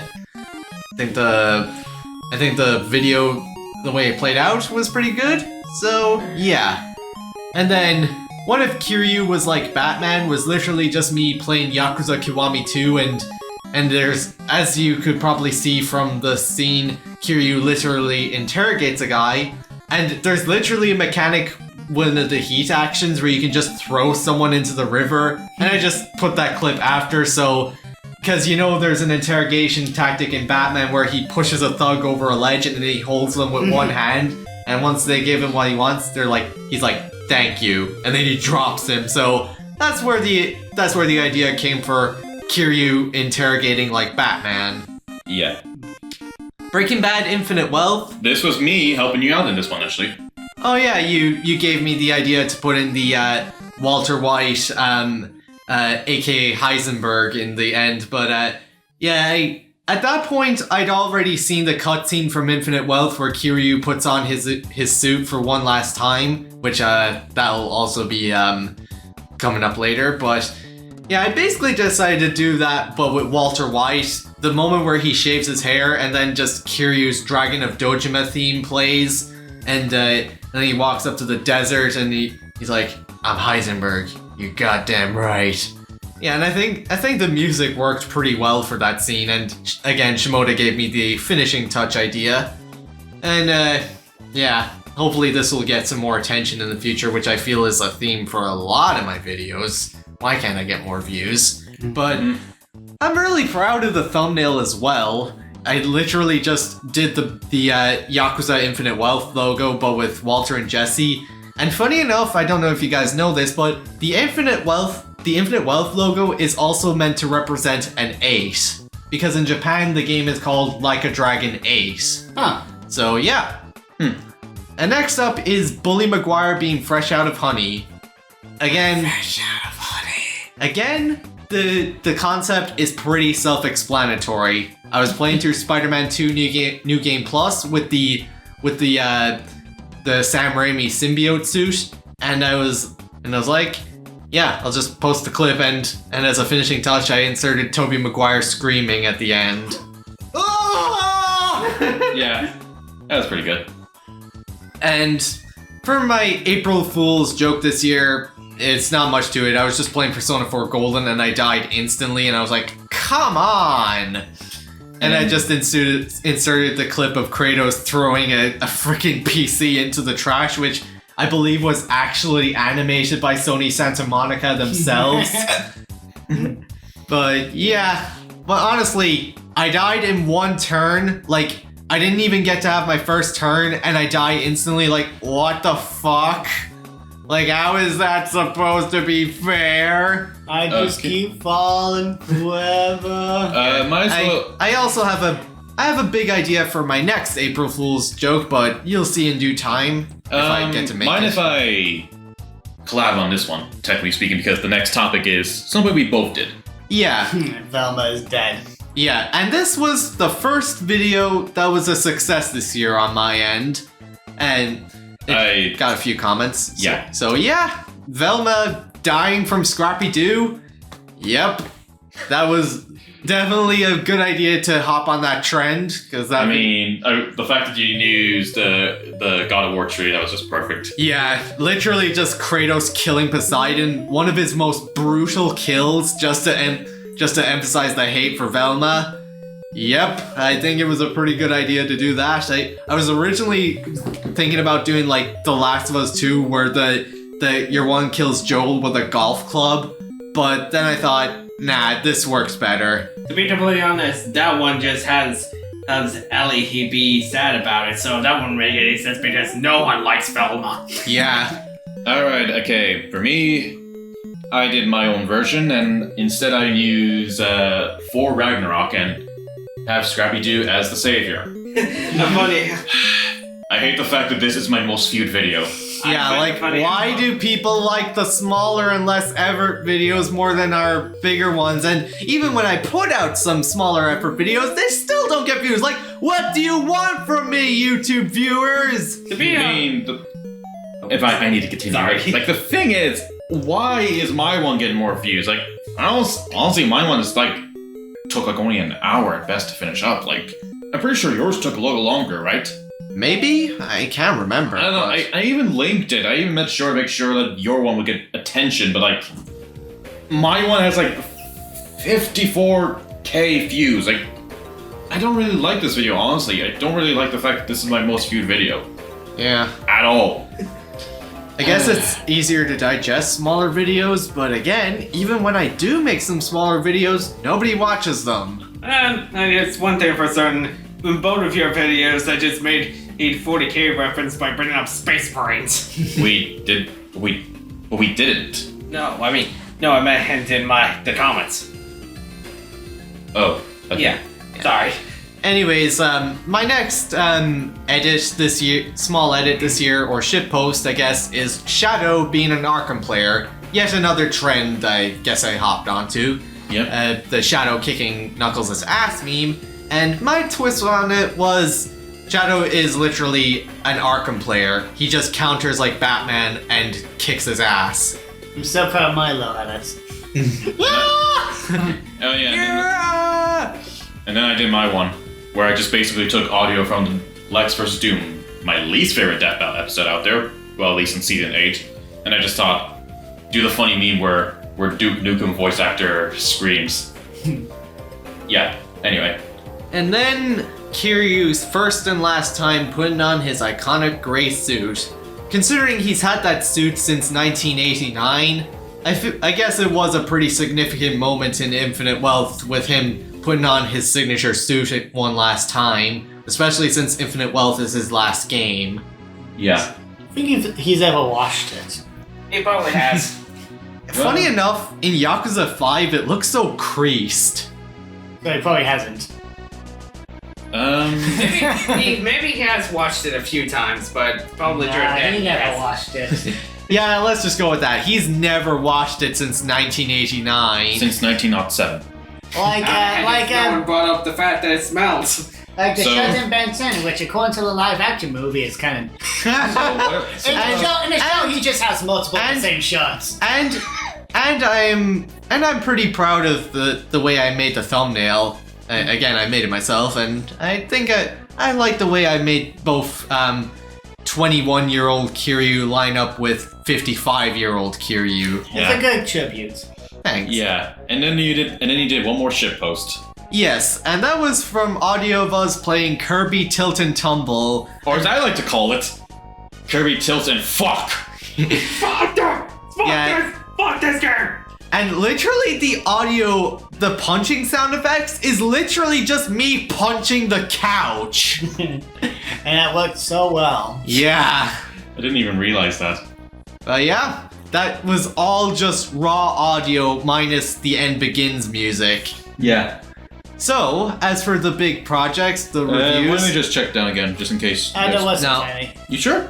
No, literally my first review of the year Yeah. was Mario Kart Double Dash, Oh, yeah, that's which right. didn't even come out until June. I suppose we got, but we both did pretty poorly in terms of video outputs this year. Yeah.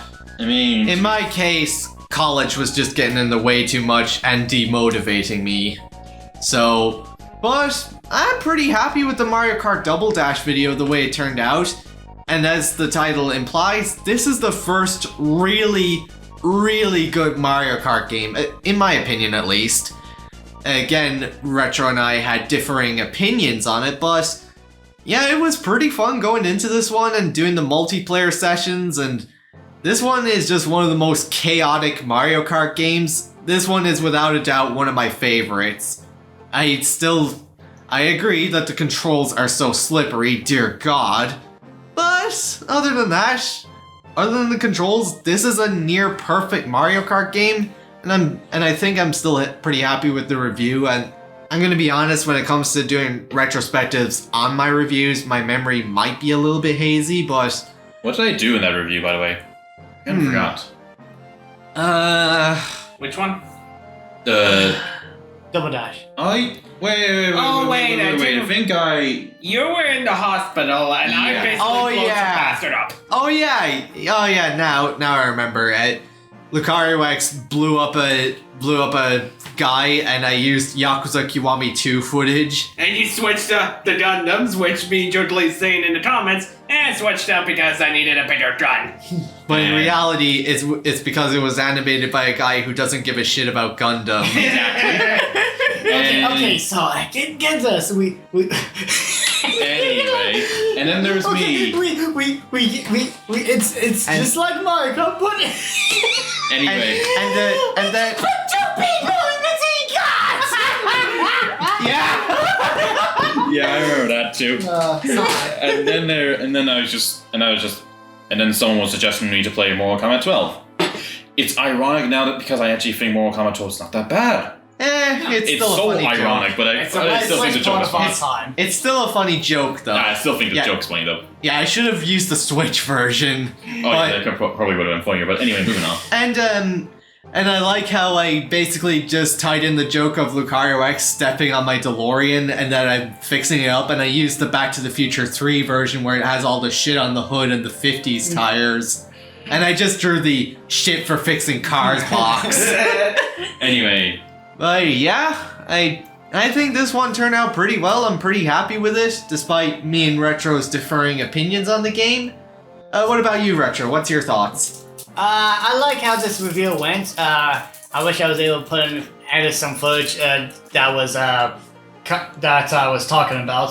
Yeah, that's the especially with worst. N64, if I'm gonna be honest. Yeah, that's the worst part about doing reviews, when you wanted, especially game reviews, like when you want to make a point but you can't find the footage that emphasizes the point. Even if it's my own points and I'm the one editing. Yeah. Yeah. Finding points in the footage is hard. But yeah, I like how how I did the jokes, and I think the review overall is good, even though we still have different opinions on Mario Kart in general. Yeah.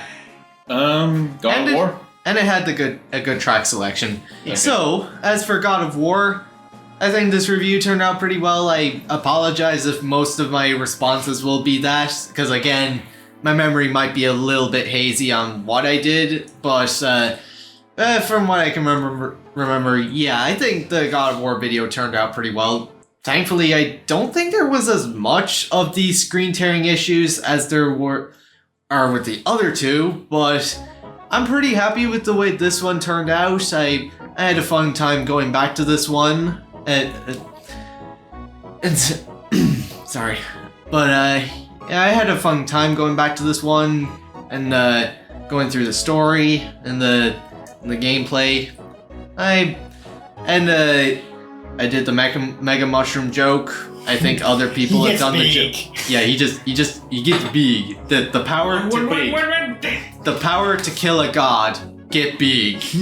Oh, smash, puny god! Yay. And I think. Oh yeah. It's going to the God of War 2 for just a bit. You know the whole. Do the aim of who that and then it kills. You should have put the credits in there. Then I just realized.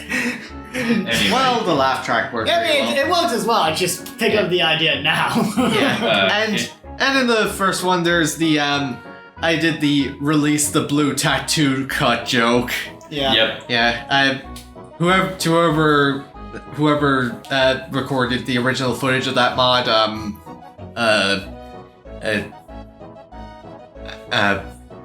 You did credit them, right? I don't know. But thanks anyways. He stole your tattoo.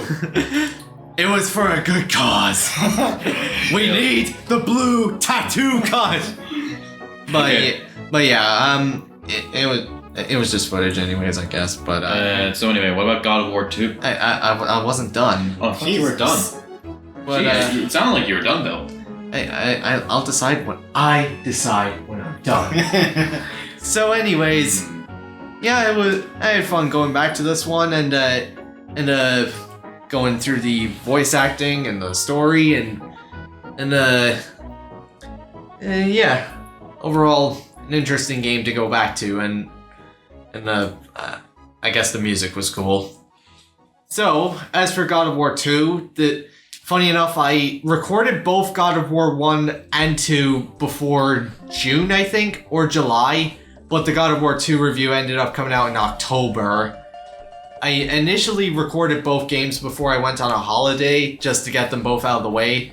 And it was during the God of War 2 recording sessions that I realized that there were screen tearing issues on my laptop, or the capture card. Now, this is likely just an issue with PlayStation 3 in general, but it's weird because before that, with all the footages I record from PlayStation 3, I've never noticed anything. Just to be clear, I mostly used the PS2 version. Oh, fair enough. Okay. But yeah.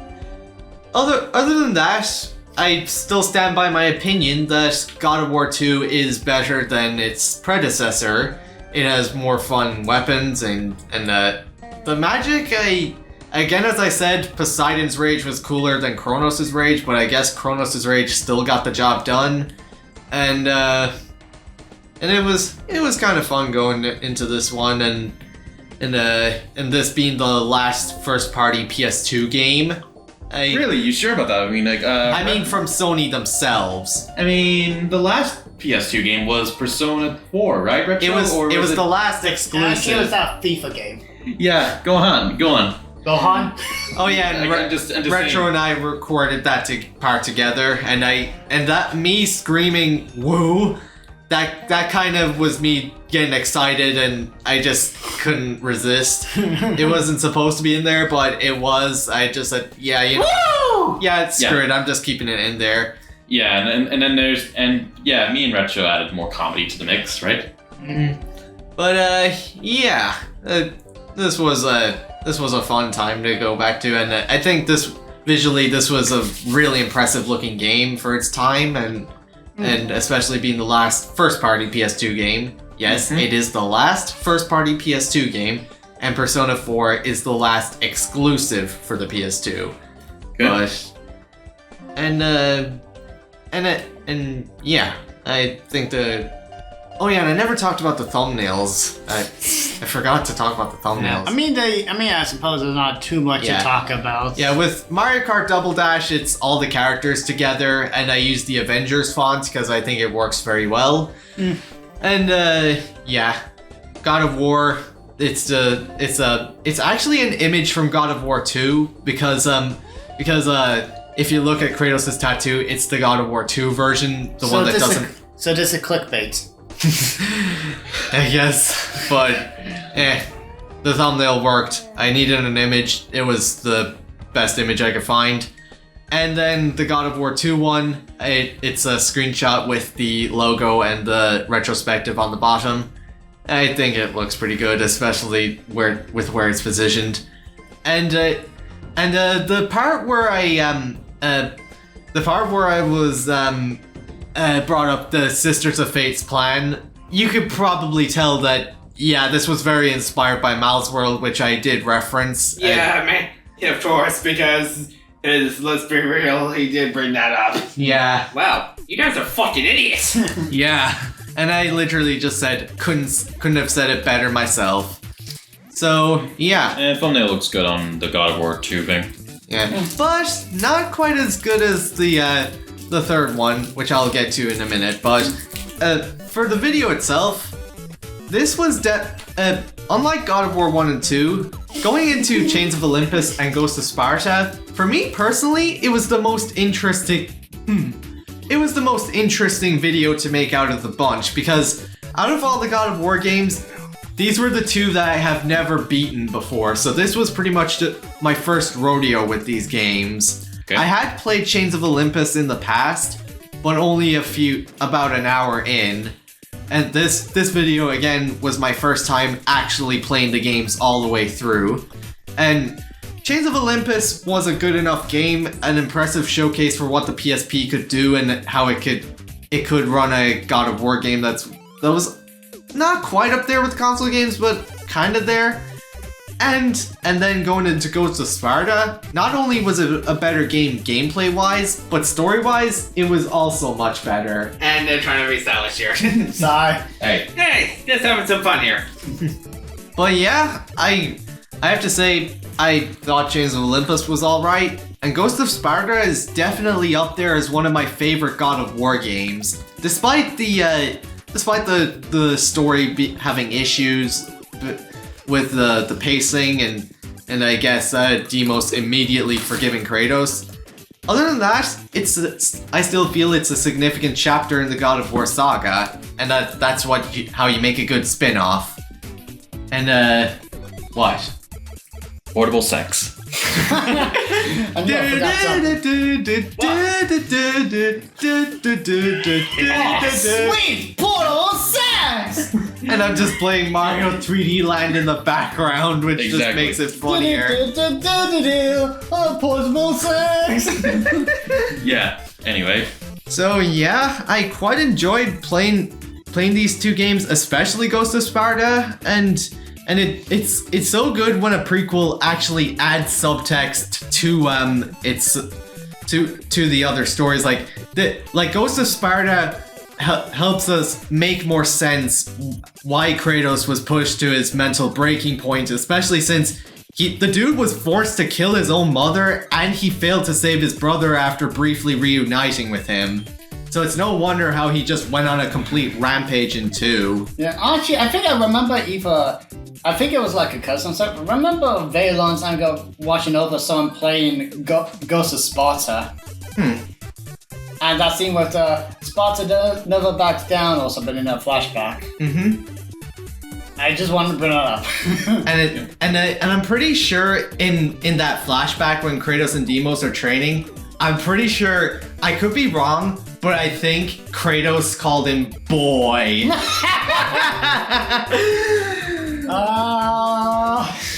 And even funnier, Kratos as a child kind of does resemble Atreus. at that age. Good job with 2018 God of War, Dad. Yeah. So yeah, overall, it was a very interesting experience going into those two games that I had never played before. Well, one of them I have, but only an hour through, but it was my first time beating both the games. And it was my first time drawing my own thumbnail for the game. The background is a screenshot from the game, but Kratos and Deimos were drawn by me. And I'm pretty happy with how this thumbnail actually came out. Yeah. I mean, there's something about the face expression with Kratos, but that's really about it. I think they look pretty. Oh yeah, and there's also PSP. It kind of looks like he's gripping them through the PSP, like there's like holes in there, like the Matrix of leadership. I don't know. I'm not really going for realism here, and plus, I'm criticizing. I'm sorry. Plus, this is kind of supposed to be a parody, so I wasn't really trying to make Kratos look serious, but. Yeah, I guess looking back, maybe I could have drawn the eyebrows a bit better, but it's your first thumbnail. Yeah, and though I do like how I managed to make Deimos look a bit dirty since he's been in captivity most of his life. Yeah, because I definitely noticed that gradient. I didn't think it was him being dirty. I just assumed it was an art style. And I was actually contemplating whether I should draw the Blades of Chaos or the Blades of Athena. And I was thinking, this is Ghost of Sparta's timeline, so I might as well do the Blades of Athena, because I really like the gold and the blue on the blades, so yep, I have to say overall, despite the screen tearing issues, I'm really sorry about those. I have no idea how to fix that, but despite the screen tearing issues with this review, I'm still really happy with the PSP God of War video. It's definitely the one that I can say I'm the most proud of, and that I hope gets some more views in the future. And as for the future of my channel, I'm hoping to, I guess this goes for both of us, but I'm hoping to put out more content next year. And now that I've been honing my digital art skills, I can definitely say I'll be drawing more thumbnails digitally. I will say this: it's hard to judge the Mario Kart review because I was a part of it and it feels like part of it. So judging your own arts can be pretty hard in general. You criticize, you be your own worst critic. Always remember that. Yeah. And God of War videos, I honestly really enjoy, and I do watch them a couple of times every now and again. So yeah, I think you've done a pretty good job of that. I will say this.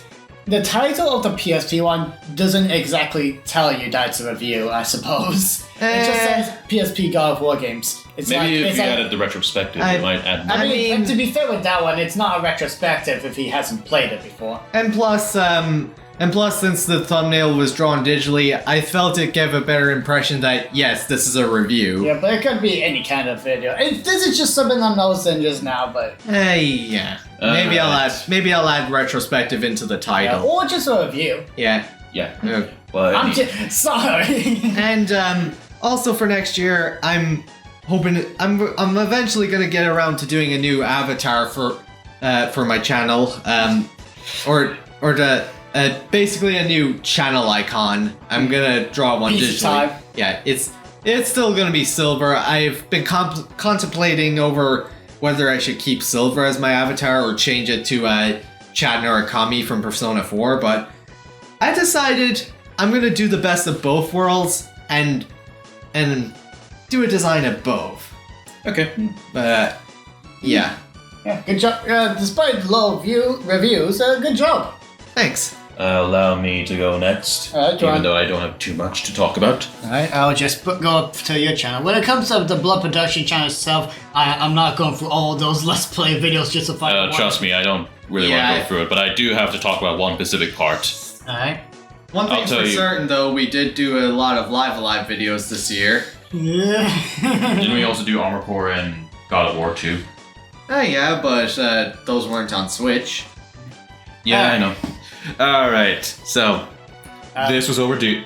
The Me and Retro playing Left 4 Dead Part 2. Well, it's a bit overdue. How old is that? It's the same. It came the first one came out back in 2021. It was supposed to be out 3 years ago, but I finally was able to get it out at this point. So creators, what? No, but fans and creators. Does this ever happen to you? look, it's honestly, I think that video best describes everything what's wrong with Warbirds, right? Yeah. And I already talked about it with a silver section of the Scrappy Doo situation. Silver Surfer. You remember what I said, so I'm not Yeah. gonna repeat. Oh, the next one though, that has to be one of my favorite smaller videos from you. Like, it was just perfect. The way you just put Kiryu on the phone going, hey. Exactly. And then he just takes the phone like, mushy mush. Yeah, I honestly liked it, and not to mention I did a small bit of change. Had to pitch my voice a bit, but had to do it. It's a necessary evil, but it was fine. It's better than just it's better than wasting so much time figuring out how to make the character just say cute. Yeah. Oh yeah, the Kazuya seen Heihachi back again. It's obvious. Yeah. Nano Machine-san. Self-explanatory. Won't you die? With honor! Anyway, nothing else. I mean, there was Reverse Wade. Come on, Flames of Disaster. I think honestly that one was my least effort video, but like I just thought, funny meme. Might as well do it. I thought it was funny enough. And just to get the last one out of the way. Greenland. Hey Retro, what's your favorite Ben 10 episode in Death Battle? Is this gonna get brought up every single time? I'm sorry, but the fact is, when I saw that King Boo stomping on Infinite, the only thing I thought of was that one time when Hal Jordan says, "Ew, I stepped in loser." I'm sorry, but I thought of that quickly. It's actually funny because it does sound like a Ben 10 quote. Anyway, but I mean, technically speaking, Ben 10 did say that first, but then Green Lantern said that afterwards. Huh. But anyway, and then the more important one, the Death Battle tier list video of three matches. I unfortunately did not get to join in on that one. Yeah, because it was- I was It was busy. usually me. It was basically me, he, and Shimoda. Yeah, I can And you see played, from the and title. then you played your PS5 for a bit. Yeah. I don't Yeah. know if I was playing Armored Core or Gundam. One of the above. I was blowing shit up. Yeah, I was not wanting to do the entire video, but then someone was saying I should probably do the entire video, so I just made two versions, highlights and the entire video. Yeah, and Lucario X literally got so bored he decided to start blowing stuff up. Exactly. Like a true Death Battle fan. Well, not exactly, but I'm pretty sure Death Battle fans are too dedicated. to Oh question yeah, about and not which to matchup. mention I did help Shimoda out with the thumbnail of the video. I'll admit, the one thing I'm more You seem to have a good way with adding lots of characters into a thumbnail. honestly, I thought Thank you. I thought it was just too much though. I felt like there was too many characters added into the thumbnail. Felt like it was overblown. It's Death Battle. They've done a lot of characters, so Yeah, but I feel like 1, 2, 3, or 4 would have been enough. Not no. Nah, it's not. More. It's Death Battle. It fits. Fine. But I can't yeah. wait to see you try to make a Super Smash Bros. Box art. Oh, I can do it. I can do it. But anyway, yeah, I'm happy with the videos.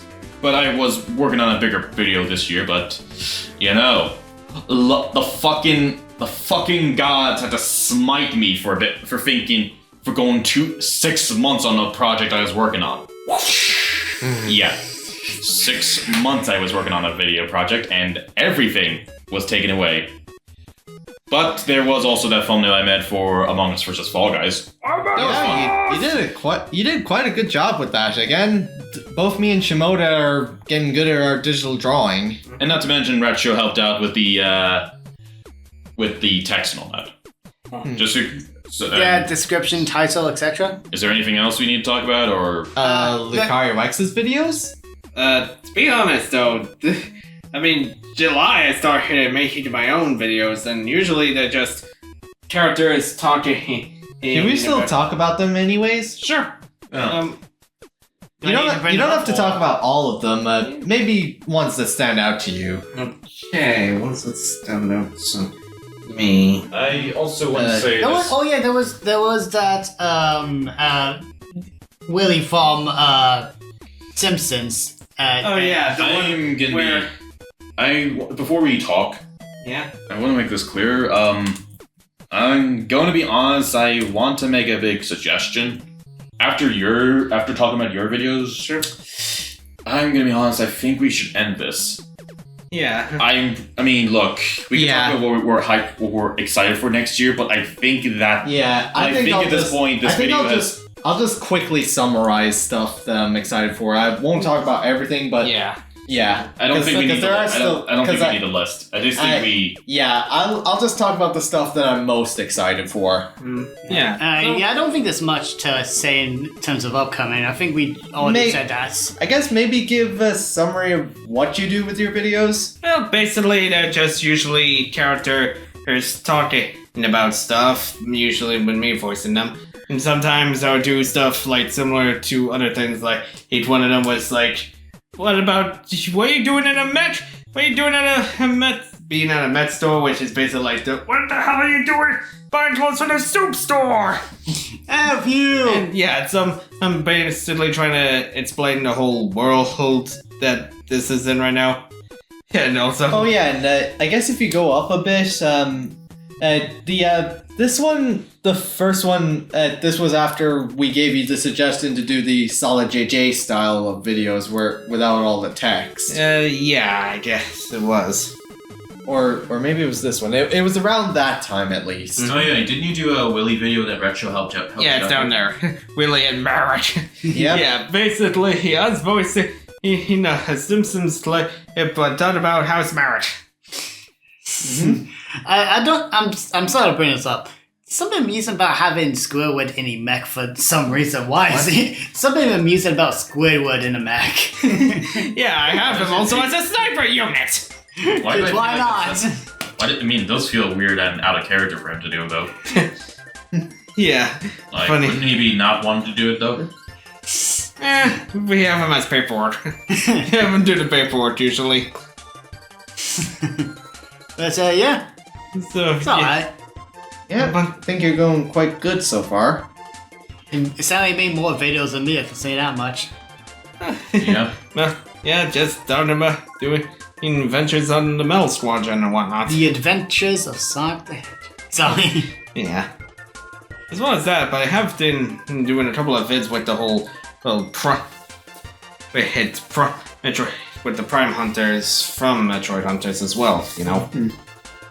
So, yeah, I think I'm doing well. And it's the only one that's like a storyline, so to speak, was the Core Collision storyline I did. But even then, that was just a small thing, not too big. If you want, I will quickly mention these things, because I don't think for many of them, there's not really that much to say. Yeah. GTA 6, I'm excited for it. I'm excited. It's probably going to be good, but I'm still haven't gotten into GTA yet on John. Minecraft is going to be a disaster. Ooh. Why do people really love the second trailer? Yeah, there's not much difference. James Gunn Superman, I have confidence. I will probably go watch it. Metro Prime 4, it's about freaking time. Yeah, I'm basically excited for that one.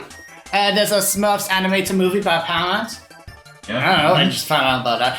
There's Five Nights at Freddy's 2. I still need to watch the first one. Then there's another SpongeBob movie. I'm not too confident. There's that Blue Avatar movie, but it's now about fire, because why not? Looney Tunes movie, I am freaking watching that. I'm going to enjoy it. Snow White live action, there's a lot to say, but maybe I won't say much of that now, but I think it's going to be a disaster. Snow White's skin is not even pale. Not interested. And Snow White's skin is not pale. And get that Lilo and Stitch live action away from me. I mean, it's not to mention the actress herself kind of already shot the project on its arm. Really?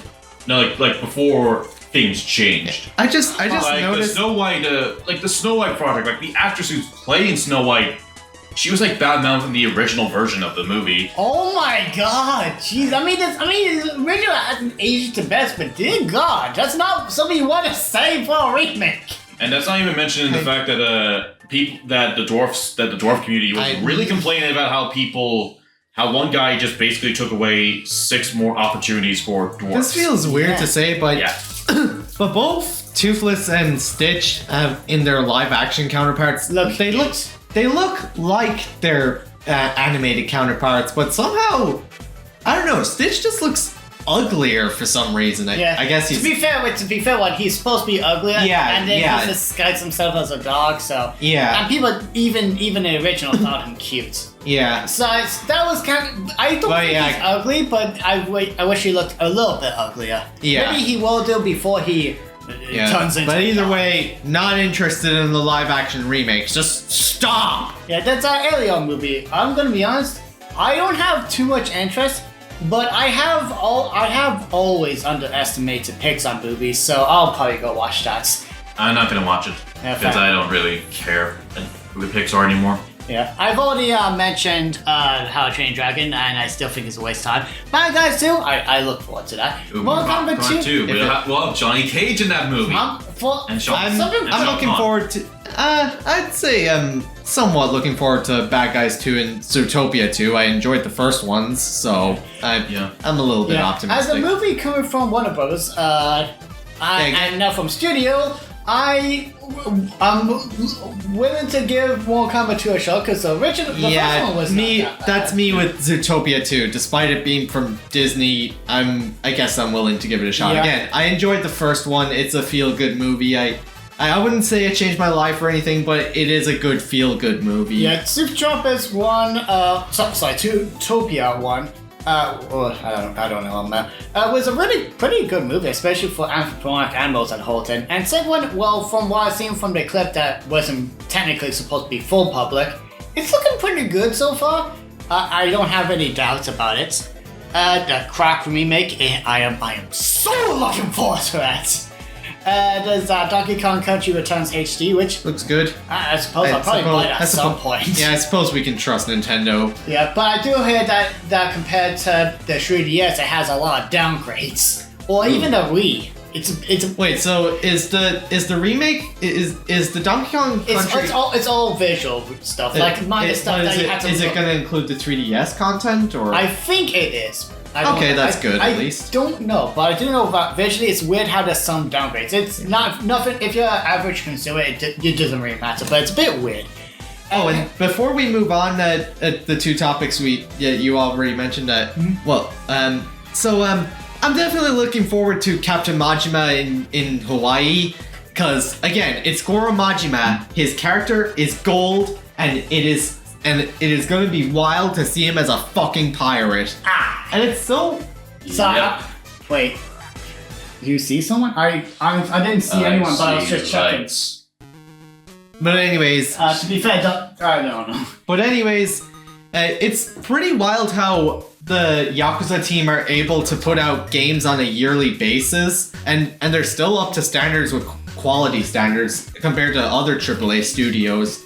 I mean, sure, they do reuse a lot of mechanics and assets, but assets. But yeah, the games are still good. Yakuza's silly and fun and dramatic when it needs to be. So yeah, I am definitely looking forward to Majima in Hawaii. It's going to be peak. Quick, but you went a bit long. Yeah, I don't care. All right. But anyways, and as for Superman, yeah, I am definitely optimistic for Superman. It seems to be hitting the sweet spot between the bright tone of the classic Superman movies and the serious part of Snyder's Superman. Like Superman's wearing the bright blue and red uniform, and Earth is afraid of him, like in the Man of Steel movie. So I like how it's kind of hitting the sweet spot between taking itself seriously and being fun. Because Superman, in contrast to Batman, is supposed to be a lot brighter. I also do hope that it captures the original feeling of the very first Superman movie. Yeah, and even the trailer used the classic Superman theme as a remixed version. So, and James Gunn knows damn well that it's the... He knows what he's doing. Yeah. So yeah, I can definitely say I'm looking forward to seeing what he does with Superman, and hopefully this will be a good start to his new DC universe, because James Gunn knows, as you said, he knows what he's doing, and he knows that how much is riding on this being a big success. How long have we been doing this for? I don't care. Shut up. No, I'm serious about the audio recording. Almost 5 hours. Great. But yeah, I am definitely looking forward to James Gunn's Superman. Again, he knows how much is riding on this with how Man of Steel kind of kicked off the last DC universe and how badly they screwed that one up.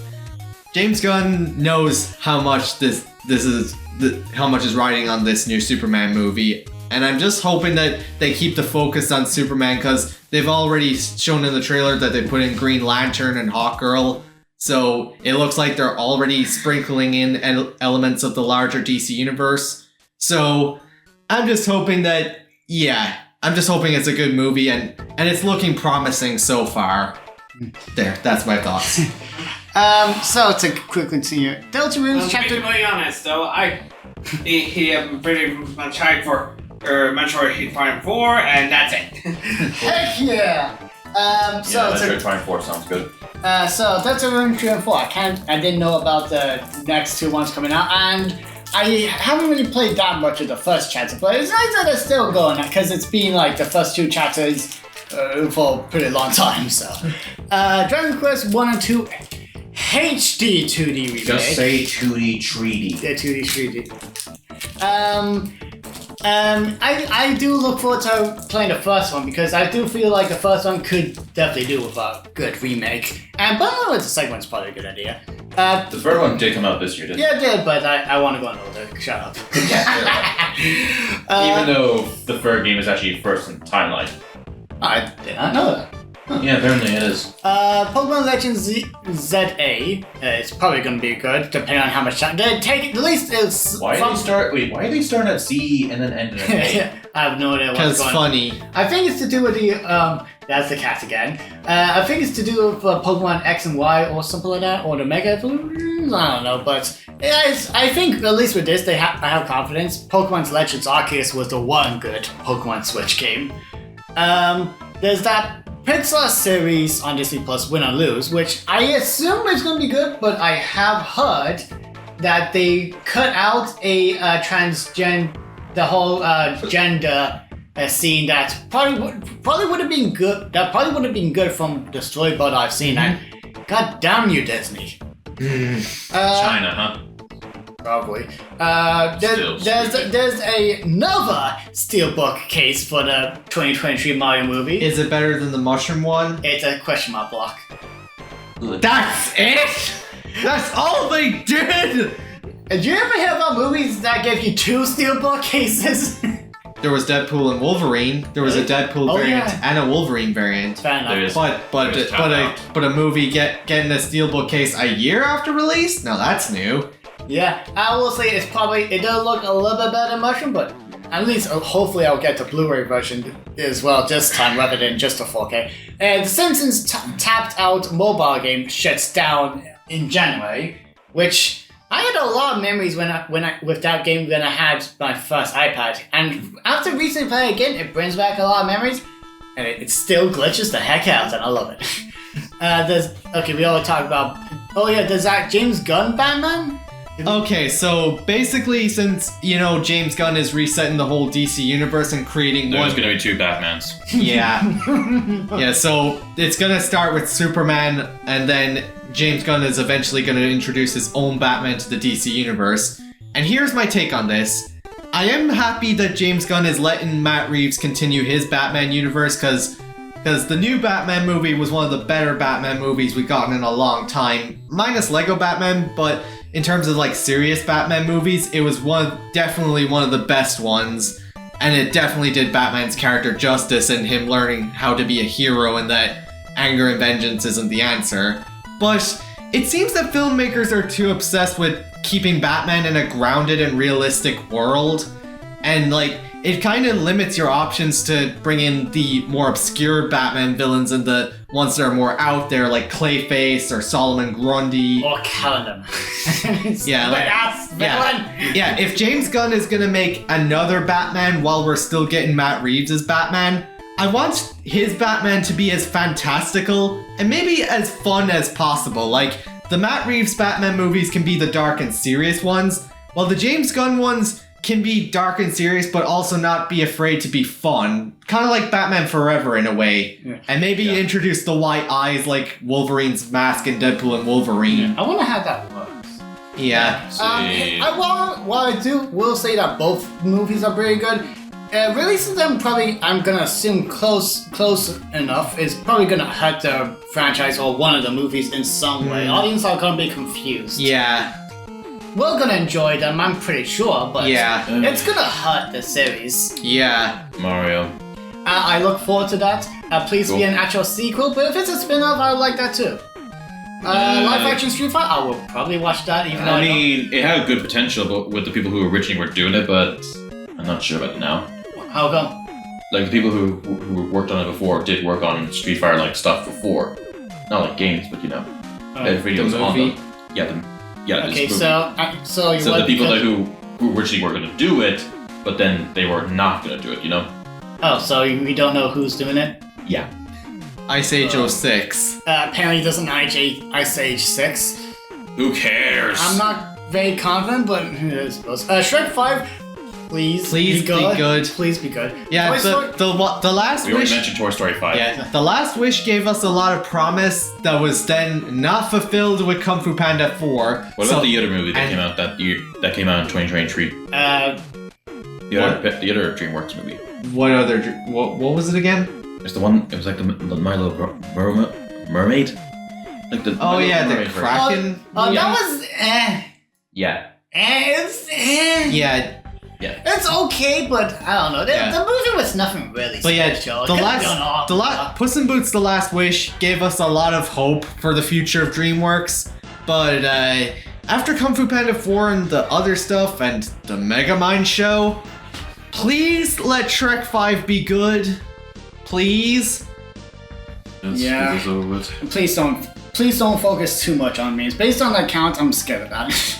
Let's see. Toy Story 5. we probably No all- one wants it. We already said it. Yeah, We already said. did. More live action. This is probably gonna be the worst live action Disney remake ever. Who asked for this? I'm pretty I confident know. on that. I know who asked for this. The Rock and his giant ego. Yeah, and Yeah. his ego's the size of a rock. And Pixar's Hoppers, which I suppose might be interesting, but I also had one unfortunate bit of news. That Disney told Pixar to downplay the environmental messages.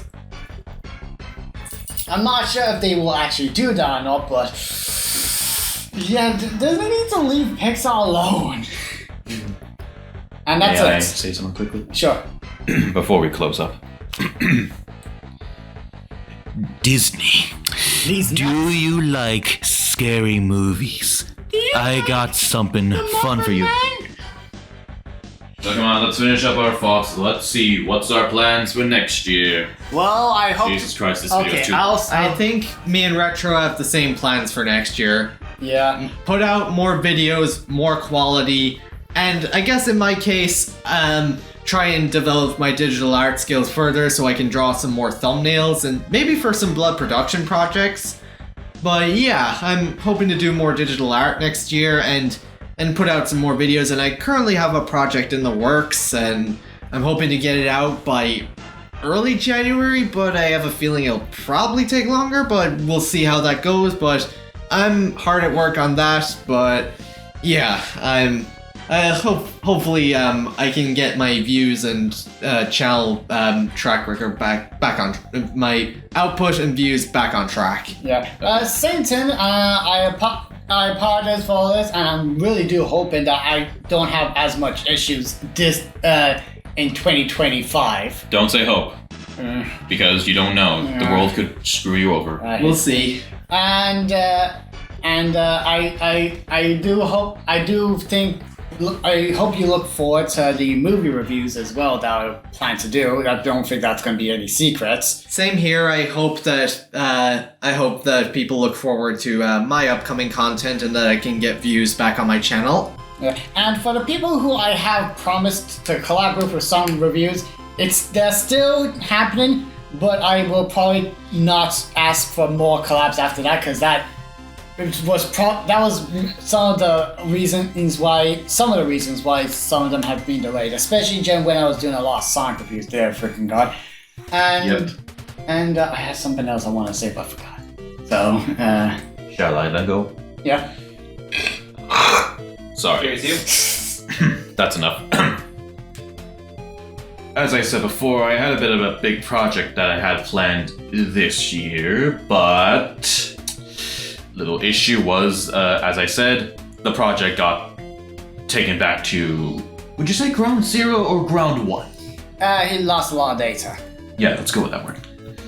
As such, though, I'll be trying to get back on that, but I have do I say willing or do I say bribed? Ooh, I have volunteers. Whatever word best describes. It could be bribed, be willing. I've been whatever. blackmailed.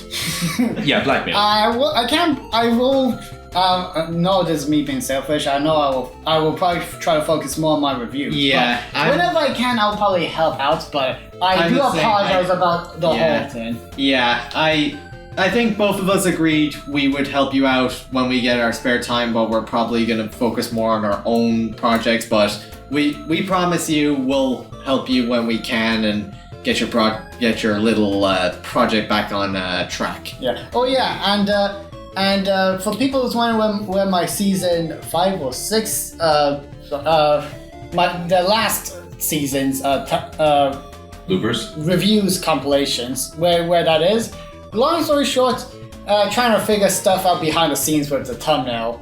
But yeah, once that's out, and then we'll get the bloopers, and then I'll do this season, which is probably gonna be a very short season. Woohoo! I will say, I definitely have to say, my videos are not. We didn't upload many videos this year. Yeah, and we've been dropping in views this year. Fortunately, well, me and you, I saw your view count, and yours is also in the 20s range. Yeah. For me, apart from everyone, people still like my reviews. Yeah, to be fair, though, you're at least still getting a hundreds range. to be fair though, it's all been Mario. All of them actually. Yeah. You're that's left to tell what your plan for this next year would bring to you. I have absolutely no idea. All right. Next year we'll watch the Sonic Stream movie again. I'll think of something. I don't know. And Just go with the that's flow. it then. yeah, and hopefully there'll be no issues with the audio this time. Thank you again for number Scotty Sean last year. Saved my Yeah. life. Yep. Well, there's nothing else to say. So, shall we end off? And hopefully you look forward to what we have next year. Hopefully we can actually have something next year. Yeah. Whew, boy. Thank you for watching. Comment, like, and subscribe. And we'll see you all later on Retrominimii, Shimoda Brian, Mega Silver 3000, Lucario X Gundam, Blood Production, and Tetrominimii. Yep. This is a lot. Yep. Bye! Bye! See you later. Bye.